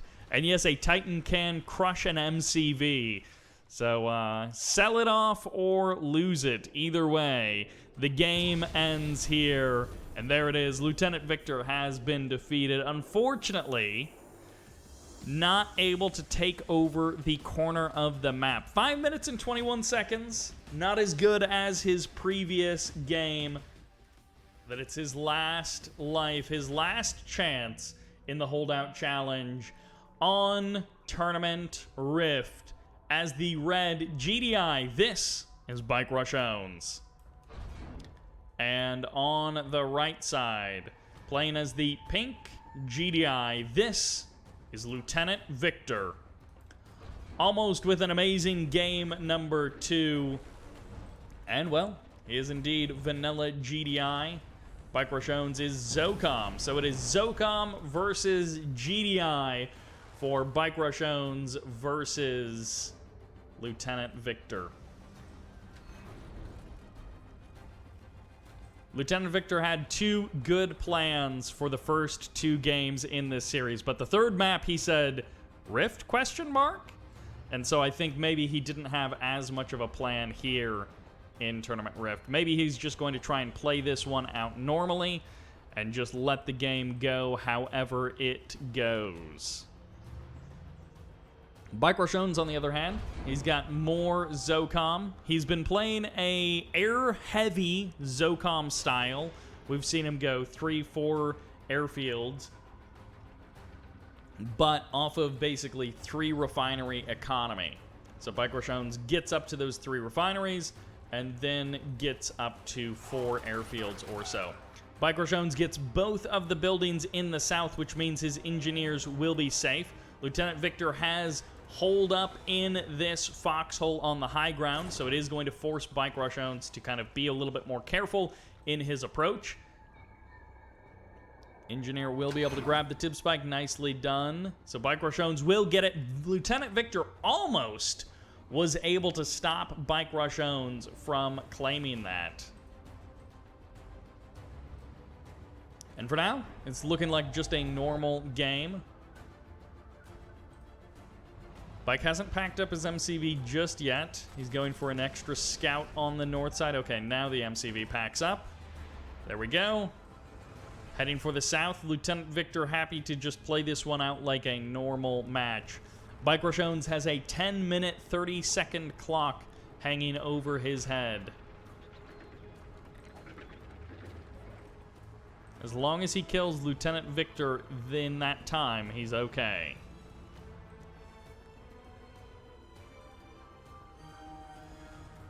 Bartjones moving towards the middle of the map. Not going to steal some of that blue Tiberium. I think that was a misrally from Bike Rush. Perhaps a bit of a mistake there. Rock APCs, couple of pit bulls as well. LtVictor not going to the corners of the map with the outposts.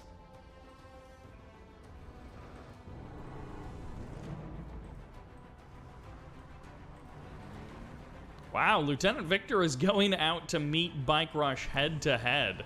Bartjones is going to start harassing the harvesters of LtVictor, forcing some of them off the line. Pitbull goes down. Bartjones starting to realize that LtVictor has a bit of a force out on the map. Bartjones still got that 3 tib spike advantage right at the start of the game. Okay, LtVictor ejects out. He's getting a little bit of extra firepower from his APCs. Reverse moving away. Nice eject at the last moment. This, it's delaying Bike Rush getting across the map.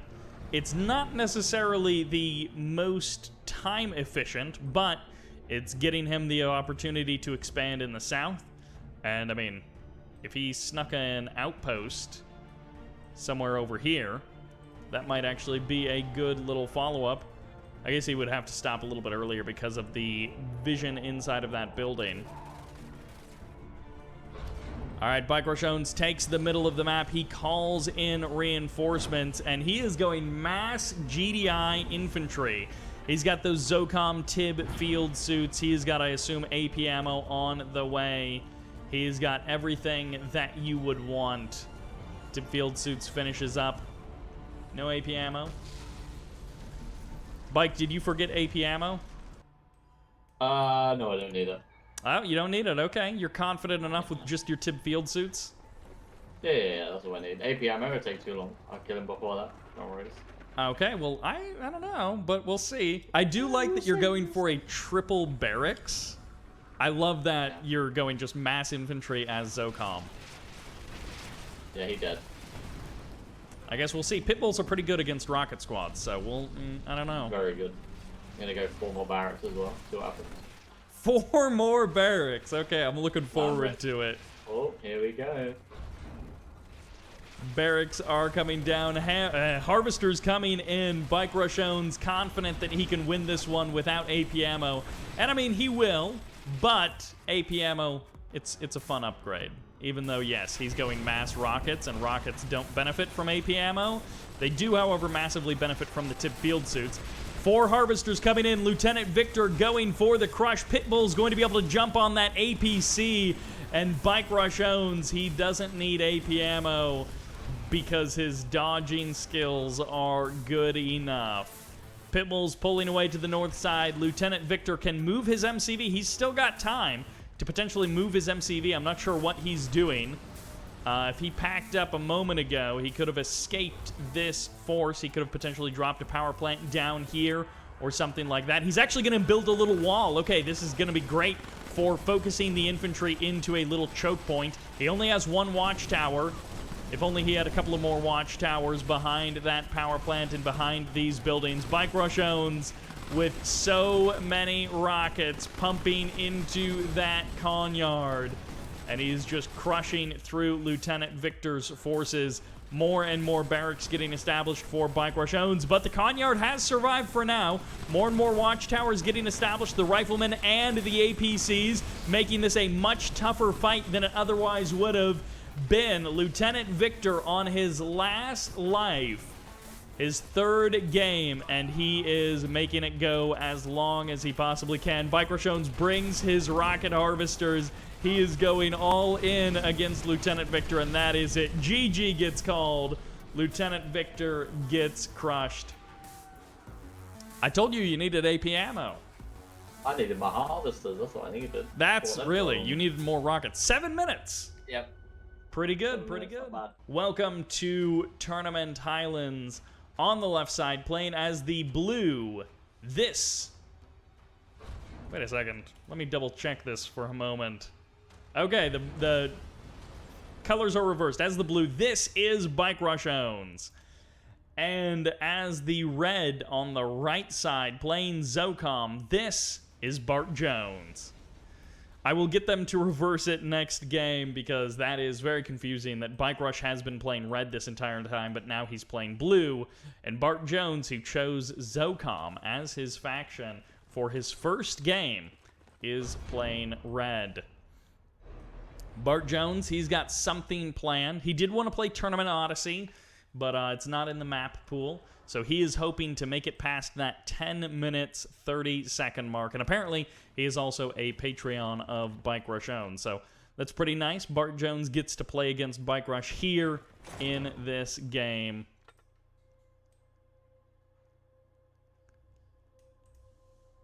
So far, things are looking pretty normal. Bartjones is going to go for the deploy here. He's going to try and shut down, get some scouting, and take a look inside of Bartjones' base. But Bartjones will shut that down. No hope for you, Bartjones. Bart powers down his war factory. He's going to be able to get out his second refinery in a nice time.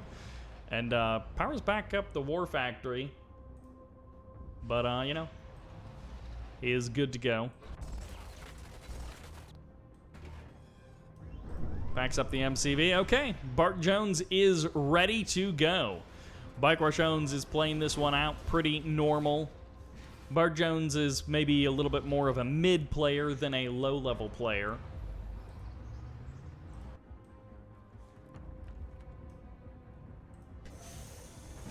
MCV moving up north. Bartjones deploys. He's got that foxhole to worry about. Bartjones goes, and actually Bartjones going for the blue Tiberium as well. Once again, Bartjones is the red player in this game. Bartjones is the blue. They're both stealing that blue Tiberium. And, well, in this case, Bartjones, I didn't actually check. He is Vanilla Nod. He's going to have to come up with a Zocom killing build order for Nod.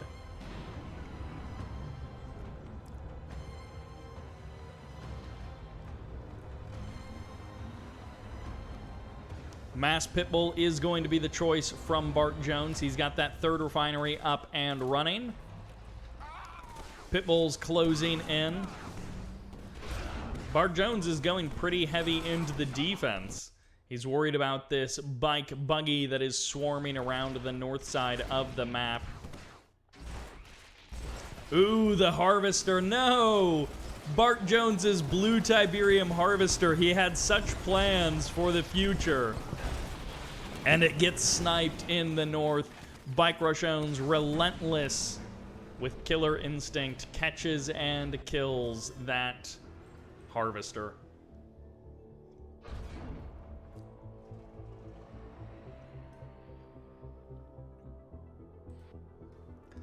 Seems like a lot of people are enjoying the event. I'm definitely glad that people are liking a bit of an offbeat, a bit of an unusual series. Bartjones going AP ammo. Okay. Bartjones is going to be going for the Tib Spike kill. Bike's goal is probably just kill him before 10 minutes 30. He doesn't have to kill him in 2 minutes. He doesn't have to kill him in 4 minutes. But if he wants to stop Bartjones from setting a new record, he's got to kill him in 10 minutes 30.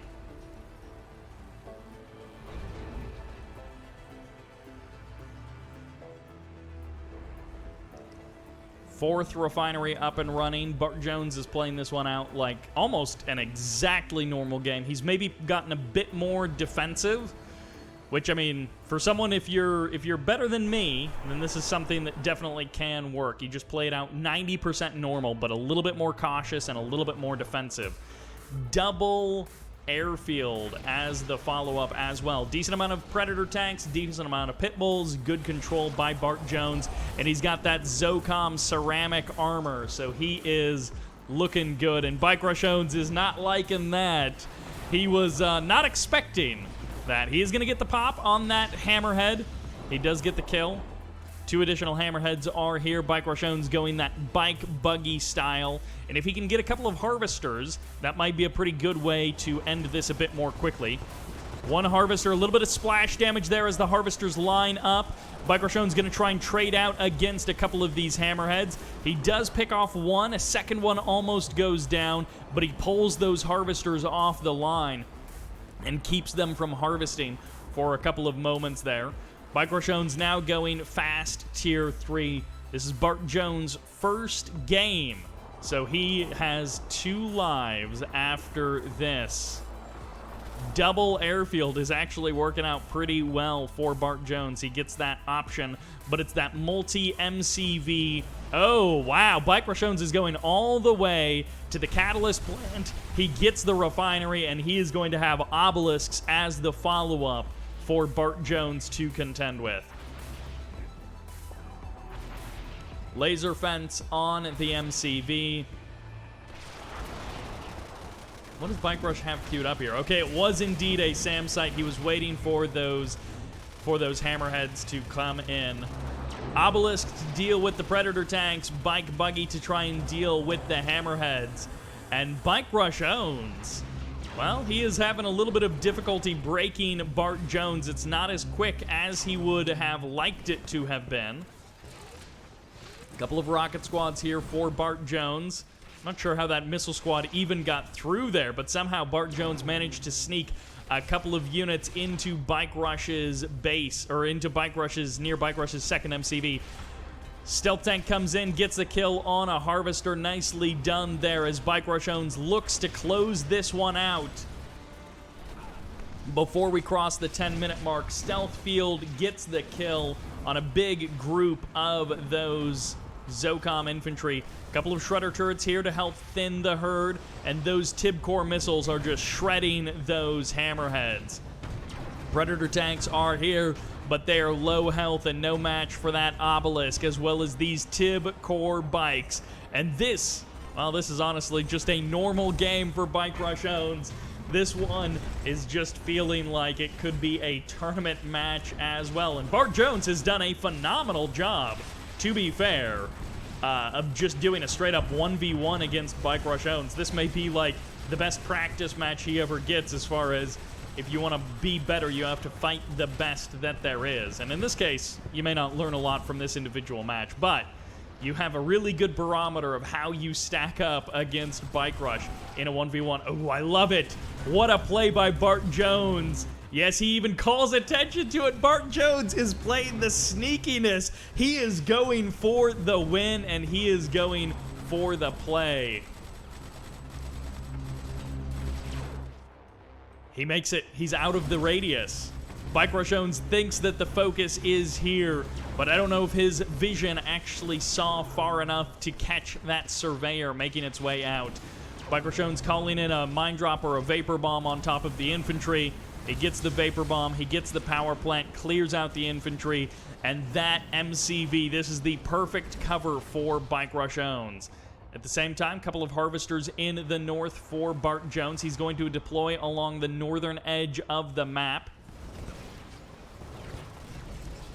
MCV getting targeted down. Bartjones with a phenomenal match versus Bartjones. And he's got just a couple more delay tactics that he can pull. I'm not sure how much cash he's got. He isn't deploying any additional buildings. He didn't get anything built in time. He gets a power plant there. It's not a great position, but it does buy an extra couple of seconds as Bartjones stops to kill it. And Bartjones, he's going to bring his harvesters to the fight. He's defending this little pocket of base, and Bartjones could sneak around the back to try and attack these power plants from the other side, but he's continuing this all-out frontal assault. Harvesters coming in, they're not going to be able to get the crush because the buggies are body blocking for the infantry. Eventually, the hammerheads go down and Bartjones falls apart. But it's not over yet. Ooh, it's not a great position over here. Would have been even better.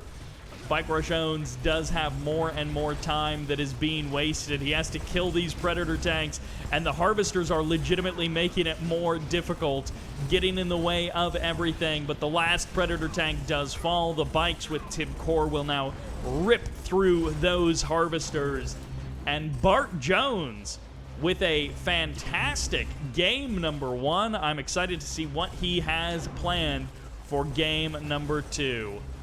He calls the GG, and Bike Rush says, don't quit. Bartjones says, I'm not. But he wanted to call the G. Oh, he sells off. He sells off the refinery. Oh, to stop the engineer from getting the cap. That's fair, okay. That's fair. You get the kill on the engineer. You use your rifleman to get that extra kill. And there it is. Where is it, Bike? Where is it? Oh, my God. I found it. He snuck that out right as your base was like coming in, and I was like, oh, this is the perfect cover. Wow. That was a good time. Holy shit. He got an extra 10 seconds for that. Oh! Oh, wow. 11 minutes, 8 seconds. Bartjones sets a new single game record. So either way, that is a phenomenal time from the player in the bottom right-hand corner. I think this is actually Bartjones. I forgot to make Bartjones change his color. But in the north, as the red, playing as the GDI, this is Bartjones. Okay, so Bartjones is indeed pink. Bartjones got to reclaim that red color. Conyard is there. It's two Zocom or GDI versus Zocom, two GDI factions against each other. And Bartjones is showing us that he can just delay. And maybe I will put him into the category with Sharpsense and them. But still, 11 minutes and 8 seconds. That's a longer time than Sharpsense or Psy got. So, no matter which way you cut it, that was a great game. And the delay with that sneaky outpost making its way to the top of the map. Just a great an additional 10 seconds in the game.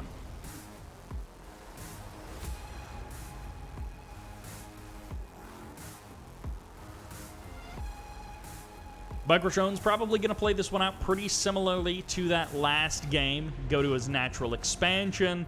Actually, Bartjones has a lot of scouts. 5 riflemen make their way into the base of Bartjones. If he deploys them all into foxholes, okay, he actually puts them all into separate foxholes. That's kind of curious. Obviously, a foxhole can contain 2 units, so you can actually cancel the foxhole on some of them and double them up. Bartjones going to be annoying. Bartjones goes to his expansion. Bike Rush goes to his expansion. And yeah, Bartjones probably going to play this one out similar to the second one, multi-MCV play, or go for like a quick tech and like a 2-base timing push.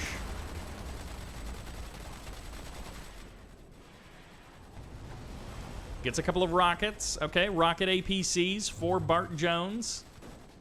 He's got that second base coming up. He's got those rocket APCs to be able to dislodge these foxholes.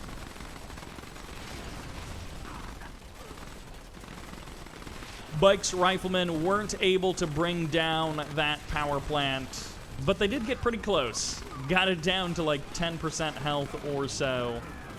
And Bike will eventually... Oh, actually, low power mode for just a moment there for Bartjones as he places his refinery. Has to power down his refinery. Refinery comes up for Bike Rush, and he has been fully dislodged from the middle of the map, or from the middle of the base.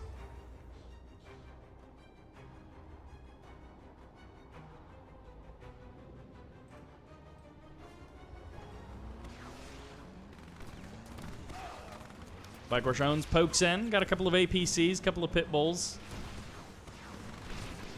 His own rock APCs involved.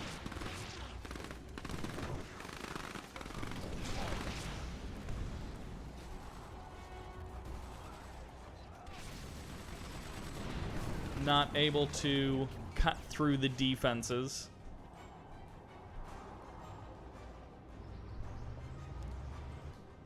All right, 4 refineries. Bartjones, once again, his defense is good enough. Garchomple didn't throw a ton of stuff at him, but his defense is good enough.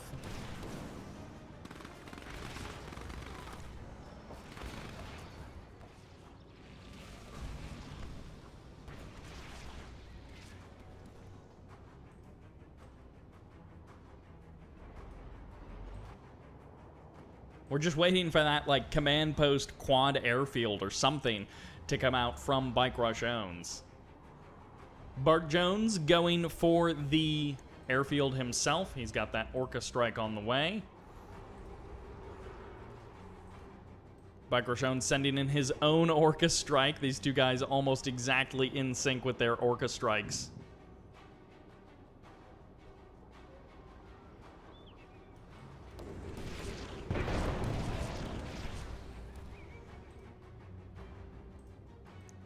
Multi-MCV coming out from Bike Rush. He doesn't have the tier 3 just yet, so no Juggernauts, no Sonics. He is moving out with his MCV. Bartjones in game number 1 gets an 11-minute, 8-second time, and he's going to be looking to crack that one even further. On this map, maybe down here would be a good outpost spot, just because Bike Rush may not see down there. Or actually, this corner would be an amazing outpost spot, especially if you airlifted an outpost down into that corner. I guess that would also be a good spot, but I don't know that you would be able to sneak by Bike Rush with that. Garchomple sees it, and a Marv is on its way. Garchomple is actually just going for a regular fast tech build. Multi-MCV. Oh! The Orcas almost get a complete kill on that. And the repairs will be coming in. Bartjones unable to, or Garchomple unable to kill that MCV. It gets a decent amount of repairs, but the Pitbull is going to do a bit more damage. MCV moves out. Bartjones tries to pull something sneaking. It doesn't totally work. Garchomple still trying to get that Marv out. And he is going to get the MCV. No! The APC dies! Bartjones unable to be killed. MCV is literally falling apart. He deploys his own Reclamator hub. And, well, Garchomple has his Reclamator hub in the north. He goes almost maximum Zocom, or Zone Troopers inside of that. Orca Strike comes in, almost kills the MCV. That MCV just will not die. Hammerhead's chasing it down. He does eventually get it. He killed that MCV. It took him a while, but he did eventually get it. Garchomple is the only one who can multi-MCV in this game. He says, if you build another MCV... Oh! Hammerhead's going down. Bartjones able to somewhat dodge that supersonic airstrike, but not completely. And Bartjones trying to sneak an MCV along the southern edge of the map. He is going to have his own Marv, so He's going to be able to put on pressure directly to Bike Rush, and Bike Rush is going to have to turn around his forces and do something about that Marv. I mean, at the same time, Bike Rush owns, if it comes down to a base race, Bike Rush owns has way more stuff spread out more further, so Bike Rush owns is going to be able to kill Bartjones' stuff more quickly. Bartjones' infantry getting caught by a big blast of the sonic emitter there. I don't think Bartjones has snuck an outpost off anywhere on the map, but he does have a Zone Raider Marv, and this could be a way for him to completely disrupt Sharpsense, who was the complete time winner earlier in this tournament. And I mean, if this game goes on for like a couple of more minutes, then Bartjones will have a real chance at completely disrupting Sharpsense. MCV taking a lot of damage. Supersonic Airstrike comes in, clears out the air forces, and Bartjones trying to cement this. No, he's not going to make it. He's trying to just save this Marv, but it's not quite going to work. The Marv does fall. Bartjones' hopes of bringing the fight to Bike Rush owns fall apart. Bartjones, he's got this Marv pretty much dead to rights, but it's done a massive amount of damage. Nice body block with that barracks. It doesn't stop the shockwave artillery from coming in and impacting. His MCV is going to get locked down. Bike Rush owns shows up with some aircraft. He's got the sonic emitters. He's got the multi-MCV play. And that Marv survived just long enough for his MCV to get pretty deep into Bartjones' territory and start tearing the base apart. Sonics aren't going to be enough to finish the job, though. Bartjones takes them both down, and Bartjones has virtually no economy, while Bike Rush owns also has virtually no economy. I thought he had a refinery in the north, but he actually doesn't. Neither player has a Marv, and Bartjones playing this one out phenomenally. Bike Rush owns drops down 2 watchtowers, but those TIB field suits are so powerful from Zocom that Bike Rush owns can't do anything about it. Bike Rush owns coming in for a bombing run. He's going to be able to get the airfield. Nicely done there by Bike Rush owns. And Bartjones is giving us potentially a brand new record, which he already set for the best single game length. And yet he might be about to set it again all himself. He's still got a decent amount of buildings in the south. He could repair up this power plant. It doesn't add a lot, but sometimes every second counts. And Bartjones is his harvester just taking away that damage. Bike Rush owns does get the engineer inside of his... No, he doesn't get the engineer inside of his own MCV. He just gets up to the next repair level. Bike Rush owns isn't going to be able to just engineer cap that MCV for a quick kill. He's going to have to kill it a more slow way. Multi-MCV life from Bike is has been really difficult. No sneaky plays from Bartjones. I think what you see is what you get. He's got those buildings in the south. Ooh, he sells off his power plant. I could think that was the low health one, so it probably doesn't add very much time to it. Bike Rush owns losing a couple of squads here. The AP ammo is nice, really helping Bike Rush owns in this case. And Bike, I guess, sells his MCV. He's got more zone troopers crossing the map. The MCV unpacks. I don't know if that was worth it or not. That did take a decent amount of damage, but the zone troopers are now here. Bike Rush owns looking to close this one out. Another MCV! Bartjones manages to sneak out another MCV. Now, if it's undeployed, it doesn't count. So as soon as these buildings fall, the game will be over. But Bartjones can deploy this at the last possible second, and it will give him some extra time. All right, nicely done. Bartjones activates the repair, and that was a great move. Sneaks out an additional MCV, and Bike Rush owns is about to close out this game, but Bartjones has done an amazing job of extending out this game. He's still not going to beat Sharpsense's combined time, but he will be... What does he still have? What in the world? He got something out somewhere.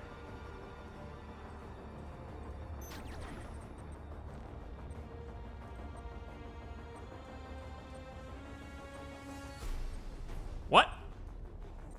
my gosh, over in the trees. In the trees. Where is it, Bike? Where is it? That must be. Oh, I see it. Oh my god, blind.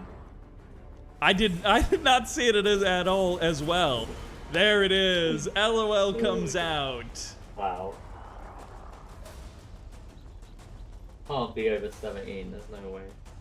12, 13? 13. Bartjones. So he still hasn't passed Sharpsense's combined time of 17 minutes. Really. But Bartjones has, like, almost doubled what anyone else was really able to get, which was like 7-8 minutes. Psy and Sharpsense, they both were at like the 7-8 minute mark, and he's up to 13 minutes. That was it. He's sneaky with those outposts. Bartjones is like the best outpost sneaker in the game. Welcome to Winter Meltdown for game number 3 of the Holdout Challenge, featuring the pink Zocom in the top right-hand corner, Bartjones, versus the red SteelTalons in the south. This is Bartjones. Bartjones, he is getting that SteelTalons love. And no, it's GDI. It's not Zocom. It's vanilla GDI versus SteelTalons. Bike, how do you feel about getting SteelTalons again? I just can't do anything for ages. Just the meta. He might actually have a really good time here, because I can't push into him with SteelTalons. Like, people go base rush, but people who say that don't know how to play the game, so it's very difficult. Because I can't base rush against someone who's just gonna go APC hitball into 2 MCV. It's gonna have to play it for the long game. Alright, Bike, good luck. Cheers. Bike has got a game ahead of him, and that's the fun of going for something random. Are you kidding me? Are you kidding me? Bartjones! I'm so glad that I just muted Bike Rush. And if you guys don't know, you can, if you have a server, you can mute and deafen people. And so I can just, at will, bring Bike Rush in and out of the game. So we get to see and hear from him from time to time. Bartjones is about to scout this if he hasn't already. Yes, he is about to scout this. He's got more than enough scouts to be able to see it. He sees the Ox transport as well. So he doesn't know exactly what's in there, but he can guess. And he kind of knows what is happening. He sees those orcas. And let's just unmute him so that he can't hear me, but I can hear him. There's the sell-off. Many scouts is what Bartjones says. And Bartjones is here to kill Bartjones. Now, if Bartjones kills Bartjones will have the best time overall as long as the game is longer than 4 minutes. So if this game is longer than 4 minutes and Bartjones wins, then he will have the best time overall. He will beat Sharpsense, who killed Bike Rush earlier on. But I don't know that that's actually going to happen. Bartjones was worried that he was going to not be able to kill Bartjones quickly, and Bartjones is bringing the quickness to him, selling his MCV. Bike Rush just has to survive past this first couple of minutes. Once he has enough anti-air, he's going to be able to bust through these orcas. But for the current moment, Bartjones has a lot to worry about from that orca firepower. Bartjones has only 1 harvester, only 1 refinery. Bartjones has 3 harvesters. Bartjones shooting the land bridge, which doesn't do anything, of course. Orca's just circling around. What is Bartjones going for?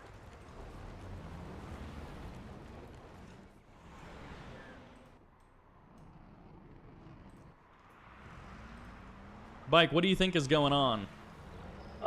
He sold his MCV and mass orcas into maybe hammerheads, but he was bad idea to do this. If he would have played normal, I had to go long game. I can just go across the map and I can kill him before he kills me. I think he was hoping he would be able to get a kill against you, and then he'd win. Yeah. Yeah, but well, I don't know. I played against this with like As soon as I saw how many, like, he played way too defensive, like, too many box holes and like, he's taken too much of his own side of the map and not scouting me. That just means he's gonna do this, like, drive and do this against me. I'm against this in tournaments all the time, so I kind of always know when this is coming. Okay, All right. Well, he clears out your MRTs, but good luck with the rest of the game, Bike. Cheers. So Bartjones, he read the situation pretty well. The Hammerheads were on their way, but Bartjones is so low on economy that the Hammerheads haven't actually finished up. It looks like he's got one, maybe two of them out on the map. So Bartjones, he knew that it was an MCV cell, mass orcas into Hammerheads, but honestly, there are very few Hammerheads actually here. So it's mostly just orcas. Bartjones is going to be able to trade with the orcas, you know, take a couple of shots. Bartjones has done a really good job of keeping all of the orcas alive for now, but if he's not going across the map and killing Bike Rush's stuff, then there's only so long that this can go on. Bartjones has functionally triple the economy of Bartjones. Maybe it's actually more like 2.5 times the economy, because the third harvester does line up sometimes. And Bartjones now has another MCV, so Bartjones can do whatever he wants. But Bartjones has weathered the storm. And if Bartjones had been able to get a win, then this would be a great way to delay the game. But this is just going to be kind of a mid-length game, unless Bartjones has... Did he walk an engineer or something? No, because he airlifted his engineer. So he doesn't have that. I think this was a bit of a misread by Bartjones. He either intended to do this with more harvesters, or he intended for that engineer to be like the way that he would win the game. And in this particular case, I don't know that this is the best delay tactic. I think playing normal would have been a better option for a maximum game length for Bartjones. Like, we saw Bartjones in the other games go very even toe-to-toe against Bartjones. He was able to delay the games, he was able to drag things out, make things last a lot longer than the low-level players like me. But in this game, this might be the shortest Bartjones game. However, having said that, Bartjones isn't actually close to killing off these buildings. He's about to be very close because he's going to have an unbeatable army once these Hammerheads cross the map. Bartjones has a couple of air towers, which essentially makes his base unassailable. He may have sold the MCV as well. He went up to the command post. He got out his double air tower, his double airfield.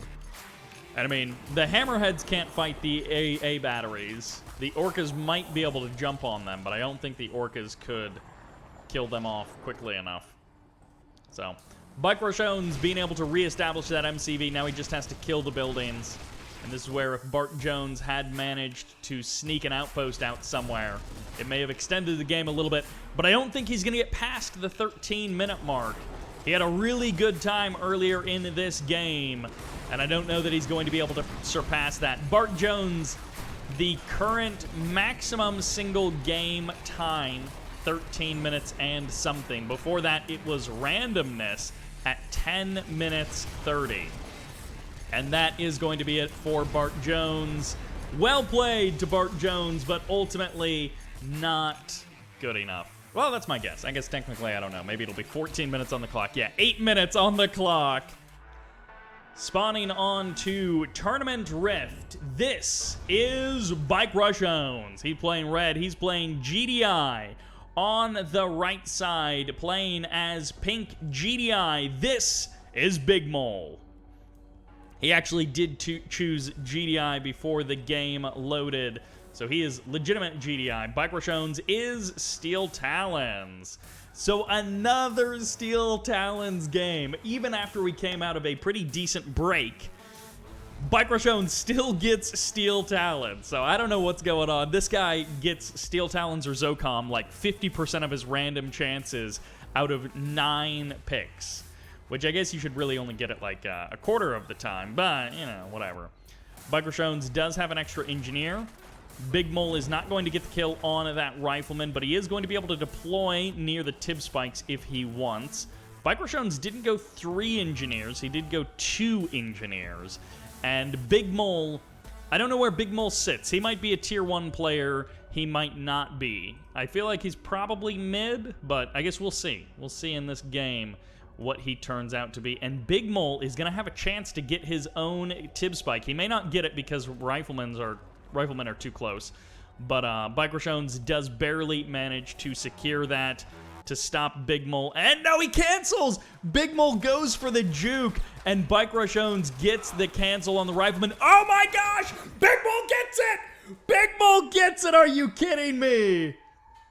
Bartjones cancels that rifleman, and BigMoule still gets the Tib Spike. What a Chad, what a play, what an absolute turn of the tables against Bartjones.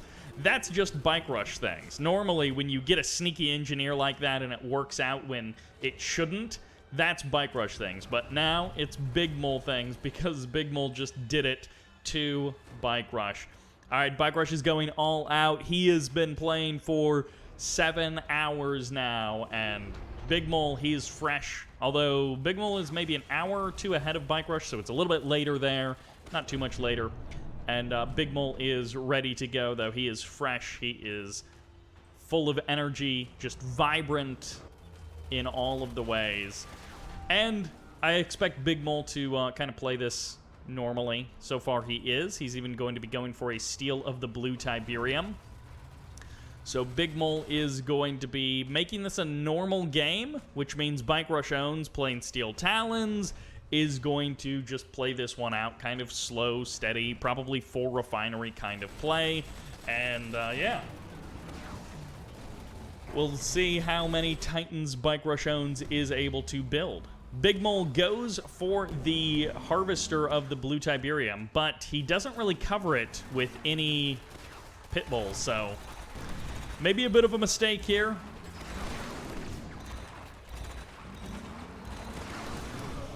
How the mighty have fallen, the hubris of man and all of that, the hubris of BigMoule thinking he could get Blue Tiberium. He could steal it away from Bike. Because he got that Tib Spike in the south, he thought, this game is mine. If I can steal a Tib Spike away from Bike Rush like that, then this is mine.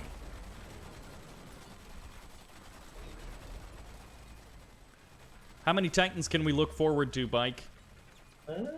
20, I think. Okay, 20. I'm happy with that number. Maybe more. I love getting to see Titans play, and I feel like in a normal SteelTalons game, not a lot of Titans get built, but in this, you build a ton of Titans, so I love it. I do, I'm a showman. All right, 20 plus Titans. I'm going to hold you to that. Bartjones promising us all 20 Titans to potentially have in this game. BigMoule's got the natural expansion. He's got the tier 3. Oh my gosh, he's going multi-MCV, and he's also gone Tech Center, so he could potentially be going Sonics here. And this is, I mean, BigMoule is definitely getting the advantage of, like, Bike Rush has already been playing for 7 hours, and BigMoule might be able to pull off some annoying stuff that wouldn't have gone as well earlier in the game. But one Sonic emitter does get deployed. Bartjones trying to spread out his Titans so that the Sonics don't get hits against multiple Titans in one go. And BigMoule packs up his MCV. Be careful, buddy. Even though that Titan is low on health, when you are driving right towards it, you never want to be on the wrong side of that equation. Bartjones sneaking pit bulls into the south, and BigMoule is going to be fighting the Titans up in the north. He's got Sonic emitters. BigMoule has actually got a decent chance at this, and Bartjones is going to be killing the Harvesters. BigMoule is going to have some kind of defense. He's going to have to pull back, but Bartjones is just walking away from the middle of the map, and he got a little bit of value out of that. He got a little bit of cash, but Bartjones is now pivoting past that natural expansion into the main base, and BigMoule is got some juggernauts. Oh my gosh, BigMoule is bringing the legitimate Game 1 plays. Bartjones is going to have to take a natural expansion, and Bartjones is going to have to play this one out as a normal game from here. He has got behemoths. He has got, railguns. But he is going to basically have to just play this one out as normal. He's got his MCV deployed. I'm not actually sure what his plan is here with the MCV. Oh, he gets a crane. He might actually sell the MCV for the cash boost, but it wouldn't be a huge amount of money, considering you just spent it on a crane. Orca's coming across the southern part of the map. BigMoule has more pit bulls to deal with. He sold off that sonic emitter. He's going to be able to establish himself in the middle of the map. He might just need to pivot entirely from the natural expansion to the middle. It would be a bunch of money down the drain because he's already lost like 5 harvesters down in that part of the map, and he's got those refineries there. BigMoule kind of, no refinery at the main. So that's it for BigMoule's economy. His economy is completely dead, stripped away. He can sell off a bunch of buildings and get more than enough to finish off a refinery, assuming he's got one started. Okay, he doesn't. Well, he's got 2 tib spikes, so that's good to know. Bartjones' harvesters are all stacked up on each other, getting delayed going into the unloading that Tiberium. So Bartjones' economy may be a bit weaker than he would like. MCV repositioned near the blue. Bartjones is going to be able to capitalize a huge amount on that blue Tiberium. And BigMoule, without an economy, finally gets out a harvester in the south. And his MCV is on the move. This is a great delay of game for BigMoule, but if he had not lost his entire economy, he would actually be in a pretty good spot. He would have been able to keep those juggernauts rolling, pull this game out a bit longer. Orcas almost catch that MCV, but they don't quite find it. MCV's spread out. BigMoule got a great setup between his bases. Bartjones targeting down the power plants. The GG gets called. Low power mode for just a moment, but the refinery gets powered down. And BigMoule deciding not to quit after Bartjones tells him not to quit. He's like, hey man, it's all about the time. Once again, the single game time in the lower leagues is 10 minutes 30. In the upper leagues, it's like 13 minutes. Well, yeah, you probably need to win one game to be able to get long enough. Otherwise, you have to go over 17 minutes. So BigMoule is trying to figure out how to play this one out, because from this position, he probably won't win a game, a straight-up game versus Bike Rush. He scans the middle of the map. There's the Titan army that Bike Rush promised us earlier in this conversation. Bike Rush crossing the map with all of those Titans. If BigMoule had been able to deny that blue Tiberium, he would have stood a chance. But Bartjones with blue Tiberium and green Tiberium and killing BigMoule's entire economy, it's a tough situation. BigMoule keeping a lot of buildings around that he definitely could have sold off to get out more harvesters more quickly. And I mean, even this stuff up here, it's not doing anything. Selling off that war factory may have allowed him to get out more harvesters and get back on his feet more quickly. Titans turn north, railguns finish up. Bartjones looking to close this one out. The one Juggernaut goes down. BigMoule trying to delay this using sonic emitters, and I mean that will buy him some extra time, forcing the Titans to attack the sonic emitters rather than killing off this MCV. Everything helps in this way. Ooh, sells off the war factory. I don't know if that was a good idea. Sometimes if you sell off a building, it allows you to get something else up and last a little bit longer, but sometimes it's just an MCV, or it's just a building sell. Okay, in this case, BigMoule, it looks like he made the right choice, able to get up both sonic emitters. That shut down several Titans there, and those 2 sonic emitters shutting down that squad of Titans has given him some extra time for sure. Bartjones splitting up his forces into multiple attack groups so that he can defeat these buildings more quickly. Adds on the watchtower, but BigMoule never actually got AP ammo. A bit unfortunate for BigMoule, but it won't matter in this case. AP ammo wouldn't defeat these units, and it wouldn't give his buildings any extra time. Power plant gets targeted down. Refinery and barracks are, I think, the last structures left for BigMoule unless he managed to sneak something into the corner of the map. But no, that'll be it. BigMoule, a.k.a. Onky Onky, has been defeated. You were a little bit worried there when he got your Titans with that Sonic. Yeah, he could have won that if he locked my MCV, but he didn't. But welcome to game number 2 on Tournament Highlands. On the left side, as the red GDI, this is Bartjones. And on the right, playing as the pink Nod, green Nod, this is BigMoule. Oh! Sells off the Secret Shrine immediately. Where are the Shadow Teams? There they are. I love it. Right away from BigMoule. He's going to Shadow Team Rush. And Bartjones on a different map. He was protecting his power plant with Tib silos. But I guess we'll see. Let's listen in. All right, Bike Rush, I can hear him, but he can't hear me.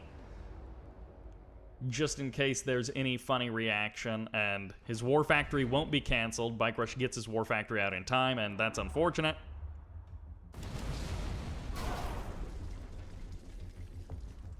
Did you see that one coming? No, but that's the dumbest thing I've seen in a while. If he would have canceled your War Factory, that would have been great, but... Yeah, but the map's too big, he would never got it. Yeah. Yeah, so now, I mean, he slows me down, but really, he slows himself down epically as well. And I'll just go economy from here, and then 2 War Factory, and then he's dead. But I'm glad that we got to see at least one Shadow Team Rush. Yeah, at least it makes the game a bit quicker. I'm knackered. What, 8 hours of Kane's Wrath is too much? No, never, right? Never. Never. It, right? All right, good luck. Never. Thank you.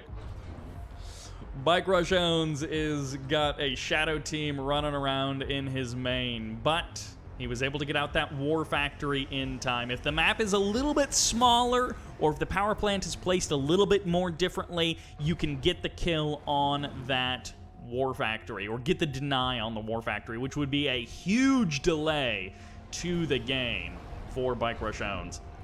Bartjones trying to use his Harvester to hunt down those Shadow Teams and crush them, but the Shadow Teams will escape. If they take to the sky, the Pitbulls will have an easier time killing them off, but Bartjones has kind of established himself quite nicely. Now, he says BigMoule hurt himself more than he hurt Bike Rush. That very well may be true. BigMoule spending all of that cash right away has slowed down BigMoule's economy significantly, and we'll see if it ends up being better than an 11.5-minute game number 1 that BigMoule had. But he's got a decent setup so far. He's got a, 5-2 almost, and his main base, but he's got his natural expansion potentially coming up relatively soon, and Bartjones is on his way to a double War Factory. He's got himself a decent amount of income, packs up his MCV, and he is heading for the hills. Double War Factory is going to be a ton of units, and if BigMoule goes for a refinery... No, BigMoule actually goes double War Factory himself. I don't know if he saw extra units leaving the base, or he just realizes that Bartjones his MCV is nowhere near the natural expansion. But whatever it is, BigMoule reads that he needs a second War Factory and not a third refinery.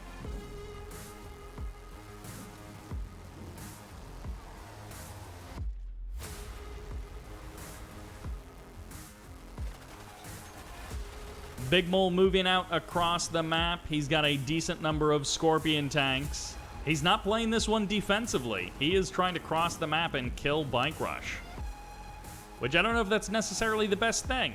The goal here is to get the maximum time. Bartjones sets up his MCV at his natural.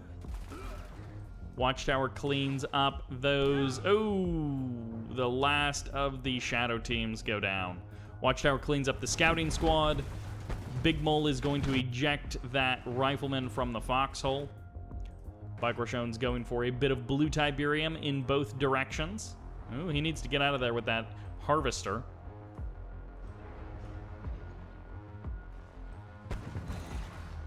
And there it is. Garchompe's realizing his blue Tiberium Harvester is going to get chased down. He's trying to juke. It's not going to work. He loses the blue Tiberium Harvester. A bit unfortunate for Bike Rush, but I think he'll be okay. He's going to be all right in this game. Mass Pitbull, so double War Factory, just a ton of Pitbulls coming out from Bike Rush. He's now up to 4 refineries. He's got good eco. He got the blue Tiberium from the north. I think that's a second load of blue Tiberium that he's unloading from the north. So he's got a decent amount of income and economy built up. Both players did grab their tube spikes. They didn't forget them like I might have.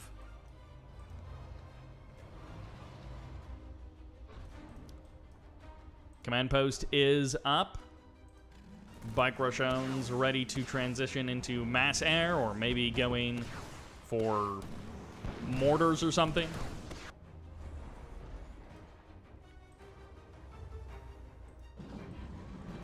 Operations Center is up, so BigMoule has transitioned as well. BigMoule is kind of just playing this one out like a normal game. He's playing smart and aware, so he did go for that second War Factory before the refineries, and that has served him very well. Airfield is out. I don't know that it's a second airfield. I don't know that it's a multi-MC or multi-airfield play from Bike Rush. Bartjones, or excuse me, BigMoule gets caught or catches Bike Rush in the corner of the map. Orchestrike comes in, tags the Harvester. Unfortunately, BigMoule doesn't stop that from happening. Stealthed 2 flame tanks. Okay. Something we'll have to try. Oh, his flame tank got caught on like the Harvester or the refinery or something. It's not actually moving. It should be moving out on the map, but it's not. Oh! Alright, welcome to game number 3, the last game of day 1 of the Hold Out Challenge. Huge thanks to Toasted Waffles for jumping on and supporting Kane's Wrath with this event. As the green screen in the north, this is BigMoule. Playing that Traveler 59, I believe. Meanwhile, in the south, in the bottom right, as the red GDI, this is Garchompe's. Garchompe's getting himself GDI. Vanilla GDI gets it 2 games in a row. Meanwhile, BigMoule, I think, did go Traveler 59. But I guess we'll see in a moment. Garchompe's has to play this one out pretty normally. And BigMoule, it's up to him to try and do something a little bit crazy. Garchompe's, it's a big map, and he's playing GDI. He's talked about how the GDI factions are the slowest for getting across the map. And no, BigMoule actually just plays straight up vanilla Scrin. So he goes with Scrin instead of Traveler 59. Garchompe's has got those Harvesters. Again, kind of like the last game, I expect Garchompe's to play this one out very normally. Just a straightforward match. I don't know. 4 refineries into some kind of big airfield play, or maybe he goes Shatterers or something. But at any case, he's going to be playing this probably around 2 base multi-MCV, and not much until then.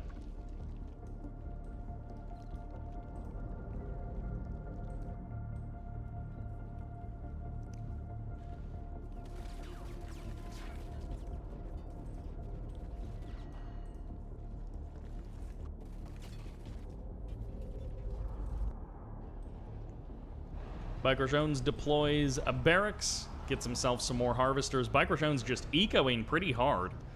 He is not wanting to end this one quickly, or not wanting to end this one foolishly, perhaps. It would be the better way to put it.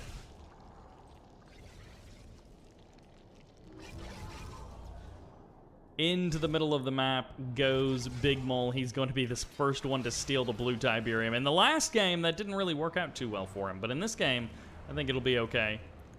2 rock APCs moving out through the middle of the map. BigMoule is going to be able to get basically all of this blue Tiberium.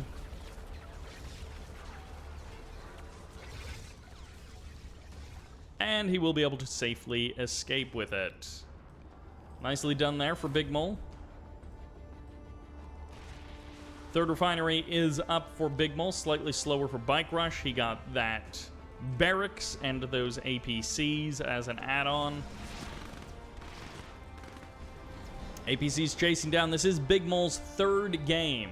He wanted to count the desync as his game number 2. He said that he would be dead in 3 minutes, so he was happy with that just being his game number 2.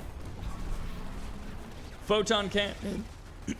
Photon Cannon gets deployed. Bartjones forced to retreat. And the Nerve Center comes in. No upgrades just yet for BigMoule. Bartjones, he's up to 1 airfield in the north. He doesn't have a 2nd refinery in the north just yet. He's playing this one out a little bit faster tech.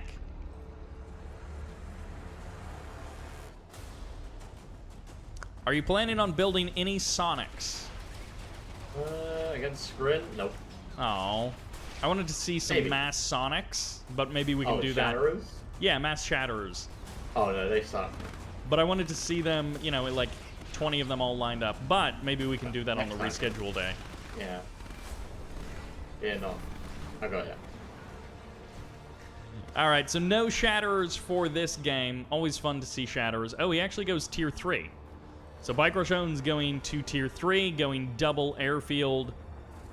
I don't know if he's going Firehawks. Okay, yeah. He's going Stratofighter Firehawks. He's already got the Stratofighter upgrade.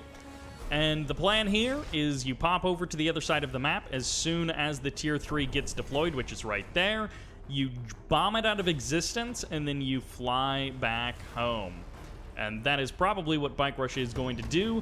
And very likely, he's going to be able to kind of handicap BigMoule by killing off his tech. Now, BigMoule is going to know that this is coming, so he does have that plasma missile battery here. He's also got a stasis as well, so BigMoule can use that stasis chamber if he needs to. There it is, Firehawk bombing run. Whoa, what was that? Okay, the last one falls. There we go. Bartjones kills the Tier 3. The stasis has been scouted. Bartjones knows about that. And BigMoule is pretty well set up, all things considered. He's still got his 2 refineries in the north. Bartjones is going to be pretty happy about that bombing run. All things considered, it went pretty well. And Bartjones is from here. I don't know, multi-MCV. Oh, Bike did it. 1 Shatterer. That's all we need. Just 1 Shatterer. Maybe we can do mass Shatter some other time. BigMoule is very possibly rebuilding his Tier 3. He has got a nice little network of plasma missile batteries. And, well, he's just happy to play this one out like that. He's got a couple of Mechapedes as well. Orca Strike comes in. Bartjones possibly getting enough vision to see that. But also at the same time, bombing out the refineries back at home. So his Firehawks take down the refineries in the north. They don't take down the War Factory. And Bartjones is has delayed the Tier 3 of BigMoule, but he has not stopped it. There's the scan. He sees the 3 plasma missile batteries. He sees the Mechapede dancing to the north as well. And Bartjones knows that if he sends these guys over, it will be a one-way trip for sure. There's the exit. And it's actually going to be in the north once again. He takes down the power plants. Maybe the follow-up? No, he's going to go for the War Factory. So it's a complete shutdown of the base in the north. Bartjones takes the power offline for BigMoule, who has put up a lot of base defenses and really needed those upgraded power plants in the north. BigMoule also dropping off a refinery in the north so that those harvesters could deploy at that location. Orca Strike now coming in for Bike Rush. He's going to get even more vision. There's the reason for the tier 3. Little Mastermind, little Eradicator Hexapod, and Bartjones is going to get pretty good vision of this when the orcas cross the map. He sees the tier 3. There's the stasis. It freezes the technology assembler and denies all of that damage. He stasises his own building there. And Bartjones takes a third base behind this. So Bartjones is still inside of the 13.5 minute mark in terms of BigMoule's game time. But we are getting closer and closer to that. Tier 3 getting stasis does shut down the Eradicator Hexapod as well, although I don't know if that's actually what he was building. I just assume that is what he was building. Firehawks coming in. Ooh, MCB up in the air, but it does get deployed. Those Firehawks not able to take it down, and this is mass Sonics coming in from Bartjones. Bartjones, you are a gentleman. That is a ton of Sonics. You're welcome. And as always, getting to see Sonics in action is fantastic. Master Leaf is the only one who uses them seriously, and, well, what better is there than Sonic weaponry? Bombing run comes in. Eradicator Hexapod moments away. Perfectly done there. But of course, the front does fall. And these harvesters, no, BigMoule, not your harvesters. They transfer basically into the Sonics. The tier 2 gets shut down. The nerve center gets destroyed. And I don't think these Sonics can take down the Eradicator Hexapod, but they might be able to. If they kind of kite away and they go for the kill shot by shot, they might be able to. However, this does give an opportunity for Firehawks to continue to make bombing runs for Bartjones. He can take down all of this infrastructure in the north pretty safely. He might even be able to jump on that tier 3 again and just go for a kill of the tier 3 and don't worry about all of the Firehawks making it home. But no, Bartjones sells off the airfields. He transitions into a double barracks. He's got more Sonics coming out. This game is going to be drawn out because Bike Rush is going Sonics, but he is going to just about engulf it. And no, the phase comes in. BigMoule phases his Eradicator, and Bartjones is going to have to keep these Sonics away. He's going for the crush on the Sonics, but as long as Bartjones stays far enough away. And the Eradicator Hexapod actually taking a little bit of damage there, I think, in the phase.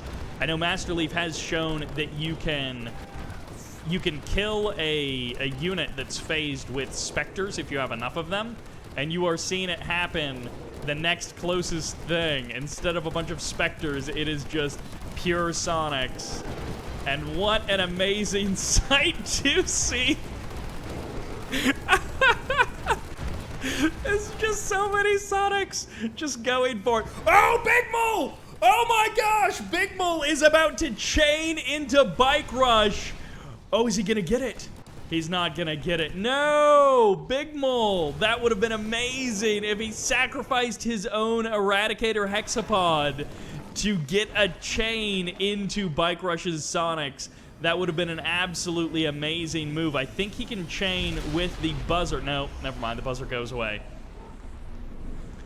And BigMoule is basically just hoping that Bike Rush will catch, one of these units will catch the blast just outside of the radius, unfortunately, there. And BigMoule's mothership will not get a fantastic photo finish that we were all hoping for. The MCV has jetted off somewhere. It may have been bombed out of existence. I'm not sure. But BigMoule has, well, this mothership is going to go down. If only he could get off one more blast. No, it's not going to happen. Almost. Goodbye, mothership. Bartjones crushing through BigMoule's defenses. Blinks away the tripod just as it gets EMP'd. Mastermind is there as well. And the Mastermind will eventually go down if the Grenadiers ever can hit it. But it's a fast-moving guy. BigMoule's MCV, if it managed to escape, then he may be in this game a little bit longer, but For the current moment, it's down to these last couple of buildings. BigMoule calls the GG, the power plant and the tier 3.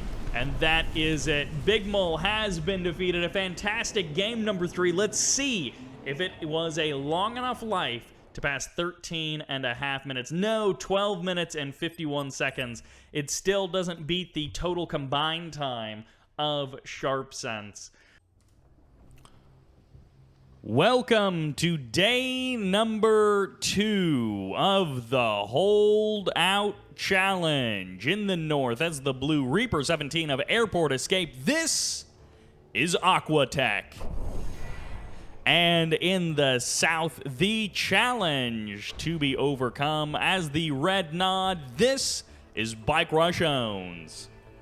All right, Aquatech is a player that I am unfamiliar with, but they are opening Crane first. They're playing Reaper 17.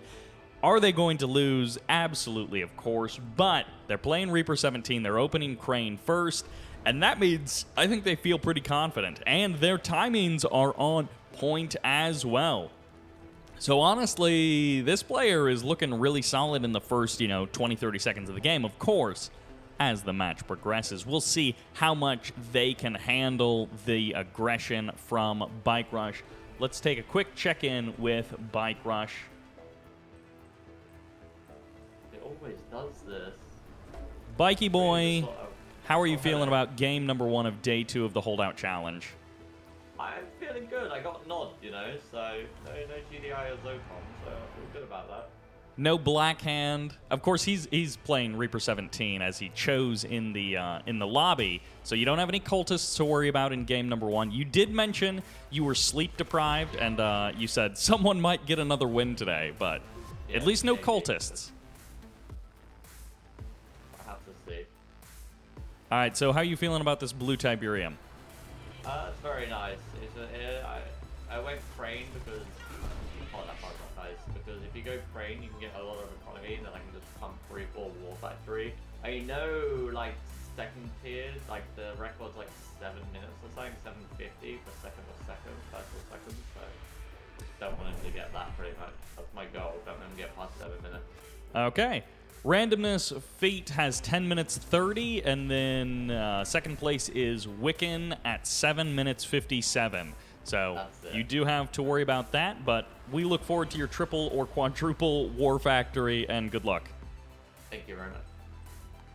All right, so Bartjones is going to be bringing us a triple or quadruple War Factory. We saw Nerve Center get deployed on the other side of the map, and honestly, Aquatech looking really fine. I mean, he's got a couple of scouts in. We saw a militant squad taking down a scout earlier, but Aquatech has done a really good job of taking a look in Bike Rush's base. He's playing this one out completely normal. This guy definitely feels like a smurf, and if he's not smurfing, he is definitely a player more in the mid category than in the low category. So we'll see. Bartjones, I think, is scouting this guy as well. Militant squad gets taken out in the middle of the map, and then a second militant squad is there on the east side. Couple more buzzers heading out. This guy is really consistent with his scouting, so this is definitely not your average low-level player. Double War Factory Reaper. Okay, this guy is absolutely looking to bring the pain to Bartjones, and I don't think Bike has spotted this just yet. Is he going for the militant? If he wants to anti-scout that hard, that would be quite a tell. He does bring his entire army over there, and I just want to check Bike Rush's vision. Yeah, Bartjones is now going to be seeing the double War Factory. He's going to get a full read and a full reveal on what Aquatech is doing. Bartjones is going to have to play this one out pretty cautious, pretty safe. He might be going fast fourth for the 1-clicks. Tier 4, that is, for the 1-clicks. And actually, did he just sell an MCV? He's up to Tier 3. He's got laser capacitors, I assume, coming up. It might actually be Tib Core missiles instead, but I assume it's laser capacitors. He did sell his MCV, so this is going to be an MCV sell. He can rebuild that MCV, of course, but without a gravity stabilizer, our friend in the north cannot. So this guy has a really good shot. Once again, the very top tier is 16 minutes 51 seconds. That was a 2-game sequence coming out from Sharpsense. The second place in Tier 1 is Bartjones with 13 minutes and 11 seconds. 13 minutes and 11 seconds is the longest singular game. Bartjones with some really solid, just like straight up macro play, and then some clever placements of outposts as well. A sneaky Flame Tank does get caught by a Dev Tank. Flame Tank does go down. BikeRushOnes is going to be bringing the pressure. He's got a ton of Scorpion Tanks. Laser Capacitors should be finishing up relatively soon. He's going to be overwhelming what forces are here, and it's going to be triggering a bit of a base trade, and this is going to be a half retreat, half attack. A couple of units on the left side of the map going to be attacking for Aquatech, and the rest of the units are going to be pulling back to defend. BikeRushOnes just wants to burn down as much as he can, as quickly as he can. He's going straight for the MCV. I think he's identified that there's no gravity stabilizer, so he knows he's got a chance of taking down the MCV permanently. There it goes. That's the end of the MCV. It's going to be up to the reinforcements. Laser Capacitor Scorpion Tanks going to be coming out of the Double War Factory right on top of this field. No expansion from BikeRushOnes, so no third base.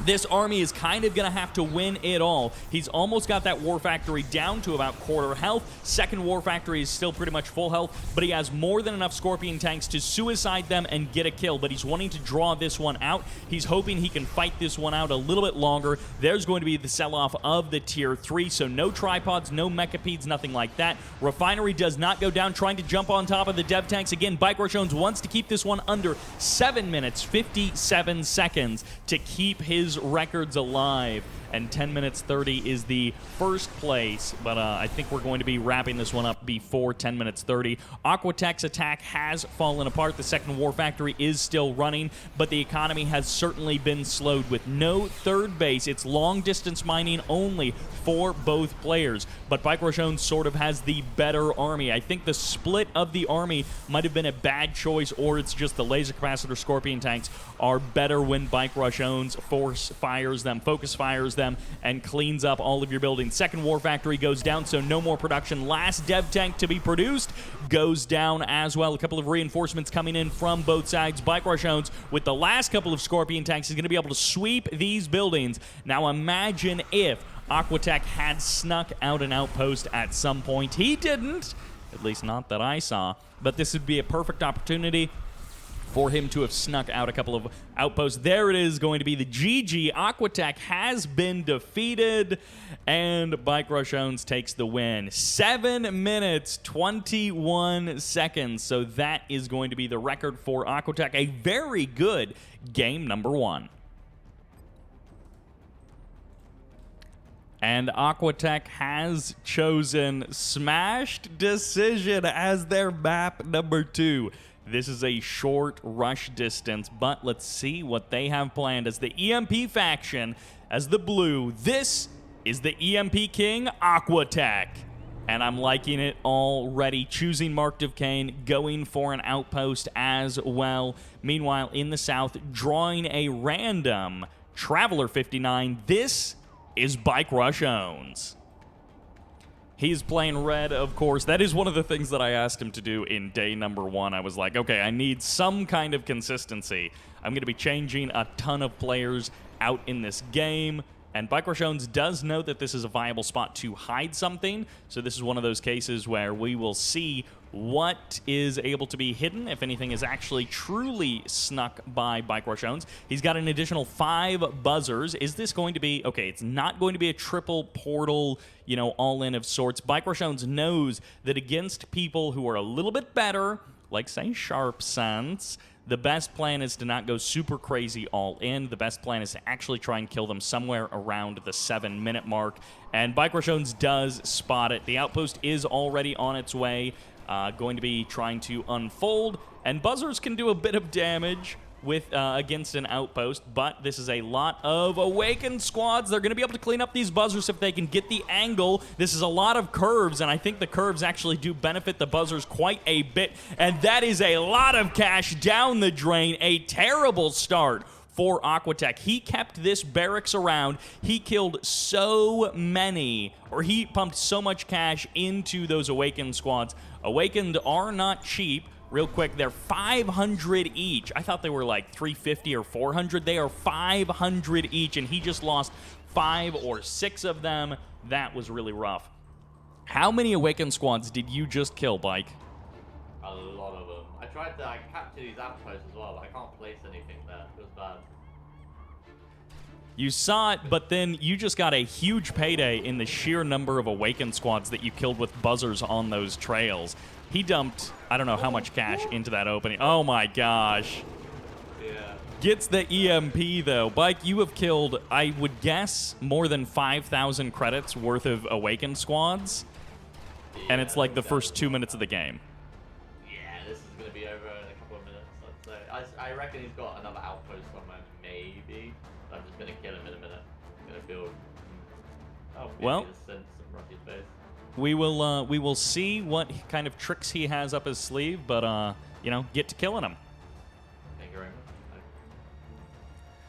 Now, if you guys don't know, I believe EMP control centers don't extend your life in the game. I think he is planning on that. But if you don't know, you actually can. The way that we're doing the little sound bites and interviews is actually via Discord. So we're set up in a server. I can mute and deafen Garchomple at will. So engineers coming out from Garchomple, and he's playing this one pretty normal. He's got the stasis, he's got a couple of a couple of harvesters, a couple of refineries. He's playing this one out relatively normal. I said that, and then of course he places a second portal and he's just going like mass descents, which is not super typical. It was an MCV cell, and there is going to be the EMP control center spotted out by Bike Rush. You heard him say that he thought there was a second outpost. He doesn't realize there isn't a second outpost. This might be a good spot for a second outpost, you know, some place that someone might not see, but as far as I know, there was no second outpost. You could also try and hide one like next to this tree back there.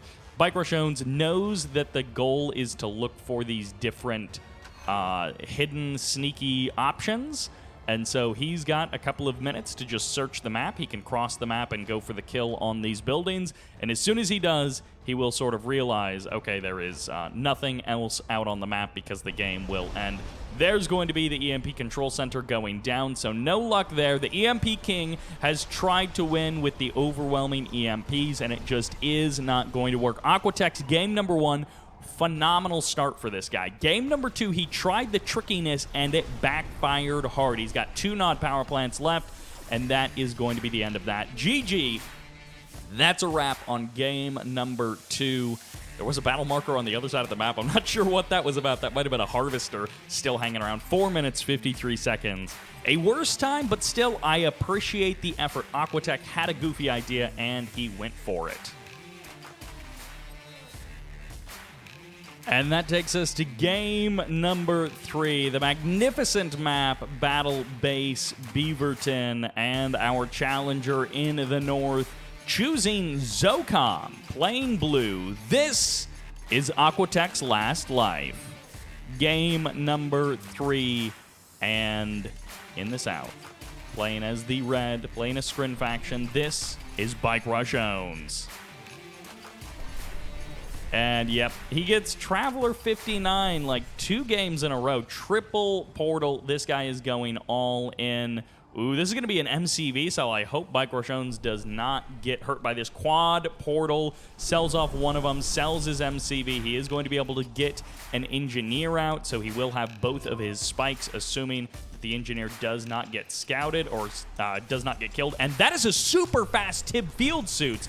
So these buzzers are going to get the kill on that one squad. Garchomple is going just mass infantry, and it looks like it's going to be mass infantry from Aquatech as well, but I don't think he snuck out any kind of any unit out. I don't think he actually got an outpost out. So he's just going to hold up here.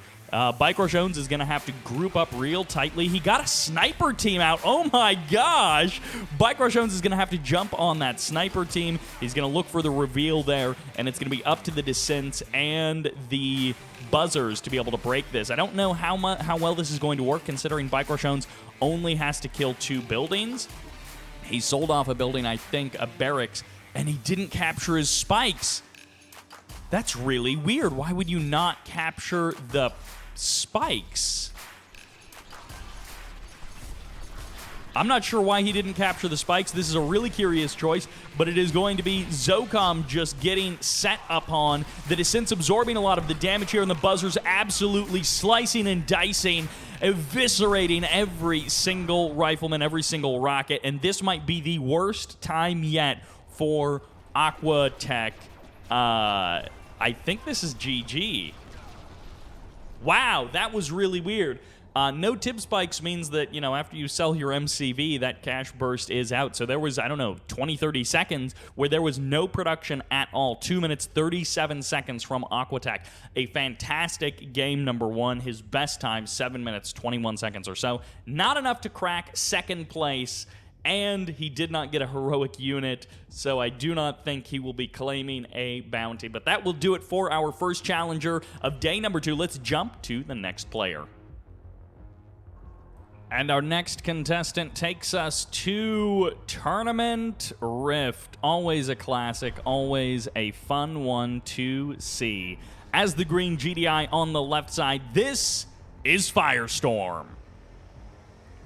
A player that many of us are going to be familiar with if you have seen a lot of matches or you've played a decent amount of games online. And getting another Scrin faction as the red on the right, this is Bartjones. I believe FiReSToRM was the mid-levels finalist last year. It's not Traveler 59, so it is Reaper 17. He's got those shielded harvesters, and FiReSToRM is going to be opening up pretty darn normal. 5 riflemen scouting the southern half of the map. He is expecting that there is going to be an engineer down there that he can kill. Couple of buzzers going to be joining together. A couple more buzzers going to be coming from the north. There are multiple engineers, but there are more than enough buzzers to protect them. It's going to be a 3-spike opening from Bartjones. It does cost a good amount to get this going, but it is going to be worth it for Bartjones once he captures all 3 of those spikes. He's going to get the building, and I think he's going to be able to jump on those riflemen. Doesn't actually need the building, just going to go for the kill on the rifleman. Another buzzer does go down. Last rifleman squad goes down moments. Oh, so close. It still would have been just 1 rifleman member against a buzzer. So Bartjones probably still would have been able to get the kill. But that was so close to FiReSToRM potentially getting a kill against a couple of engineers. Refinery a little bit delayed for Bartjones by mere moments because of the absolutely intense moment that happened in the south there, and so unfortunate for FiReSToRM. I don't know if there was anything he could have done. Maybe if he would have like queued up his attacks on the buzzers a little bit more quickly or something like that, maybe he would have been able to win that fight more solidly. But just the way it happened, Bartjones wins the day in the south once again.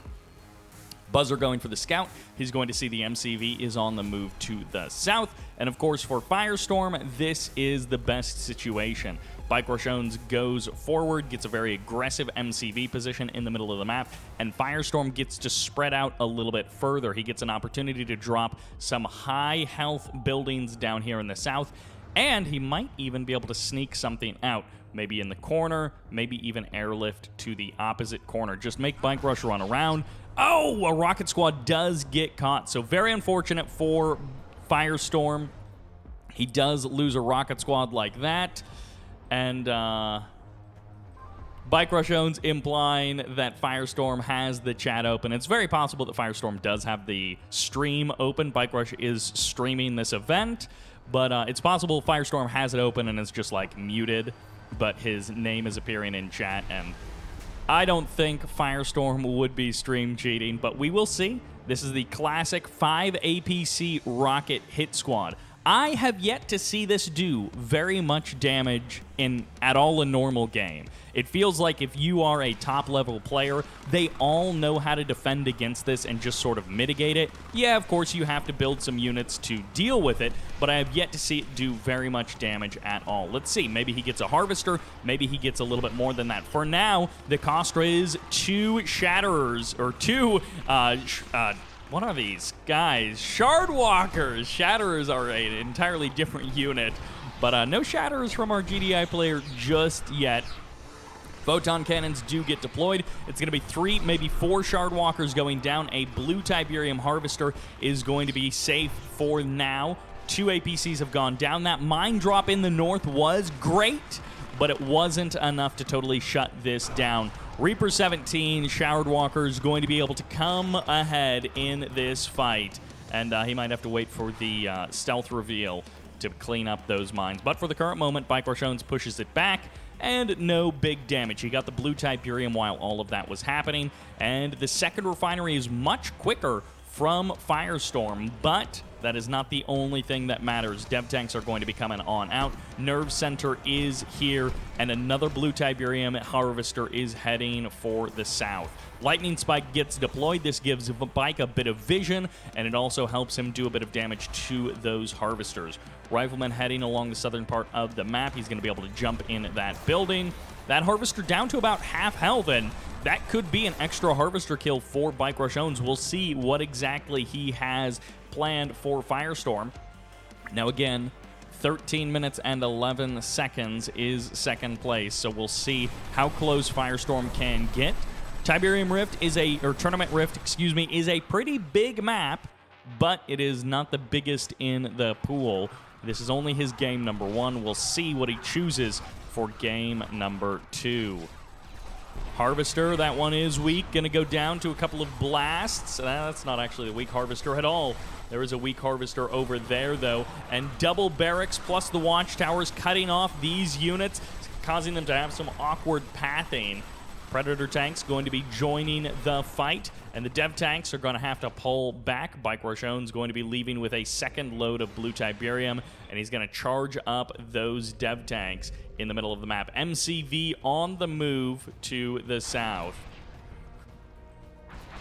Shardwalker going to get taken down as he exits. And overall, a solid start. Railguns is beginning. 1 minute 30 seconds, 4,000 credits going down the drain for FiReSToRM. Buzzers get called in. Riflemen do go down. A couple of riflemen, but no rockets mixed into this army. So all of those riflemen get eaten up very quickly. And that was almost a heroic rocket squad. That rocket squad was double vet, which is closer than anyone else has gotten with a heroic unit in this series. That is one of the bounties, is to get a heroic unit against Bike. If you do, that nets you $25. And considering that no one has come anywhere close to that, I kind of feel like that one should be a double bounty or something, but I'll think about that for the second holdout challenge. And suddenly, the game is slowing to a crawl. It's going to be a sonic emitter on the defense, but a fresh load of Tiberium on the front line to charge up all of these units on. I don't think he has the extra reserves. No, he does not. Conversion reserves have not been purchased for Bartjones. He instead went for those force fields. Now the Predator tank does go down. There is a decent amount of mammoths, a decent amount of Predators. Railguns should be finishing soon, and there's the stasis. Comes in to save Bike Rush's tripods. More and more reinforcements going to be coming in. Stasis chamber right there on the front line. Additional portal gets deployed as well. He's going to be pumping out those descents. Probably could sell this one off if he doesn't plan on using it. He's getting up close and personal, and the first War Factory gets sold off. He's going to go for the EMP. Locks down one of the mammoth tanks, explodes immediately. Railguns finishes just in time, and it is going to be a slaughter on both sides. Heavy losses. Mammoth tanks backing up, and FiReSToRM still has his expansion in the south. Look at this sneaky boy moving out along the southern edge of the map. I love that move by him. He's got enough time with all of these buildings that are out on the map that he can get that deployed, and this is going to cause some additional time for Bartjones to hunt that down.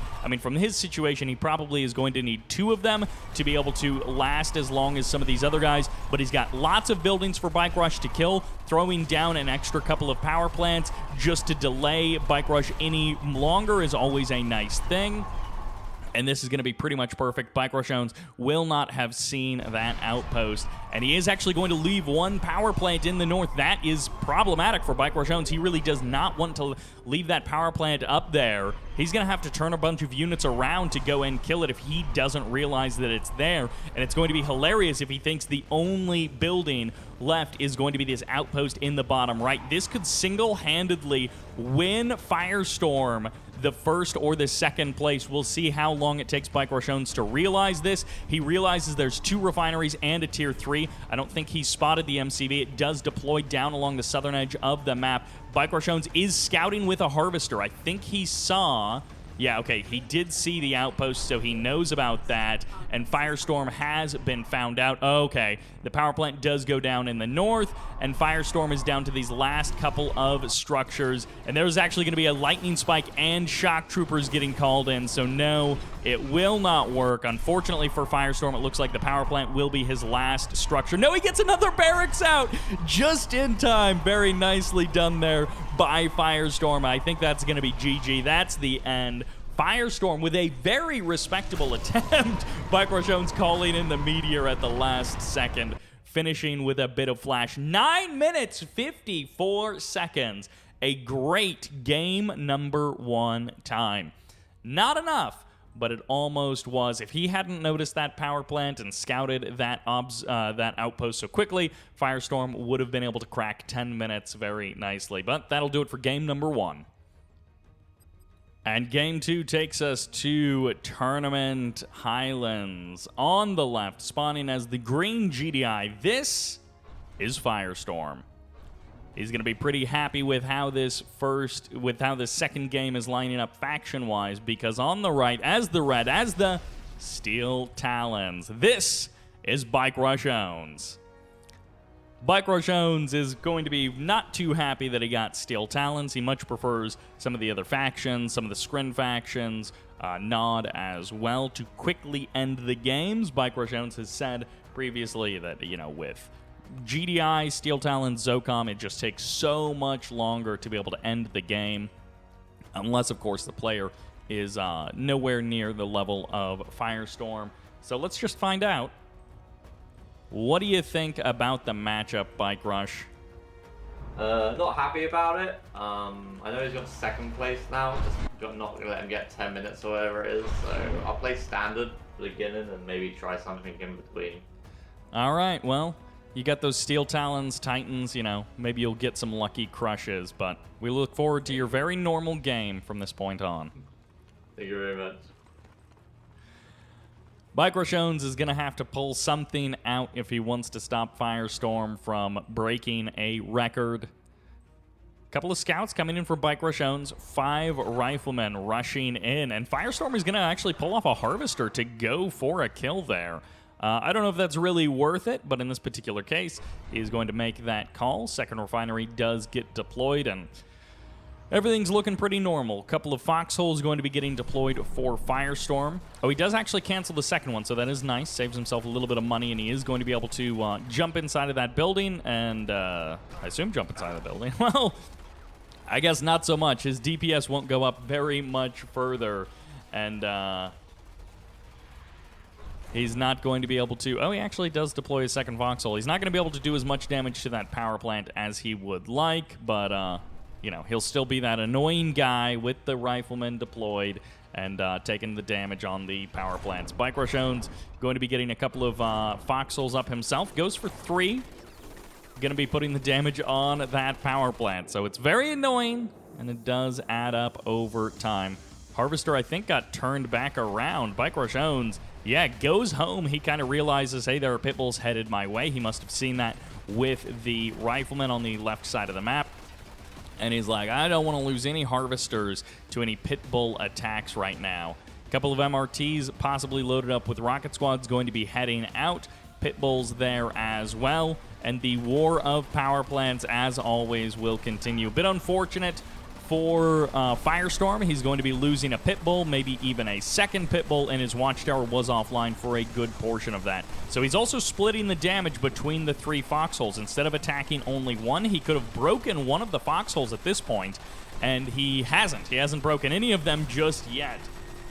And of course, foxholes you do have to break down for quite some time before they expire. Meanwhile, on the right side of the map, foxholes continuing to do their damage. Riflemen not going to be able to take down that power plant, I don't think, but a couple of MRTs and a couple of pit bulls going to be completely shutting down the natural expansion of FiReSToRM. Bartjones does eject out. It's going to be low power mode for FiReSToRM. Once again, he deploys a watchtower in the north to try and help with all of this damage that he's taking, and it is just not turning out well for him. He misses the opportunity to go for the Harvester that was transferring to the blue. He is going to get the Harvester at the natural expansion, so Bartjones is going to have to deal with that.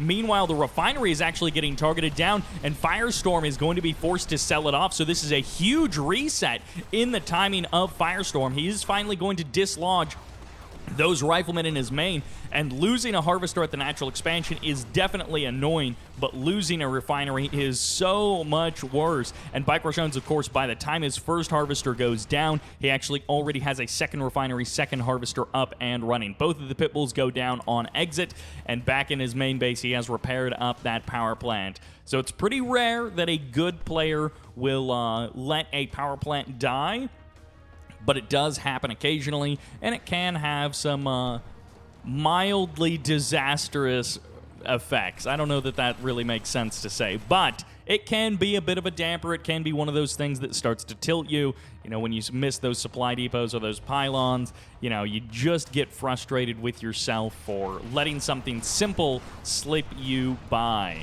But in this case, neither one of the players are going to have to worry about that. A couple of rocket squads are out here for Bartjones, a couple of MRTs as well. The pit bull is going to be absorbing some of that damage in the MRTs from the Predator tanks, but then they will get repaired back up on the field. Riflemen from FiReSToRM do cut through those reinforcements of Bartjones, and Bike is going to be feeling super good about the opening of this. Shutting down that refinery is going to be making him feel so happy with how this SteelTalons is going. He's going to get the Orca Strike on the Harvesters. They are all queued up there, so he is almost certainly going to splash damage more than one. We'll see if FiReSToRM is able to clean that up nicely. A couple of Orcas are here, and that would work great if Bartjones was continuing to go for a very traditional ground army. But he is mixing in hammerheads, and there are a decent amount of pit bulls here as well. He one-shots the first Orca. The second Orca is going to survive the first volley, but the next volley should get him. A8 battery does get deployed. Hammerhead's taking that damage, but there is reinforcements to follow this up. Harvesters going down, and the blue Tiberium Harvester transferring in for FiReSToRM gets eaten up as well.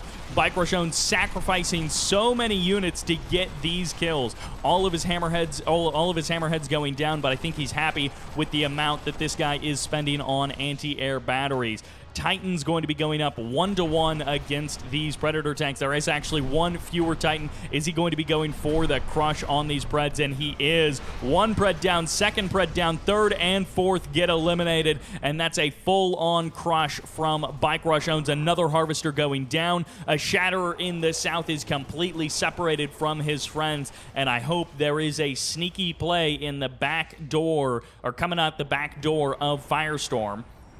It is not going to be an outpost. He might be able to airlift something, you know, along a northern route, send it up into the trees, try and go for a sneaky hide. I think it was Bartjones who got a hide on Tournament Stadium, kind of in plain sight, and Bartjones just didn't see it.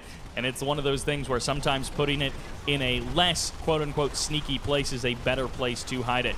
There goes the command post. There are 3 AA batteries up, and these pit bulls with the mortars going to be taking down that Conyard very quickly, shutting down any additional production from FiReSToRM. Pit bulls showing up, Titans showing up in mass, and a couple more Titans going to be walking their way through the main base. The MCV goes down, and Bartjones turns his guns to clearing out the main base. Tip spikes in the south, but no expansions from FiReSToRM. Bartjones streaming more and more reinforcements across the map. Power plants are here, and even Firehawks? Bartjones does not have the Firehawks. FiReSToRM has the Firehawks. Bartjones going to be clearing out these AA batteries. He could potentially just leave them, deal with the power plants first, and then not build any more air units. But if he plans to build more air units, then of course taking down those AA batteries does make sense. Reinforcements getting called in. That won't extend out the life of this base by very much, but Bartjones is going to divert attention to attacking them, and that will actually buy a couple of more seconds for FiReSToRM. This is going to be 2 power plants forgotten by Bartjones in the main base of FiReSToRM. He's got 2 power plants in the north, 2 refineries as well, and that is going to be the last of the structures for FiReSToRM. I don't think he's been able to sneak out any outpost. Bartjones usually starts looking for those around the edges of the map when the main part of the game starts winding down. 2 power plants there. Bartjones needs to turn his gun south. Every second counts. FiReSToRM is getting a couple of free seconds here because Bartjones failed to kill these power plants earlier. But of course, FiReSToRM doesn't have any other sneaky tactics to extend out the game, so that is going to be a GG. And FiReSToRM's second game goes down on Highlands. Let's see what his time was.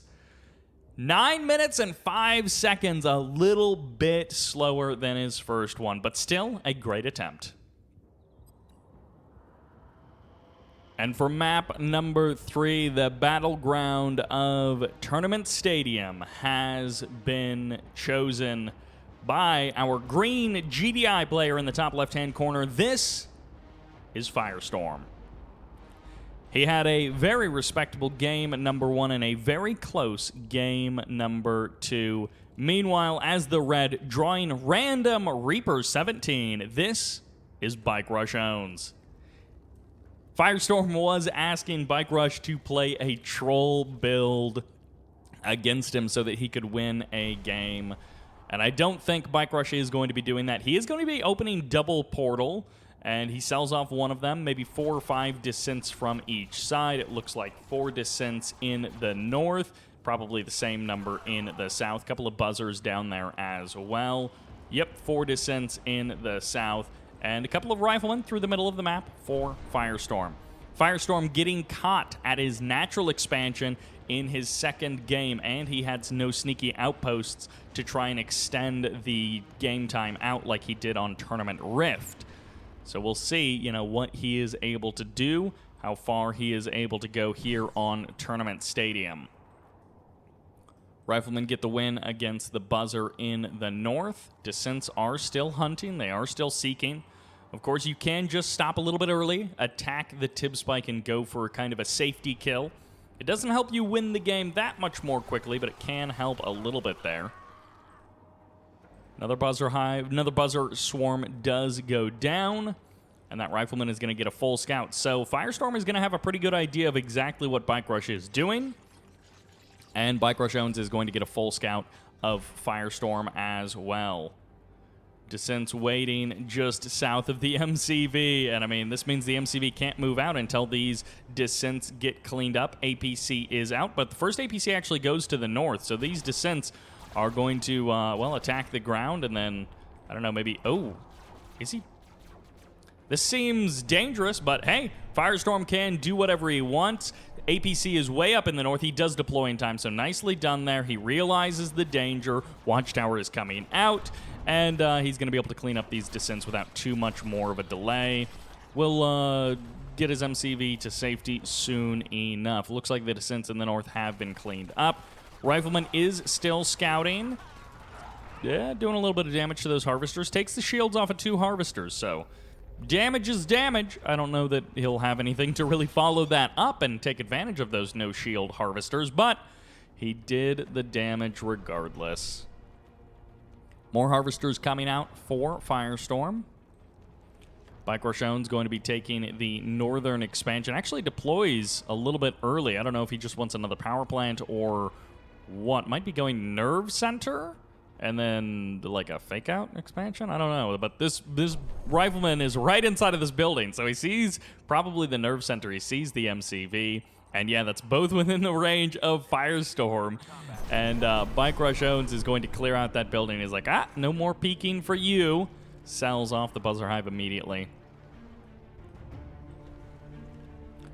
FiReSToRM has another couple of minutes before he gets to that record. 13 minutes and 11 seconds set by Bartjones.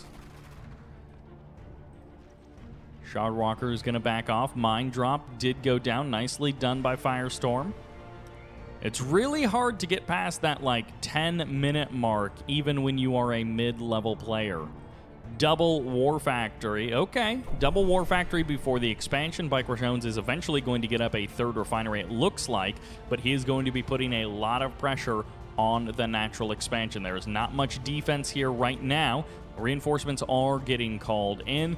It's going to be APCs, bread tanks, riflemen, pretty much everything you can think of through the middle of the map. And Bartjones escapes with the blue Tiberium once again. All right, infantry getting dropped off. Bartjones is going to hide his harvester behind his dev tanks.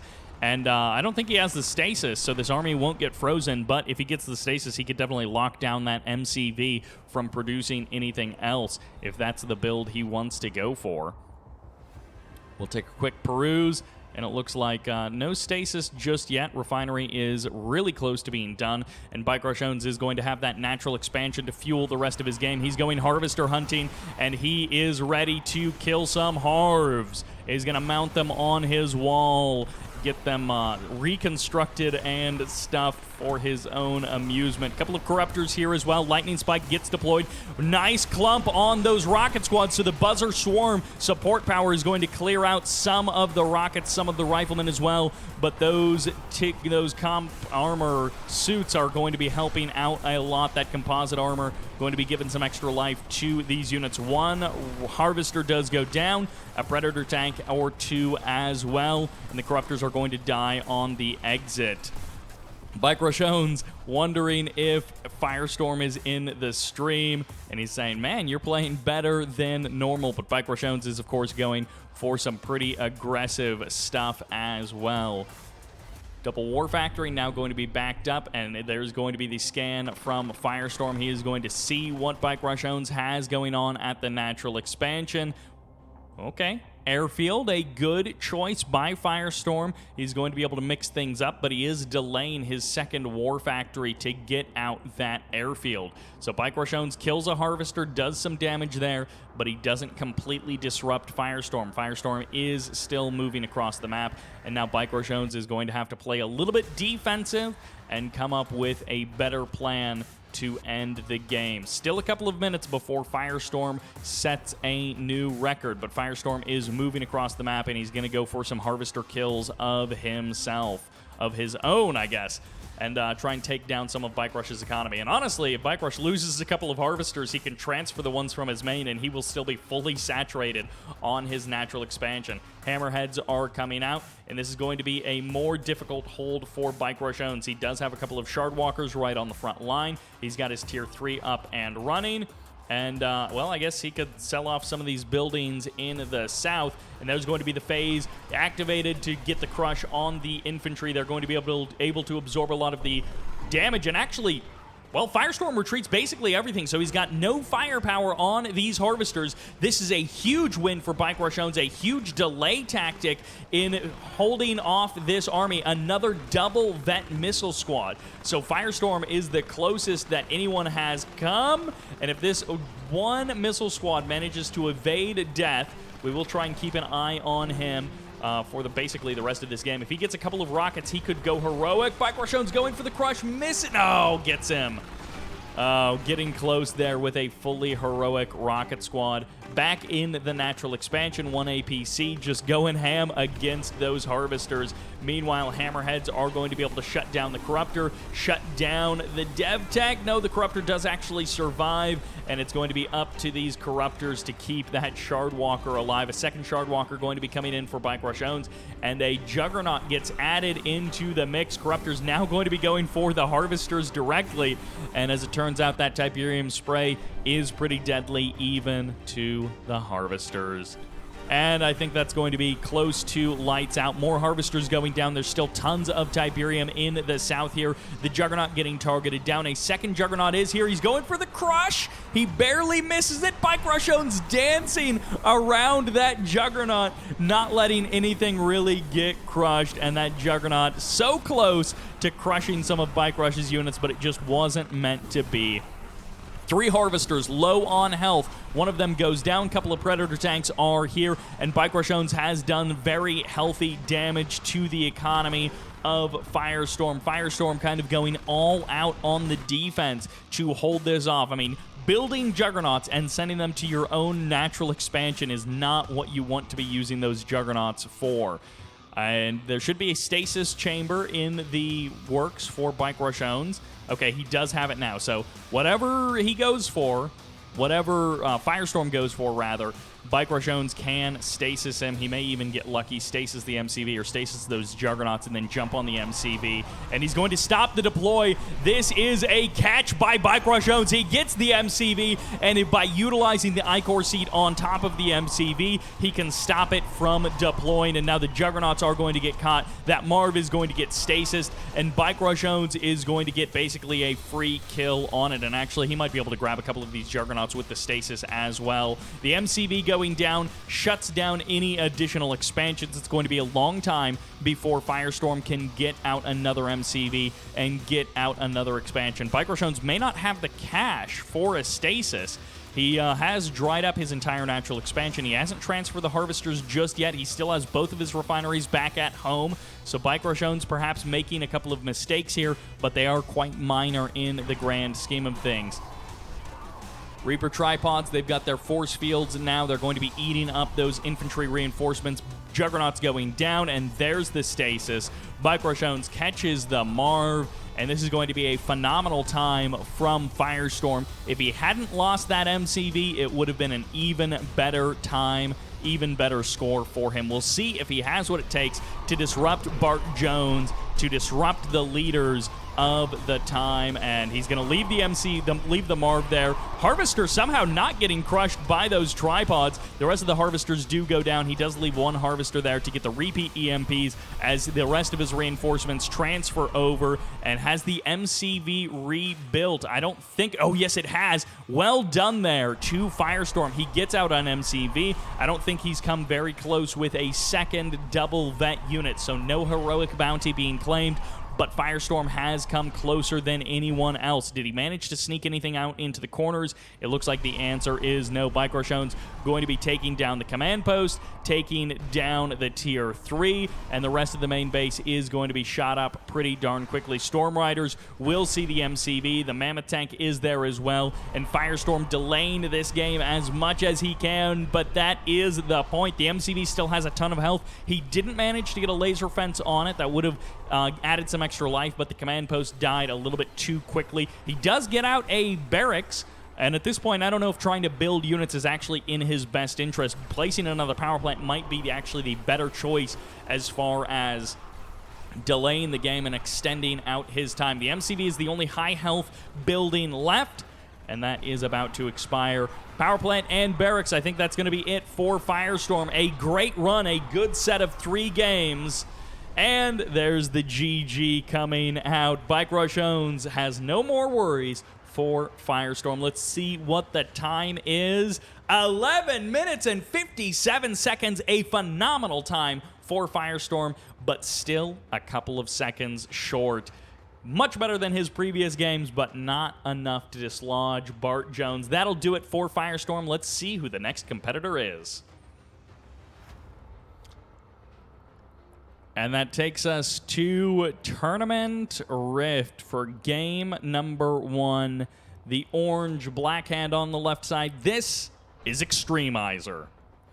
Definitely one of the better players to sign up for this event. And on the right side as the red, drawing random nod, this is Bartjones. Of course, I guess you guys probably know who Bartjones is at this point. He gets nod, he gets random. And he goes Secret Shrine. We're watching the minimap. We're looking for any kind of shadow teams, and it looks like he did call them in somewhere. He didn't surely just build one shadow team, did he? I guess he did this on Wasteland Dam. He just used that shadow team basically as an infinite scout. I mean, it almost feels like a map hack with how much scouting he got done with that one shadow team. And I guess it's a relatively small investment. I mean, it is still costly, but it's not nearly as much as getting the shadow team support, or the shadow team, whatever, call-in support power, shadow team surprise, shadow team strike, something like that. Your opponent chose Black Hand on Tournament Rift. How does that make you feel? I thought he was going to go Flame, to be honest with you. I'm not sure if he has that command post tool where it shows like back to it. So he might know what back command. Okay, so you think he might have used the old random reveal on command post?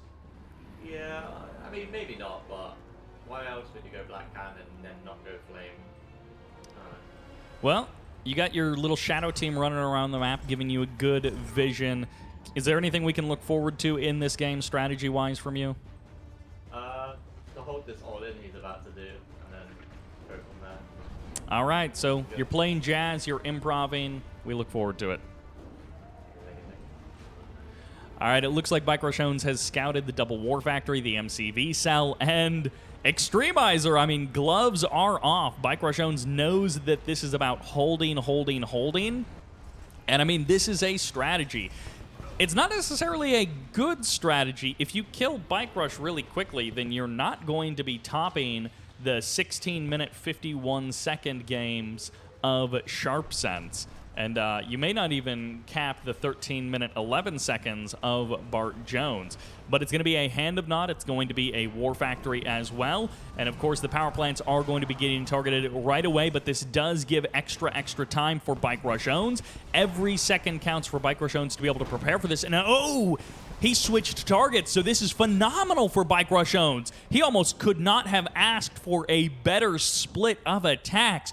All of those bike rockets going into those power plants, and now it's up to Extremizer to try and capitalize on those power plants being weakened. He's going to have to come back and hit them again if he wants to take the power offline. Bartjones has 3 harvesters. Extremizer has 2. Bartjones has 2 Tib Spikes. Extremizer has 1. Everything is sort of going into Bike Rush's favor. Okay, now that I've said that, Extremizer is going to try and grab the blue Tiberium in the middle of the map. We'll see if Bike Rush scouts that.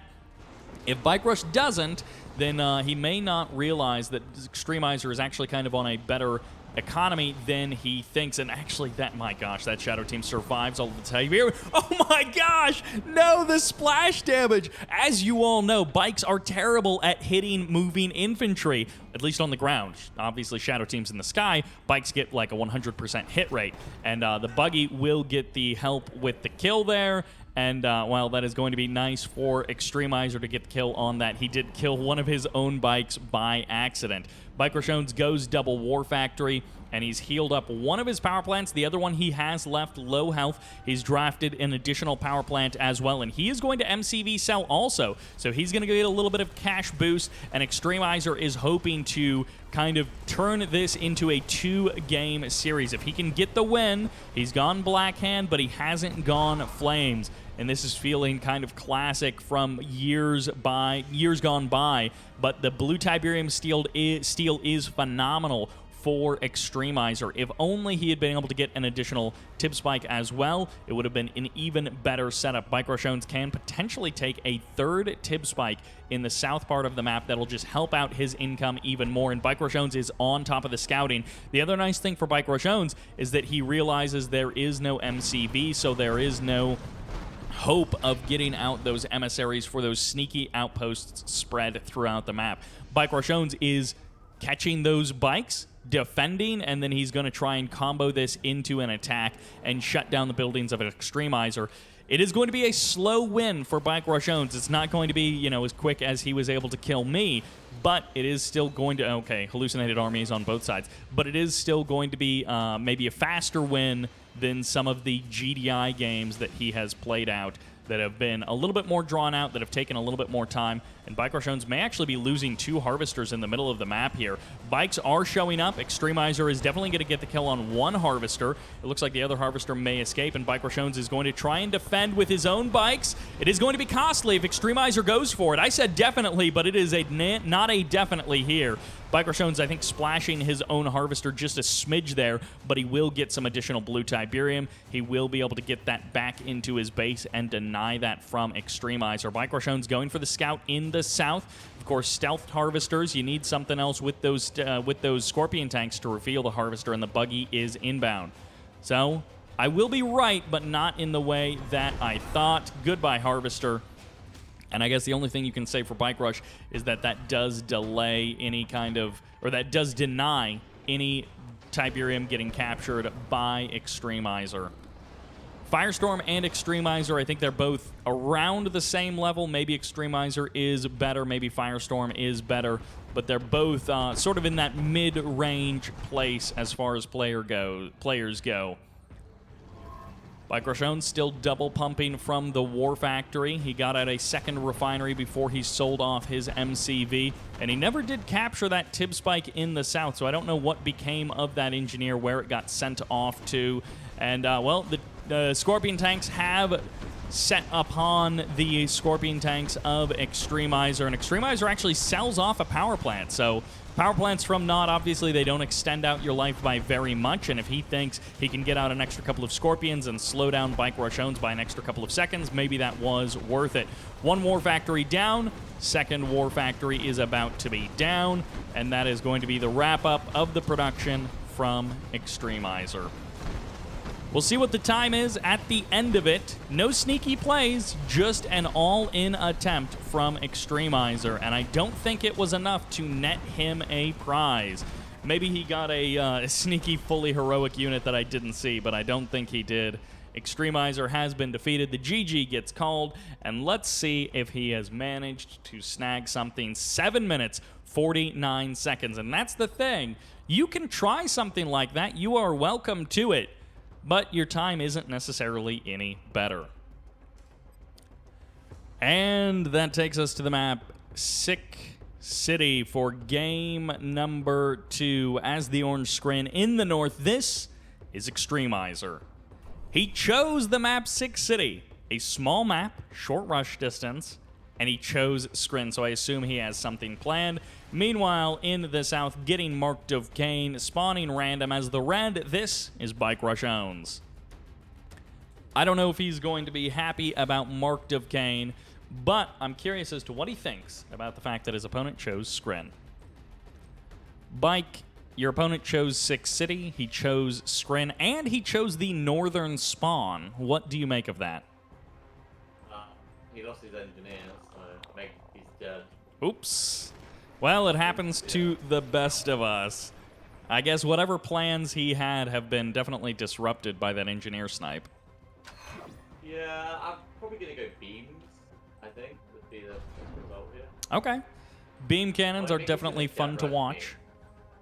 So, I'm just going to go beam straight away. Like right now. Are you got some EMP plans as well? Yeah, going to hit him. Oh, his War Factory is very delayed. And now it's even more delayed. All right, well, good luck keeping the lights on. Thank you very much. Bartjones going to be shutting down the War Factory. A delayed War Factory, delayed even more. So I don't know what the plan was from Extremizer in this game, but whatever it is, he has been completely disrupted. $500 down the drain here, no tib spike cap, and he's not like moving his MCV to the corner. You know, you could try and hold up in the corner, kill the bridges, something like that. Descents would be pretty good for that. Of course, you would need some stuff that shoots up eventually, and Descent's not too good at shooting up, so we'll see exactly what is going on. Reckoner deploys, which is really interesting. He's going to get the kill on a lot of these disintegrators. And, I mean, the Awakened squads are great at killing Descent. So I see why Bike Rush did this. Much cheaper than, you know, any Flame attack would have been if he was playing a faction with Flame. And he basically just gets some EMPs, gets some free kills. He can do a couple of ejects like that. And the first beam cannon is out. Beam cannon's going to be making their way across the map. The MCV on the move as well, and he's going to be targeting down that portal now. MCV is going to try and fly away, and okay, he is going for it.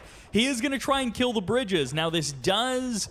oh, okay. I can see it. I can see it. This does give him potential access to the blue Tiberium. He's got this tib spike ticking away. If he would have had 2 tib spikes, whatever cash he does have would have been growing a good bit quicker. Let's see what he's got left. He's only got a couple hundred credits, and he is spending it. So he's not going to be able to get out a refinery. He is not going to be able to get out anything to help him hold off any attacks coming from Bartjones for a little while. I mean, he can get some stuff eventually, but it's just going to take so long. Beam cannons from Bartjones, and he got the Venoms as well. I think he suspects what is going on, and he knows that without any cash, this guy cannot defend that drone ship. So, yep, the Descents are a nice play, but Bartjones can deploy an engineer. He can capture the bridge gatehouse. He can get his beam cannons across, and there really isn't anything that can be done to stop this. Beam cannons are targeting down harvesters. If he had enough cash to get up a refinery, you know, and he had done this maybe a little bit sooner, I guess maybe if Bartjones had a slower faction, maybe this would have worked. But, oh, he's just going to airlift. So, I guess that's one way to get them across, is to airlift everything into the sky and just drop it on the island. The descents can't re-kill the bridges. There's no anti-air. It was a good attempt, but ultimately, you need some cash when you get to the other side of the bridge. So, Bartjones is going to get a free landing here. If there were some anti-air defenses or even some units left over, Extremizer would be able to do something about this. But if he lifts off his MCV, he loses. If he doesn't lift off his MCV, he loses. And, okay, he got the power plant out, so technically he is still in the game. But as soon as this goes down, he is going to lose. Okay, we'll give it to him. He got the deploy in time. It was maybe a little bit late if we wanted to be really technical about it. But that's the GG. Extremizer has been defeated.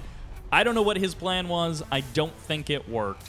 And I liked the attempt, but maybe he should have practiced that a little bit beforehand, or maybe there is just no way to make that work.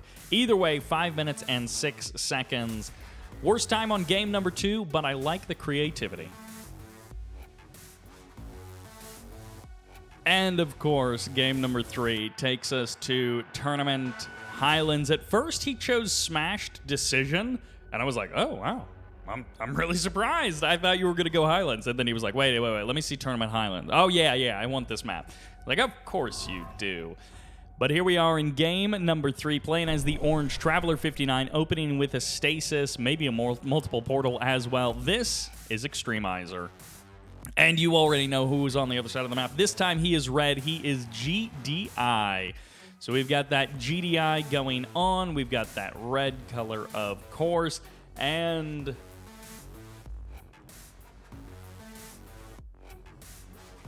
whoops, I just killed Bike Rush out of the broadcast channel.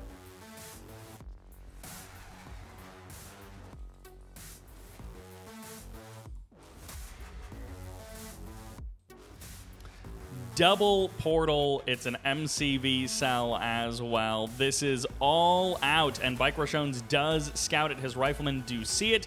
There's going to be the engineer heading to the north. So this could be a really good opportunity for Extremizer to get a fully heroic unit here.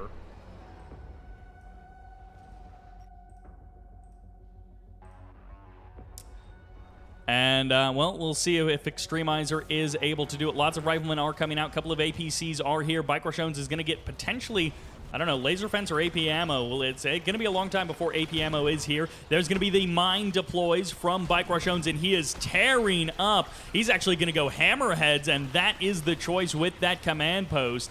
So goodbye Descents. They pretty much all get shredded, and this is going to be a really quick game from Extremizer. The GG gets sent out by Bartjones. The MCV cell does make this one a difficult one to come back from, and I did lose sight of that engineer. It must be somewhere along the top edge of the map, and Extremizer, if he can delay the game, he's got income, so if he could delay the game and get the airfield, then the comeback is potentially possible. Then it would just sort of come to a base race.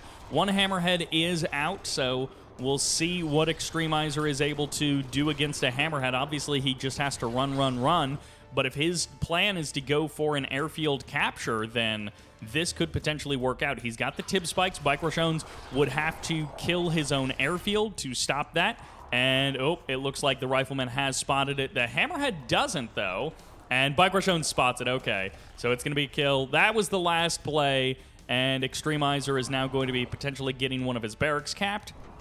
He's got the double hammerhead overwatch going on, and there's going to be the cell. The engineer does get sniped, but now it's up to Bike Rush to just kill off these last couple of buildings. He calls in an Orca strike. Nice attempt by Extremizer. I can, you know, it was a nice attempt, but it is not going to work, and it's going to turn into his worst game yet. Yeah, Extremizer says, let's see, less than 7 minutes. Yep. Not his best game. But again, every time a player does an attempt like this, even though they don't work, I love the creativity and the thinking outside the box, that players are willing to do something a little bit different, and we super appreciate it. 3 minutes, 54 seconds, so definitely not the best time. That mass descent just does not work if your opponent scouts it and they are good. It would work against me, sure, but it doesn't work against Bike Rush. 3 minutes, 54 seconds, and that will do it for Extremizer.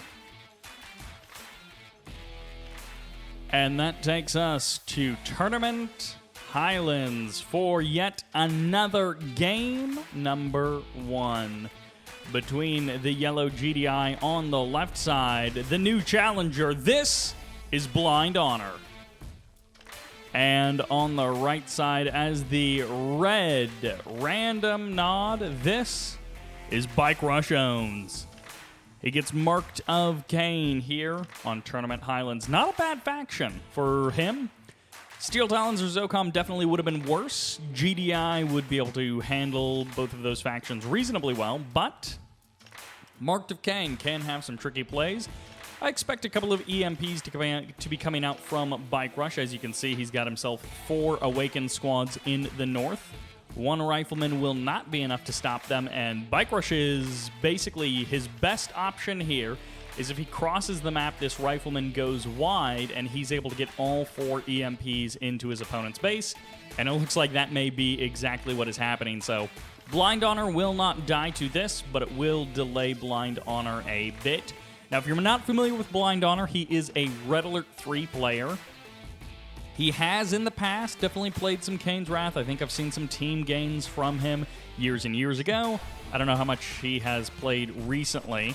And it's like, hey, if you are a mid-level player in another game, I don't necessarily count that as being a mid-level player in this game. EMP is going to be locking down that War Factory, delaying any production, and Bartjones is going to get on out of dodge. And he is going to lose a couple of members of a couple of squads, but not actually lose any squads. So he still has 4 EMPs available. Follow-up is a Harvester and a Refinery. There is going to be a Pit Bull taking a look inside of this base. Rifleman squad as well. Bartjones is going to deploy that MCV. Of course, he is in low power mode, so it will increase his production times, but he'll drop a power plant. He'll have his MCV, so he'll get himself back online. He'll be able to clean out... Oh, he actually goes Harvester. I thought it was going to be a Scorpion tank or a bike or something. He's going to just use the buggy to try and clear out this Pit Bull and not worry about it too much. Watchtowers get sold off. MCV may actually get EMP'd here as it transitions. I think the Awakened squads are maybe a little bit too early, and there, finally, the Pit Bull does go down. Harvester gets EMP'd, and there's going to be the deploy. Yeah, Bartjones, if he had waited a little bit longer, he might have counted the MCV on the transition, but instead, he'll shut down a couple of refineries, he'll shut down a couple of harvesters for just a couple of moments, and not a big deal at all. But again, for Bartjones in the holdout challenge, every second counts, and the reverse being true, or the same being true, but for the reverse reason, for Blind Honor. Bartjones wants to limit every second as much as possible, so slowing someone down by a couple of seconds can help keep Bike Rush where the players want to be for Bike Rush. And Blind Honor, we'll see if that hurts him. He does have to crack the 7-minute 57-second mark, and we'll see what he is able to do. That extra couple of 10, 20 seconds, there have been a number of people where an extra 10, 20 seconds would have been enough to get them into a prize, but they were just short. EMP holds that MCV off for a couple of more seconds. Engineer coming out from Bartjones, double Engineer to take both of the tib spikes of Blind Honor. Now, these are replays, so these were played, I don't know, maybe a week ago from day 2, and I'm casting them at the end of day 2. I was going to cast them on stream, but of course the stream puked itself and did not work. It's going to be into beam cannons. Okay, so Bartjones has done this in some other games, going straight to beam cannons. The MCV does get the deploy, and, well, the buggies are going to stop a refinery from getting as good of a spot as it potentially could have, but Bartjones does see the natural expansion, and this is, of course, a huge, huge delay of that natural expansion. Engineer is going to get sniped, so that's good for Blind Honor. He does keep one of his tib spikes, but he does not keep the other. And I think no sneaky outpost, no hidden base, nothing like that coming out from Blind Honor in game number 1. He is choosing to play this one out very normally. And Tournament Highlands is a really good map to play out very normally, but you sort of put yourself in this situation where, like, it hasn't gone super well for you. The EMPs have slowed down your natural expansion significantly. Bartjones is now even getting an EMP on a bunch of Predator tanks, fanatics. Normally we would call them panic fanatics, but in this case they are just normal fanatics because Bartjones is tearing these tanks apart. APCs are here, but beam cannons will burn through them, and this harvester has finally gotten back to work, but it was shut down for a little while by the missile squads inside of that Reckoner. And Blind Honor hoping that the normal game on Tournament Highlands would net him a good time, and it looks like he will not crack that 757. It's not over yet, but it's getting very dire from this point forward. Beam cannons and fanatics coming together. The war factory goes down. The refineries have been eliminated, and the MCV is the only target left here at the natural expansion. Actually, the MCV is going to pack up and head for the hills. This is a great choice by Blind Honor, unless he gets caught on the Tiberium field and his MCV just gets deleted. But it will buy an extra couple of seconds. The beam cannons have to reposition. They might as well deal with these power plants as well. So every second counts, and this may be enough to send Blind Honor into second place. I don't think he's going to be disrupting randomness up there at the 10-minute, 30-second mark, but it may be enough to send him into second place. War Factory goes down. Power plant is still around. Well, not for much longer. There we go. Now it gets eliminated. And the APCs are going down. A couple of riflemen do remain. The MCV has deployed on south. Ooh, he gets a surveyor out just in time. Bartjones may not have seen that either. So Bartjones has a lot of buildings to burn through before he can kill that MCV, or before that MCV would count as an undeployed structure. Ooh, nope, the surveyor does get caught. The Scorpion tanks see it, and Blind Honor is going to try and juke backwards. He needs to deploy very quickly. It's deploying into an outpost, so that's okay. But power plant and a refinery, he's got very little time left to deploy his MCV, and he's going to be right in the middle of the buildings, and that is going to... Oh, he stops attacking. He stops attacking. He goes for the MCV. Bartjones could kill this power plant and end the game that much more quickly. The MCV will go down first. And, it deploys in just a second. Blind Honor has been defeated. A huge amount of delay there. That was really well played by Blind Honor. Let's see where that puts him. Ooh, 7 minutes and 24 seconds. Not enough for second place. However, no, 21 structures. Nowhere near the record, and 44,000, nowhere near the record there either. So let's jump into game number 2. And that sends us to the map Airport Escape. Definitely been a favorite for the Holdout Challenge. Nice big map. You get that blue Tiberium right at the beginning, and this guy has deigned to go random. So playing as the yellow, getting a nod faction. This is Blind Honor. I cannot believe he chose to go random. What does he get? It is Vanilla Nod. And playing random, landing as Zocom in the south, it's Bartjones. He is going to be kicking it as the Zocom on Airport Escape. It's Crane first for Blind Honor, so he is most likely going for that blue Tiberium, just the same as Bike Rush. 7 minutes, 24 seconds on the clock. Not enough to disrupt second place, but he did get close. Very solid time there by IWKYN. And getting that 7 minute, 57 second time was definitely a difficult one for people to dislodge. Ooh, riflemen are going to win that fight with the militant. So Bartjones going to deny some of these scouts. It looks like a couple of the scouts will actually get through there in the middle of the map. Third militant squad as well. And no trickiness so far. We did see Blind Honor at the last second there try and sneak out an outpost. Riflemen do get denied the scout, so I think Bike Rush probably has a fair idea of what is going on. And if he doesn't, he is about to. He's going to see the refineries. He's going to see the timing of the third refinery and know that it is very similar to his own third refinery timing, but maybe a little bit slower.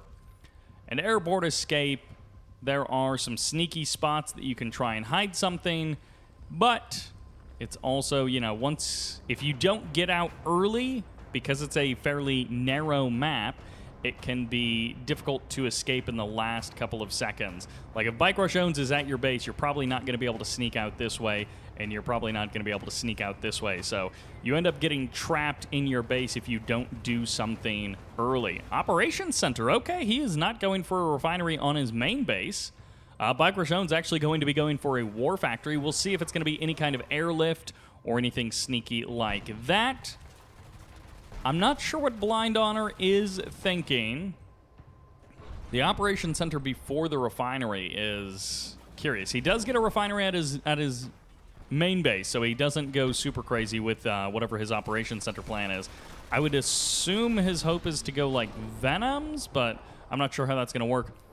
Airfield is here. No ceramic armor just yet, but the Hammerhead has been deployed, and AP ammo is finished up, so there's a rifleman inside of that. He's got his AP ammo. He's had enough time to purchase that, and Bartjones is on the move, heading for the middle of the map. Okay, what? Huh. Not what I expected.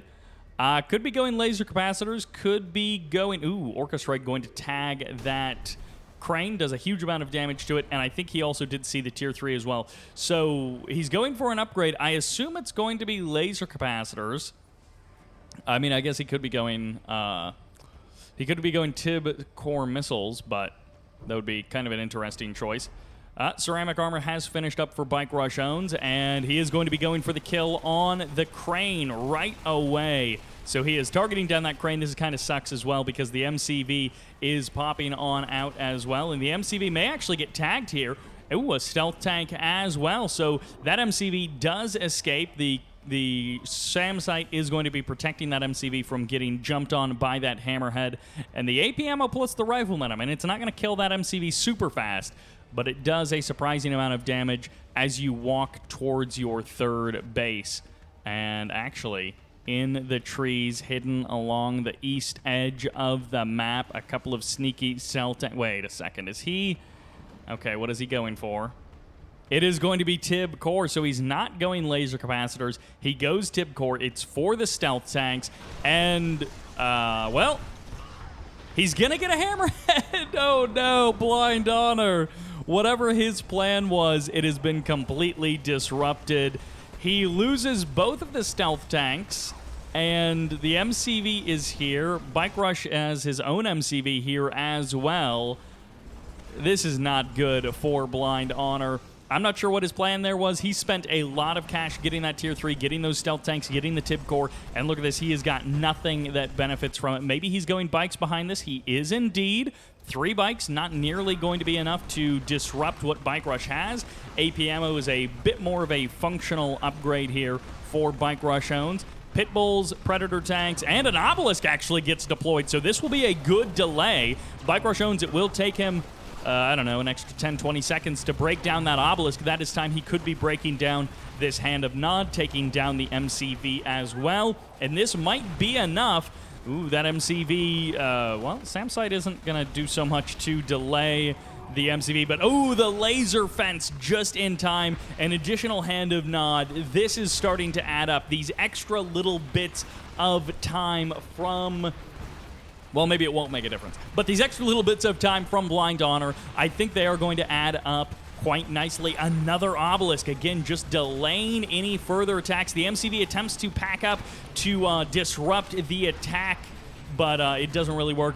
TIB core bikes showing up. They're going to be able to slow down this army even more. Watchtowers working away at the Hand of Nod, and those Nod buildings just have so little HP, so little armor, and the bike buggy just gets torn apart. Pred APC way too strong. No MCV, refinery way over here. That's nice. I'm not seeing any other little dots on the mini-map. No sneaky emissaries in the corner or anything like that. Bartjones actually going to be having to deal with an avatar. Again, a nice little delay here. We'll see if it really adds up. 7 minutes, 57 seconds. But if he gets 720 again and gets another, 30-second delay because of all of this laser fence stuff that he's been doing, he might actually, it's not going to be on cooldown. If he had enough time, he could have potentially got another laser field out. Orca Strike coming in, going to tag that Operations Center, uses the repair tool just to give himself another couple of seconds, but the repair tool really is just a couple of seconds. It might be 1 or 2 seconds for each of these buildings that you are adding to their life. And in some cases, you know, we'll see. It's going to be probably a 7-minute time, but is it going to be far enough to disrupt that? He might have needed an emissary to be snuck out onto the map and set up as an outpost to be able to really hold on for a bit longer, and that will do it. The GG gets called. Game 2 for Blind Honor on Airport Escape wraps up 7 minutes, 43 seconds. Literally 15 more seconds would have put him into second place. 7 minutes, 43 seconds. Okay, 36 structures, not bad, but still not enough. And 62,000, not bad, but still not enough. Let's jump into game number 3. And that sends us careening onto Tournament Rift. I think this will be the last Holdout Challenge game that I cast. I think I'm going to put these ones before the last player. I'll put them back in order, in the order they should have played. Plain Red getting a Scrin faction. It's Bartjones. And the real one that we care about, playing as the yellow GDI on the right side. This is Blind Honor. His best time, 7 minutes, 40-something seconds. Yes, it was moments ago, but I have already forgotten. I think it was 43. So 7 minutes, 43. That is going to be his time to beat. Refinery comes up. Now, Bartjones in another one of the games, he did this. He got Scrin on Tournament Rift. He went for this double engineer extremizer, FiReSToRM. One of those guys almost got him with the riflemen, but, well, not so much for these riflemen. Those buzzers going to be able to clean that up, and, actually, what? Where you going, bud? It looks like the Surveyor may have been sent on the wrong path. I would have thought it would have gone into the corner to hang out, and maybe he thought that the buzzers were going into the corner, so he tried to juke into the middle of the map, but Bartjones literally has 6 buzzers here in the middle of the map, now chasing down that Surveyor. Rifleman in the base of Bike Rush, and so the Rifleman will get a good idea of what Bike Rush is doing. The rest of the map, I don't think we have a second Surveyor. It could be a second Surveyor, but Watchtower comes down. Bartjones is not going to see inside of the base. He won't see that there is no second refinery, that the eco is super duper delayed. Bartjones going to, maybe is it the power plant before they expand, or what? And Bartjones heading for the middle of the map. His expansions, aggressive, and his, well, he works towards his opponent. Wow. Huge delay on that refinery. Bartjones is actually going to see this. Despite not scouting it earlier, he is going to see the second refinery timing. He will know, like, okay, there actually might be a second Surveyor somewhere out on the map. And Bartjones has actually gone south. I think every other Rift game, I think he's gone for the middle field. But in this particular case, he actually has gone for the south. Surveyor heading to the top left-hand corner. If he sets up over here, hold on. What is this little guy? That's actually, that's an interesting, is he going to be able to, only power plants on the north side. But if the Surveyor sets up over here, it's quite close to Bike Rush, and Bike Rush is actually going to be scouting at this location as well.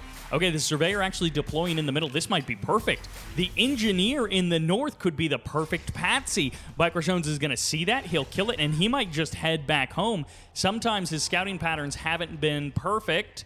Okay, well, it looks like he is heading right for that Surveyor. He is going to be actually converging on the top side of the map with, like, 4 different units, so he will see it. And unfortunately for Blind Honor, Bartjones will catch out that outpost. It looks like he did maybe sell it off, which, you know, fair enough. That's not really going to delay the game at all, killing it this early on when he has this much other stuff. And gets the cash back. Maybe he gets an extra Predator tank with that money or something. MCV heading south. We'll see what Blind Honor tries to do. He could try a second outpost. At this point, I don't even know where you would put it at this point. Honestly, running it up here and then go for like an airfield potentially and airlift it along the north side of the map and essentially just put it in the same spot because Bartjones has already scouted there. He's already cleared it out. So why would there be another one? But he would have to get it out completely without Bike Rush seeing it at all. Otherwise, Bike Rush will know. And actually, an airfield comes out, so it's going to be double, now triple gravity, quadruple gravity stabilizer from Bike Rush, and he's going, at least for now, Storm Riders, so it's going to be 16 Storm Riders. He did get the refinery in the middle, it looks like. He just stole some blue Tiberium as well, and a 5th gravity stabilizer, so the potential of 20 Storm Riders. Does he leave? Oh, he actually sells the Nerve Center, sells the MCV right away. Does he head out with his Storm Riders, or does he bank all 20 of them? Because at the current moment, I mean, Blind Honor is going to have some kind of an idea of what's going on. Laser Fence could be coming up. He is going AP ammo. He actually laser fences the command post. That's interesting. I thought he was going to laser fence the MCV. I think that probably gives you more time overall. But I guess if you save the command post when it was going to go down, then AP ammo is the better choice there. Bike Rush owns going for more blue Tiberium. He's got triple spike. He's got 3 refineries. I mean, I guess technically maybe he should sell off one of the ones in the north, but keeping them around isn't that big of a deal either at this point. The extra couple hundred credits isn't going to help him get Storm Riders faster. He's already got so many of him. His economy is looking good, and this is, I think, rounding out the last 3 or 4 Storm Riders. He has so many Storms, and look at these Predator tanks down on the ground, feeling very silly. Sells off the command post. That's kind of interesting. I don't know if that was the right sale. Maybe it was. Maybe he gets out a couple of Predator tanks or something. I don't know. The Predator tanks are going to be useless, so maybe he gets out a couple of Pit Bulls or something to just delay these. Okay, he got out another refinery. That's going to take a while to kill off those buildings. Bartjones kills the MCV. Second MCV not on the way. If he had started a second MCV a little while ago, he probably would have had enough time to get it out. But unfortunately, he didn't have the cash, most likely. Refinery in the south does get deployed, so that is going to take these Storm Riders an extra, 10, 20 seconds to last. Again, the last game, if he would have gotten 15 seconds longer, he would have made it into second place. But because he was only 743, he is down there somewhere in 3rd or 4th or 5th place, something like that. He is not in the money just yet. And let's see if it counts. I don't see... Wait, yellow? No, okay, no, that's a hammerhead. I was like, did he sneak out an outpost? I think he's crossing the map. He's going to try and, quote-unquote base trade, but Bartjones really only has these 2 buildings. Seeker tanks and a couple of gunwalkers going to be attacking the power plant, and I think that is going to be it. Blind Honor gets GG'd. Game 3 wraps up here on Tournament Rift. Probably a solid 7-minute time, but 7 minute and what? Oh, 7 minute and not, is that really? Let's double check. Oh yeah, 7 minutes exactly. So 58 seconds short. A little bit just shorter of a time. I almost said slower of a time, but actually a slow time would be better. So that will do it.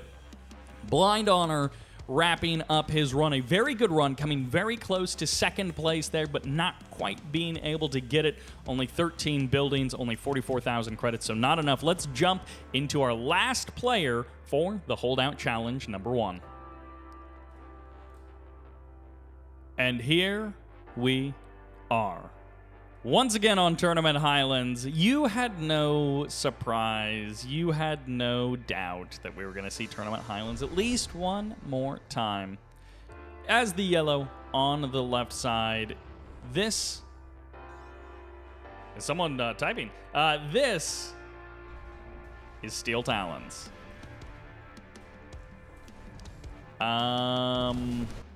Okay, yeah, they swapped colors on me. So that's actually Bike Rush over there, and as the black hand red on the right side, this is SteelTalons. Alright, so normally Bike Rush plays red, his opponent plays something else, and what is going on with this? Yeah, Asmondian, he gets himself SteelTalons. So Bike Rush owns is yellow and playing SteelTalons. The guy on the right side, his name is SteelTalons, but he is playing red and black hand. So I'll make them swap colors in the next game.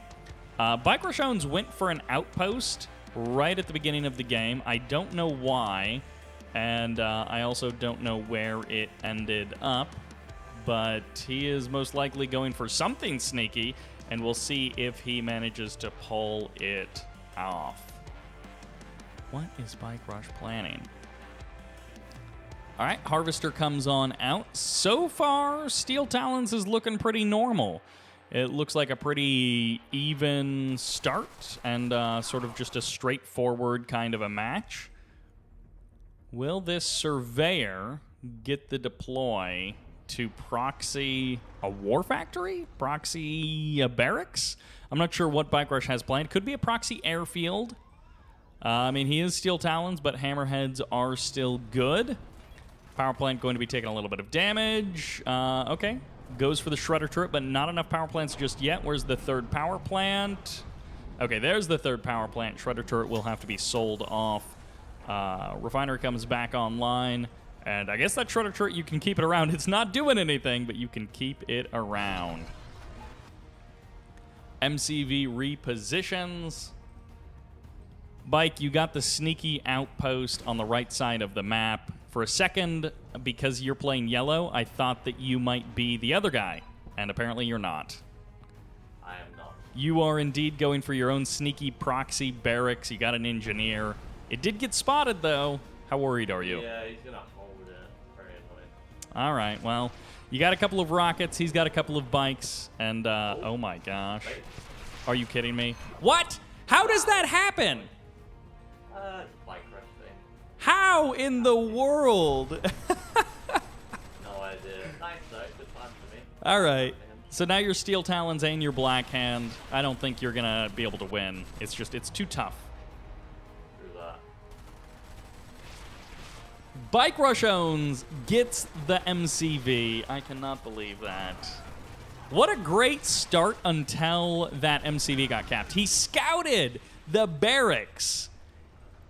And it is a proxy war factory as the follow-up. Bike Rush owns doesn't sell the MCV. He could and get a little bit of a cash boost, but he doesn't. He's just drops a hand of nod. He, gonna kind of delay this one as far as the kill, but Bike Rush owns doesn't have anything to worry about. He's gonna get the kill on this guy fast enough, and there will be no new records set. He has to climb 7 minutes and 57 seconds, and I don't think this game is going to go on for that long. Harvester does get crushed. Second Harvester doesn't get crushed, but almost does. Okay, there, it gets killed on the deck. Third Harvester goes down. Bike gets crushed as well. These Titans just walking all over everything that this Black Hand player has. Refinery gets deployed. Operations Center, additional hand of nod. Is he really going Black Hand MRTs? That is phenomenal. Something you normally only see in 2v2s or goofy online games. And this is going to be Black Hand MRTs, a phenomenal combination that we don't see very often. SteelTalons did say that he was a little bit nervous heading into this game. His hands were shaking, and being one of the last players here, he was maybe feeling the pressure. But this is going to be bringing the pressure even more. I liked the attempt at the bike attack on the other side of the map, but of course, Bike Rush owns was able to shut that down quite easily, and it's going to be mass Black Hand against these buildings. And Bike Rush owns going for a couple of style points here. Black Hand inside of the MRT. Not something we see very often, but it's something made possible by the generous donation of that MCV. The War Factory gets shut down. No more production. No MCV, no nothing coming from SteelTalons. The refinery goes down, 3 power plants are left, and of course Nod power plants. They've got that paper armor, they've got little HP, and that will do it. GG, and game number 1 will go to Bike Rush owns, but what is the time? SteelTalons has been defeated. I'll make them swap colors so it doesn't confuse me. I get so used to them being the colors that I think they will be. 5 minutes, 52 seconds. So pretty good time, but not good enough. And that takes us to Airport Escape for game number 2. In the north, playing the yellow, playing IWKYN. This is SteelTalons. I did make them choose the correct colors. Airport Escape is the map, and as one of the GDI factions going crane first, of course, it is Bike Rush owns. IWKYN was a choice, so, ooh, all right. Is he going cyber legs right from the beginning? This is a giant map. If he's going for like the MCV engineer cap, this is maybe not the right map to do it on. What has he got? Okay, tip field suits. He's Zocom. So it is going to be Zocom. Ooh, Shadow Teams. It's a big map. It is a big, big map. We'll see. It doesn't delay the refinery, but it can delay the war factory. This does really delay his own stuff. I'm not sure about this. 5:52 is his personal best, so that is his time to beat. Shadow Teams taking an extra little loop. I think 2 Shadow Teams gets the crane, but I don't actually remember. And I mean, like, the first refinery is already down, so it kind of doesn't matter. Yep, 2 Shadow Teams gets the crane. How you feeling? Not happy about that. Ooh. So he goes Mark Devcade, and then he Shadow Teams you. Is this the first time you've been surprised ever in your life? I was thinking, to be honest, I was 50-50 he was going to do it. If he did it, I know I'm just going to 2 War Factory all in him in a second and win. I mean, you got the refinery up already, so... Yeah, 2 harvesters. And he didn't get his EMP into my base because he didn't get the... And he's not going for the blue Syberium, so he's dead. All right, well, he's still got your crane. I consider that a win. True that. Getting crane in the game. I should have made that a bounty. Get a bombing off against Bike Rush owns, but it won't be meant to be. The Shadow Teams do go down. Kills the power plant, but the power plant after the War Factory. If you get the power plant before the War Factory, then of course you delay the War Factory. But when you've got only 2 Shadow Teams and there's 2 power plants, you're kind of not going to win that fight anyways.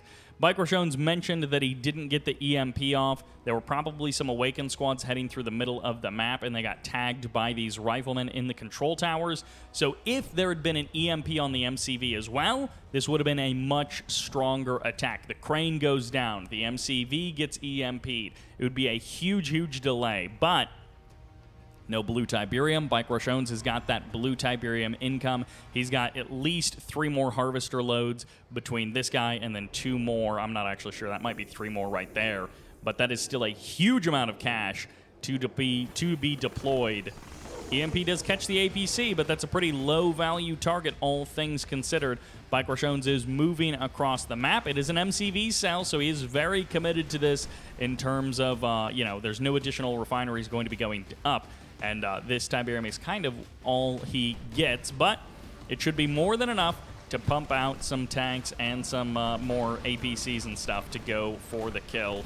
SteelTalons not going to get the kill on the engineer. No, he does. Nicely done. Sells a power plant, kills the engineer.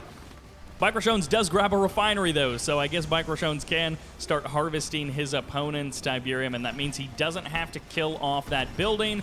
MCV packs up, walks through the mines, goes down. That is a very high health building, so I think it would have been better to keep the MCV deployed. I guess not if the engineer captures it. So I guess it doesn't matter either way. EMP locks down the War Factory. Last building to go down. MCV moved, but it doesn't buy him any additional time. And that's going to be the GG. Game number 2 on Airport Escape gets all wrapped up. 5 minutes, 52 seconds on the first game. And 4 minutes, 28 seconds on the second game. Structures created 14 and 11. So also not close to the big builder bounty. But that'll do it for game number 2. And game number 3 takes us to the map Winter Meltdown. This guy gave me the choice of map, so I decided to put him on Winter Meltdown. As the purple SteelTalons in the top right-hand corner, this is SteelTalons. This one does actually line up quite nicely, so the name and the faction are the same. And for the last time in the Holdout Challenge, as the red GDI, this is Bartjones. Huge thanks, of course, to Toasted Waffles for making this event possible. He wanted something a little bit goofy and something that everyone could get involved in, and that is exactly what we have here. Some people did not show up on the day to actually play their games, and so we didn't have as many participants as we thought. But after the 8-hour broadcast of day number 1, I am okay with that. And it looks like this is how we will wrap things up. 5 minutes, 52 seconds is the personal best of SteelTalons. But he could potentially get a heroic unit. He could build more than 98 buildings, or he could harvest more than... Oh no. Master Leaf Ref is that's what Bike Rush refers to it as when someone misplaces a refinery. This one actually isn't bad. If the refinery is placing backwards, it is definitely a lot worse. But this one isn't too bad. It's just got a little bit of extra space. And, you know, worse things can happen. He could get a heroic unit, though. He could get more than $112,609, which would net him the highest earner bounty. Or he could, you know, hope that he gets one of these secret bounties, but I'm not sure that he's lined up for any of those just yet. MCV unpacks and packs itself up and then unpacks there. Gets a little bit closer to that expansion before dropping his second power plant. MCV on the move for both players. SteelTalons versus GDI. Bartjones doesn't like the GDI factions for the quick kills, but, you know, GDI is good for winning games in general. We'll see what Bike goes for. Hopefully it's something goofy like Mass Shatterers or something, but we shall see. 4 harvesters are up. 5th harvester? Yep, 5 harvesters. So it is full on eco from SteelTalons. Bartjones doing basically the same thing. Winter Meltdown, a map with no blue Tiberium, which is a little bit weird to see with these community-made maps, but I do like the aesthetic of this map. I feel like this is one of those maps. Everyone kind of agrees on this map, but it's not played a super ton. But it's always fun to see. Games are usually pretty good. And the Titan is going to dislodge these riflemen. Gets the crush on one of them completely. Bit unfortunate there for our purple SteelTalons. Actually, no, a little bit unfortunate there for Bike Rush. Fortunate for our purple SteelTalons friend. All right, no command post just yet. Bartjones going for 4 refineries right away. He gets his first War Factory out, but he does not go double War Factory at the expansion. He doesn't go fast airfield, nothing like that. Barracks gets deployed. SteelTalons has definitely played well as far as the opening goes. I mean, maybe the misplaced refinery is his biggest error, but for the current moment, he has a really good setup.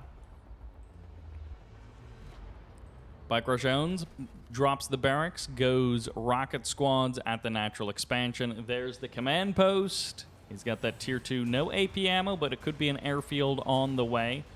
Pred tanks on the ground to fight against these Titans, and he's making use of those buildings with his rocket squads.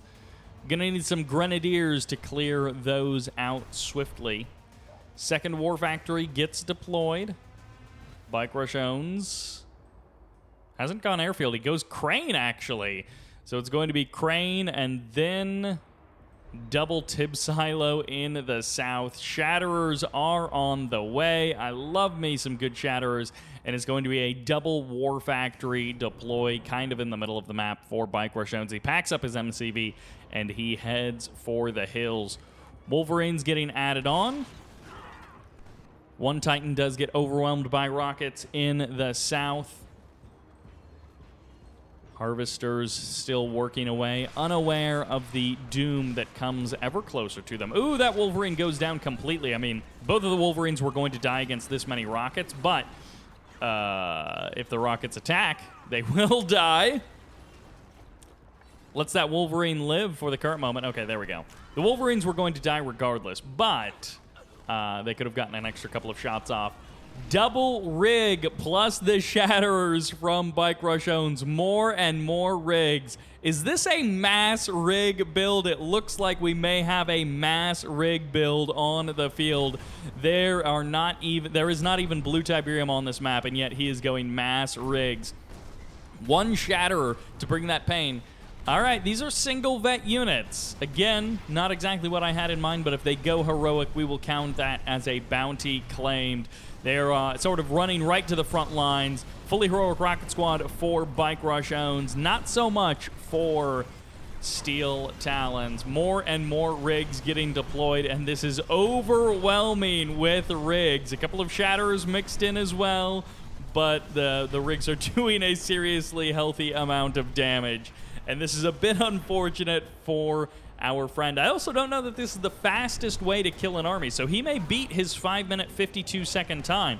Hammerheads are here. They're actually going to get the jump on the MCV. That's some good damage against the MCV, which under a normal circumstance would be, you know, something to note. But he didn't stop the MCV. He didn't stop this attack. He wasn't able to dislodge these rigs or stop these shatterers from pumping out the damage. So damaging the MCV doesn't really matter in this case.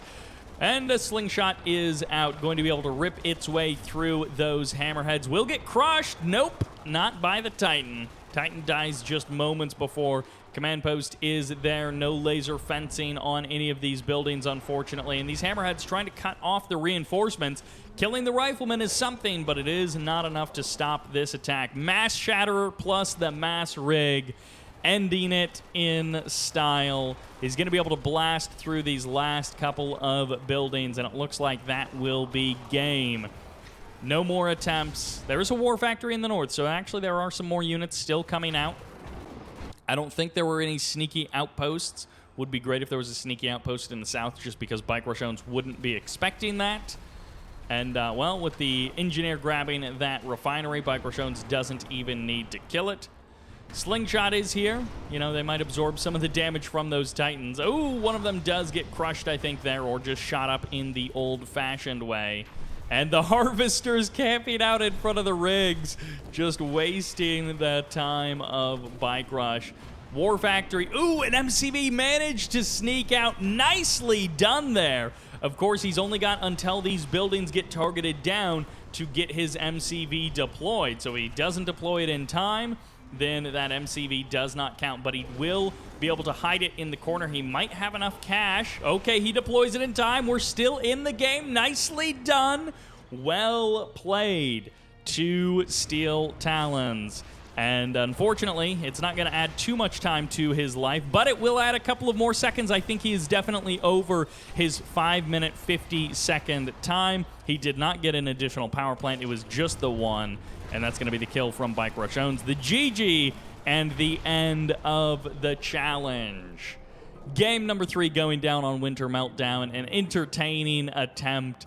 And let's see where he gets. 8 minutes, 59 seconds. Hey, that is a new second place. It does not totally disrupt IWKYN. Let's see. Structures created 17. And total cash 80,000. So not enough to disrupt the bounties, but it is enough to disrupt the second place. So 8 minutes 59 seconds, and that was definitely a good time. All right, let us finally get to the prizes, the winnings of the first ever Holdout Challenge. Once again, huge thanks to Toasted Waffles for the donation of the prize pool for this event.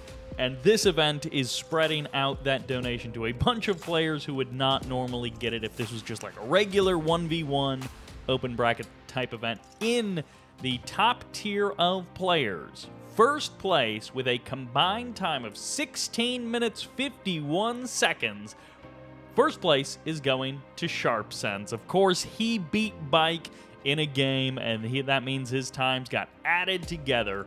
But in second place with a phenomenal single game time of 13 minutes and 11 seconds, Bartjones. Congratulations to him. Now in the all others tier, we have, with a time of 10 minutes and 30 seconds, Randomness taking home first place, and second place going to SteelTalons with a time of 8 minutes and 59 seconds. So close to that 9 minutes even, but just 1 second off. Those are actually two really great times. There were some other people who came close around the 8-minute mark, but Not quite that 859 that SteelTalons got. But moving on to the bounties, we have the 2 bounties that were actually claimed during the broadcast, the Multi-MCV Life by Larva and Become Bike, Engineer Cap one of Bike's buildings by IWKYN. Day number 1 saw actually 2 other bounties claimed. We just didn't know it at the time. The biggest builder and the highest earner. I thought these would be disrupted by day number 2, but actually the records from day number 1 stood. Randomness, the first place winner of the All Others category, wins the biggest builder bounty with 98 structures. Way more than anyone else. I think the closest other person was like 47 structures or something like that. And then the highest earner is actually BigMoule with 112,609. So he harvested more than any of the other contenders. A couple of other guys came close, around 100K, but no one got 110,000 except BigMoule with 112,609. Then we come to the secret bounties, and there was another public bounty, the Heroic Unit bounty, which I had to remove because nobody got it. At least one person did get a double vet unit, but I didn't want to go through all of the replays trying to see if someone else also got a double vet unit, so I just changed the bounty, and I will reveal it with the other secret bounties. Now, the first secret bounty is the most outposts. This was Humiaru with 4 overall. I guess this one could have been a public bounty. I mean, if someone wants to build like 6 outposts in a game, go for it. But the most outpost bounty goes to Humiaru. Now, this next bounty I wanted to keep hidden because I wanted to reward someone and not have people just playing into it. But the shortest game bounty is actually a tie between Banglespaints at 2 minutes and 14 seconds and MasterLuigi at 2 minutes and 14 seconds. They both got a 2-minute 14-second game. And I believe both of those were like triple portal all-ins by Bartjones. So I went with the shortest average time between the 3 games, and that was MasterLuigi at 3 minutes and 35 seconds. So that is a shortest game bounty, and of course I didn't want people just like launching the game and selling their MCVs just to claim a bounty, because that's not the point. But congratulations to MasterLuigi for the shortest game. Now, this next bounty, I wasn't sure how it was going to work out, but I chose the first person to get past 8 minutes, and I was just sort of hoping that someone would get to 8 minutes. Turns out I could have made this one public as well, because Sai got it immediately with game number 1 of the entire holdout challenge basically being like 8.5 minutes. So I was a little bit worried. I was like, maybe no one will get past 7 minutes 30. Maybe 8 minutes is too long. And no, Sai just blew it out of the water right away.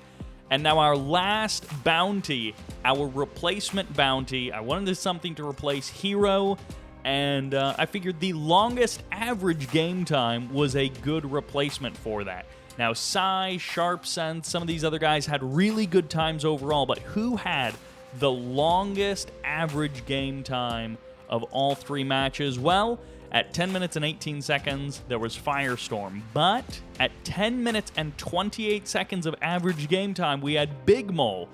And in first place, at 10 minutes and 47 seconds of average game time, we had Bartjones. So Bartjones will actually be taking home the longest average game time bounty as well, which replaces the Heroic Unit bounty. And that is a wrap-up of the first ever holdout challenge. We do have one more set of replays to get to.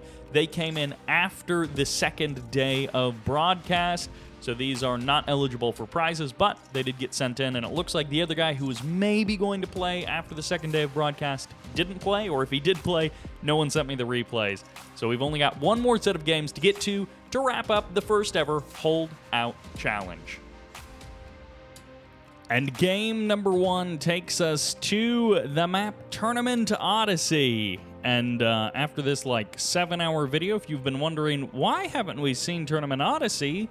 Well, that's because it was in the map pool, so I guess, I don't know, one of these guys did not check the map pool. But playing as the red SteelTalons in the top right-hand corner, this is Bartjones. And in the south, our challenger playing as the green Traveler 59, but drawing random. So going boldly with the random. This is Lamas, going with a single portal Descent Rush. Now, under normal circumstances, I would not recommend this kind of a build against someone like Bartjones. But if Bartjones, I mean, Lamas and Bartjones are both playing random, so I think their buzzers and riflemen sort of passed each other out on the map. They kind of have an idea of what the other person might have. But if Bartjones was going for some kind of crazy all-in, then this strat from Lamas would actually be potentially a really good option. By the way, there is another player named Lumos who is not here in this competition. So Lamas and Lumos, two different players, just like Shock Trepet and Shock Treatment, also two different players, and this is the exact reason why someone like Bartjones doesn't really fall to Descent Rushes. APCs are pretty good, Wolverines, you know, Watchtowers, Riflemen, all pretty good. MRT with a Rifleman inside of it, pretty good, and Bartjones just tends to not lose units versus a rush like this. You got to hand it to Lamas, playing random, getting out this kind of a rush early on. It might have thrown Bartjones, and if you can throw Bartjones off by 30 or 40 seconds, in some of the cases, that is enough time, and their descents are actually going to jump on the Harvester. Down, not quite to half health. The Harvester juking is really good by Bartjones. He pulled it in plenty of time, and down to about half health goes that Harvester. Now, this has severely set Lamas back, but, you know, it's the holdout challenge, so if this slows Bike Rush downs by 30 seconds, that might be enough for Lamas to potentially overtake someone else's time. Now, Lamas did play after the event was wrapped up and also didn't play on the map pool, apparently. So he is playing purely for pride and for bragging rights and not for an actual prize. But there was also another guy who was going to be potentially playing after the event, and I guess he ended up either not playing or I don't know, but I don't have his replays, and I'm definitely done with this video now. It's like been a combined, I think, 40 hours of rendering to get it almost done. I tried rendering it a couple of times over a couple of days, and then it was just, it was too big of a project to render in one go, so I ended up having to break it up into smaller chunks and pre-render them and then combine them. So basically, this has been all of my render time for producing videos for like 4 days. Is this one video? And after 40 to 50 combined hours of rendering, I am ready to be done. So if anyone else plays any games and sends me the replays, it's too late. It is already too late. Bartjones goes for the power plant over at the natural expansion. Gets the command hub. He is going Titans. He is going Rockets. He is going MRTs. We saw this from some of his other SteelTalons games. Actually, I think the ones that I'm thinking of were on Tournament Highlands. So, you know, a fairly similar map in certain ways to Tournament Odyssey, but SteelTalons, lots of Titans, lots of Rockets, decent amount of MRTs as well, all crossing the map. And I guess with this one refinery or one war factory build, you really don't get that many Titans overall.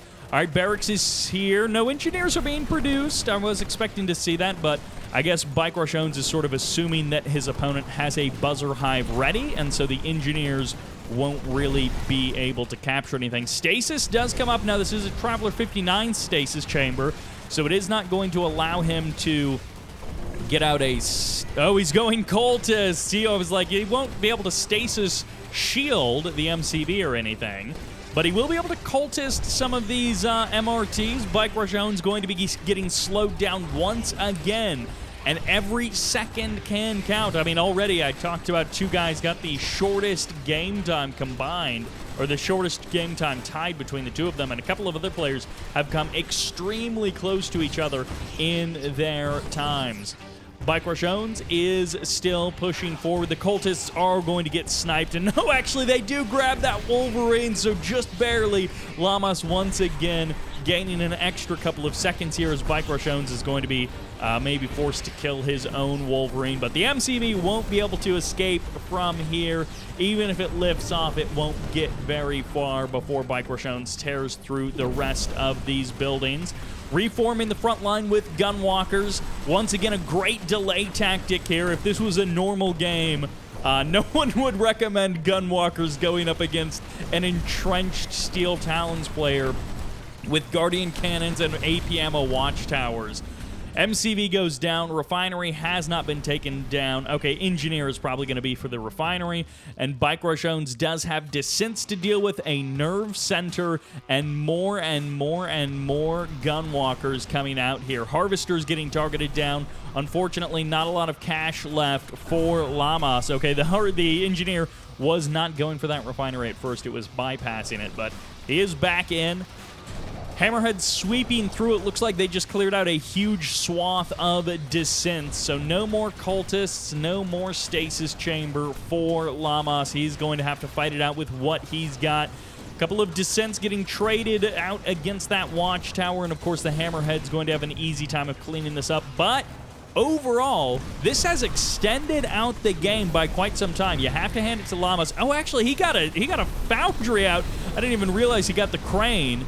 Okay, I don't think he has anything sneaky along the edges. No expansion points, nothing like that. So I think this is going to be it. But Lamas, he hasn't done anything to like extend the game by building buildings in a weird spot, but all of his unit choices have extended the game out quite nicely. And this is going to be a really solid game number 1 time, even though Tournament Odyssey isn't like a particularly big map. It's not Airport Escape or anything like that.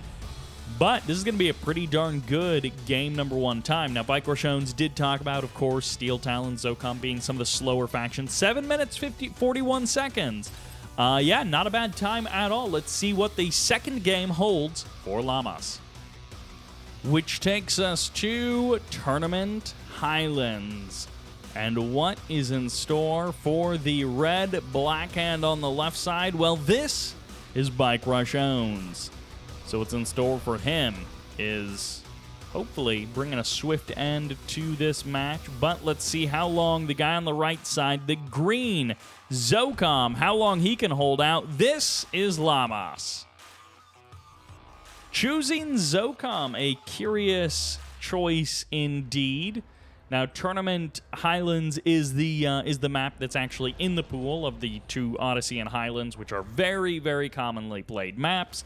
But Highlands, you know, it feels a little bit longer of a drive to your opponent's base. But really, the reason that I chose it is I thought the ridges and kind of the smallness of the main base give you a decent shot at extending out the game. A couple of players have tried some different sorts of tactics on this map, but Bartjones is going to be cleaning up Lamas' scouts. For the most part, one of them cutting way over to the left side, and of course, it's Black Hand. He is going Flames, Reckoner, all of the normal stuff it looks like, and I think Lamas may have actually seen that. Ooh, just barely he gets vision of it, and he will see the flame tank. So Lamas knows he has got the cue on exactly what is coming in. And, well, Predator tanks are here, so a good choice. Zocom Predator tanks going to be helping him survive a little bit longer. Adds on some kind of a base defense, or he's ready to add on a base defense soon enough. I don't know if he's going to try and go even like a barracks to try and get out Guardian Cannons or anything, or if he's just going to rely on the Watchtowers. But he knows the flames are coming his way. Engineer Reckoner. Yep, Engineer Reckoner there for Bartjones. So Bartjones has a couple of times gotten lucky and captured MCVs or captured buildings down near the natural expansion power plant to block off the refinery. That completely reset that flame tank from being able to kill that refinery. He got crazy close regardless. But Bartjones did not get the kill on that refinery and actually kills off the building. Is Bartjones going for the... Yeah, he's going to go Engineer Cap of the Tib Spike. So he's not going MCV Cap. He's not doing anything like that. He's going for the safety choice here. And this is actually an Engineer Cap to rebuild the building. Yeah, heals it back up to full. So Lamas is going to get the reset there on the health that basically completely defeats this Flame Rush that Bartjones attempted. Predator tank in the north from Lamas. He is going to be pushing away that Reckoner. He's going to be stopping it from closing in. Command post is up. MCV is going to reposition to the other field, and there's actually the scan from Lamas. He sees the field. He doesn't quite see the natural expansion. He doesn't know that Bartjones just dropped his third refinery there. So even with how this game has worked out, ooh, this Reckoner may actually crush this Engineer as he drives towards the base. Whoopsie! Gets the Engineer, and he's going to deploy right in between. Oh, no, he's going actually maybe for the Command Hub. If he can shut this down, ooh, forces the Laser Fence. So the Laser Fence won't be on the MCV, which is getting caught by a Flame Tank.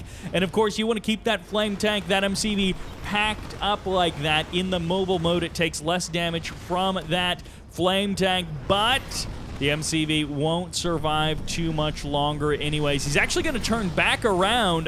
This MCV is now kind of stuck and gets burned down. Even in mobile mode, gives over an elite status, and that is going to be the end of the command post. The end of the MCV, and that is the end of Lamas' chance of extending out this game too much longer. Bartjones takes 3 Tiberium spikes in the game, gets a kill on the MCV, and now it looks like he is going to be transitioning into a double War Factory kind of play. Scorpion tanks maybe just the primary unit for him in this match. We'll see if he techs up or anything like that. It might literally just be Scorpion tanks until the day he dies. Could go potentially third War Factory. Lamas is going to catch the blue Tiberium Harvester on the transfer. I'm not sure if this is... this would be a nice move in a normal game, but I don't know if this is actually helping him out in the long term. Oh, he's not even gonna get it. Are you kidding me? Triple Pitbull. He commits fully to it, and he's gonna get nothing for it. So a little bit of lost mining time perhaps there. A 4th Pitbull actually comes in and commits to the attack, and still nothing. So I forget how much a Pitbull costs, but that's over 2,000 credits down the drain trying to kill off that one Harvester. MCV is back up and running, and that is exactly what Lamas wants. So this is actually going to be 2 MCVs. He is not going just 1 MCV. He went double MCV as a follow-up, and he has lost a ton of time because of that Flame Tank Reckoner attack earlier on, and he has now to deal with all of these Scorpion tanks coming in to his main base, but at least he's got 2 MCVs, and he has got, well, some kind of a fighting chance. I'm not sure what his plan is with the 2 MCVs. You know, if he had double sonic emitter, it would be a little bit of a different story, but he's got 2 MCVs, and now 1 refinery. He gets AP ammo, he gets the command post. He's got all of those things going for him. Bread tanks are pretty good. Rockets are good. AP ammo is good. But this is, oh my gosh, so many flame tanks from Bartjones. And it is not going to be triple War Factory. It is quad War Factory. Not that Bartjones can actually produce off of 4 War Factories at once, as his production queues kind of stall out there. But he is going for style points, 4 War Factories at once, a huge column of flame tanks, and Bartjones, I don't even know if he needs the Scorpion tanks. He's got so many flames, but he's going to burn down these units as he passes over top of them. Nothing in the bottom right-hand corner, but it is going to be triple airfield for Lamas. So those Zocom units may finally make an appearance here as Bartjones scouts the MCV in the main. He scouts the MCV at the natural, and he is going to clean up both. Ceramic armor on this Hammerhead, but is it even going to matter? And of course, the answer is no. This is going to be a good time overall for Lamas, shutting down that flame tank rush right at the beginning, even though he lost some critical infrastructure to the second wave of the flame rush. He shut down the first wave quite handily, and that will be the GG from Lamas. 7 minutes and 57 seconds. A very respectable time indeed. But honestly, Game number 2 felt longer than game number 1, but they were both 7-minute games. The first one was, I don't know, like 7-11 or something. And this one was almost 8 minutes, so almost broke that 8-minute mark, but not quite enough. Let's see what happens in game number 3. Which takes us to Tournament Stadium, a nice big map to end the series on. Playing as the Reaper 17 in the top left-hand corner, this is, of course, Bartjones. Okay, going double portal. Is it just Descents, or does he have... Oh, right now it's just Buzzers. Descents in the south. Anyways, on the bottom right-hand corner of the map, once again choosing Zocom, playing green, this is Lamas. He wants to beat that 7 minutes, 57-second time he just set in game number 2. The other kind of relevant times would be 8 minutes 59 seconds from SteelTalons, 10 minutes 30 from Randomness, or 13 minutes 11 from Bartjones. I guess unless he beats Bike Rush in this game, I don't think he will, but if he does, then I would actually have to go back to his last game and add that time to this game number 3 time if he wins here in game number 3. All right, Descents in the north, Descents in the south. Only a handful of Descents in the south. Not a big rush on either side. But, you know, sometimes this does a bit of damage. Whatever it is, Lamas is going to get the scout on it. And his War Factory is already up. His Harvester is already out. So Lamas, actually, Lamas will see double Refinery, no War Factory, which will be a bit of a weird tell. But he's going to be like, okay, that's an unusual build. You probably have something else out on the map if you're going double Refinery, no War Factory. Bartjones does, with these Descents, also gain additional scouting information. And, okay, the group in the north is going to get spotted by this Rifleman. Doesn't take any pot shots at them. So they will actually pass peaceably by each other. Neither group attacking the other. But Bartjones is going to be pretty happy with this. Okay, no, there is not a hidden outpost there. I thought it was pulling a Bartjones, hiding an outpost kind of in plain sight. But no outposts for Lamas. Descents in the south. They actually pull a watchtower and both 2 APCs, maybe even a third APC. Yeah, third APC does come out, but it heads south immediately. Oh, Lamas has fallen for the play. Bartjones dupes Lamas, and he's going to get 1 Harvester. He's going to get... Oh, if he gets the second Harvester... Okay, good juking there for Lamas, but it doesn't matter. Bartjones gets the kill anyways. He goes for the Descent opening. He does not get any kills early on. He holds that one out, draws it out, pulls the APCs down to the south. They're just now returning to their base. These APCs could have completely shut down the Descents on the north side, but they were out of position. And Bartjones gets the kill on 2 Harvesters pretty much right from the get-go. His own Reaper Refineries ready to deploy at the natural expansion. And no, he actually deploys something up here. It's going to be a nerve center. So he doesn't go third refinery after the expansion. He actually goes nerve center back in the main base. Killing those 2 Harvesters completely takes the wind out of the sails of Lamas, who had a pretty solid opening overall. I mean, like, no problems with the opening at all. But losing those 2 Harvesters just completely resets all of your timings, and it means that the next minute or so of your life is just rebuilding those Harvesters. And wait a second, where did the... Okay, the MCV passing over the stadium seating, through the bleachers, and now into the middle of the map. He's going to be going for the aggressive expansion instead of the safe expansion back there. And Bartjones going dev tanks. Is he going to charge up in the middle of the map? No, he's got the Shard Walkers just guarding his Harvester as he takes that blue Tiberium. Command post is up and running. Nothing in the north, and Bike Rush spots it. He's got a buzzer here. He's looking around. He sees, no outpost. He sees no refineries. He kind of knows the state of the game. He doesn't necessarily know about the command post in the south. Second War Factory gets deployed in the middle of the map. Lamas scouts that. He knows exactly what's going on. Wait a second. One rifleman. Okay, nothing inside of those APCs. I thought for a second Lamas might be going engineer, but no, it doesn't look like it was anything sneaky. It looks like those were just the APCs from earlier on in this game. Okay, no expansion in the north still. No refinery has been deployed. Okay, Lamas went tier 3 in the south. Of course, he is Zocom, so no railguns. But again, why did he choose Zocom? Now I'm kind of wondering, like, what was the plan with Zocom this whole time? I mean, he just hasn't done anything Zocom-y with this. You know, some players like to go Zocom, and then they go for tip field suits or something. They go for the aircraft, but...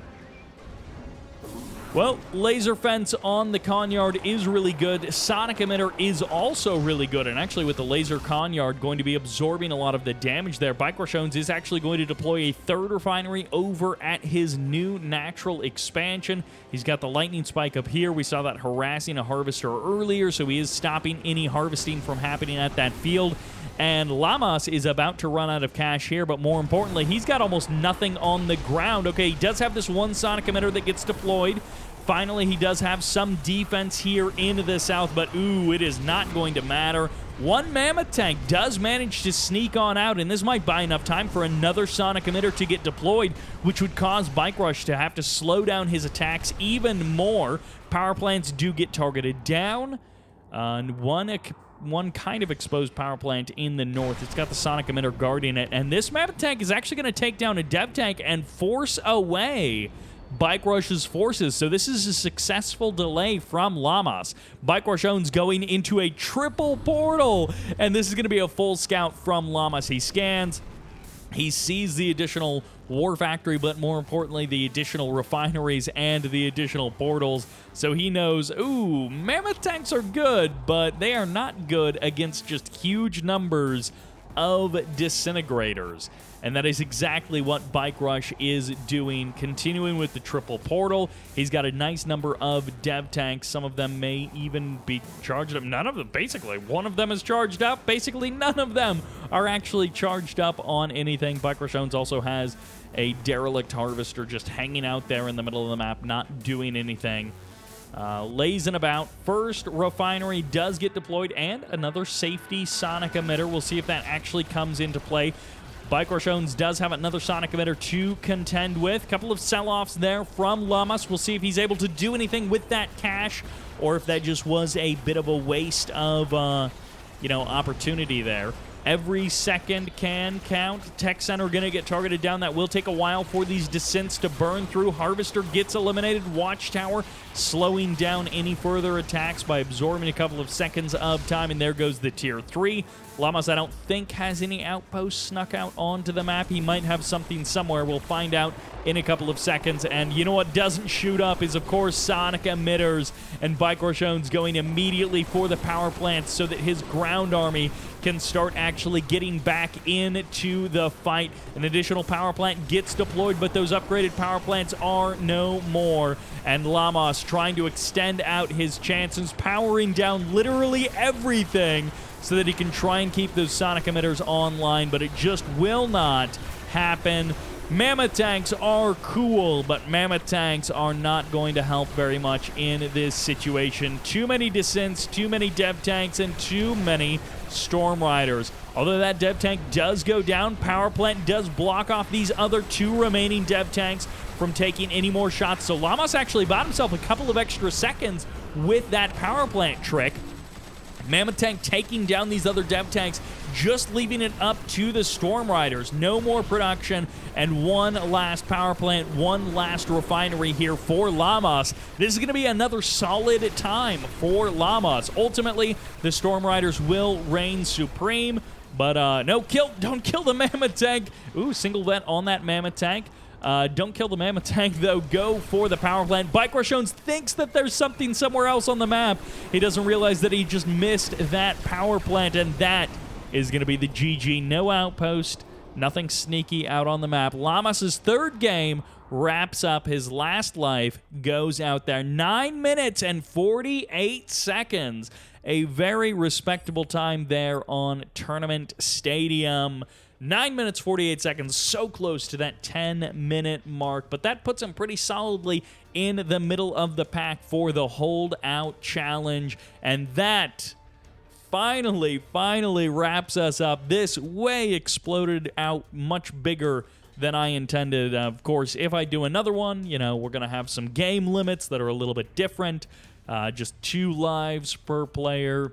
Maybe be a little bit more strict on who gets to participate. Sharpsense might just be a little bit too good for the holdout challenge. And I definitely want the bounties to be a little bit more things that people can play towards. I like that the multi-MCV life and the capturing bikes buildings actually did cause players to play for them. So we'll do more stuff like that. But I'm definitely not going to do a holdout challenge until I have some more free time on my hands. So thank you all very much for watching. I hope you enjoyed it. And this is Sybert, signing out.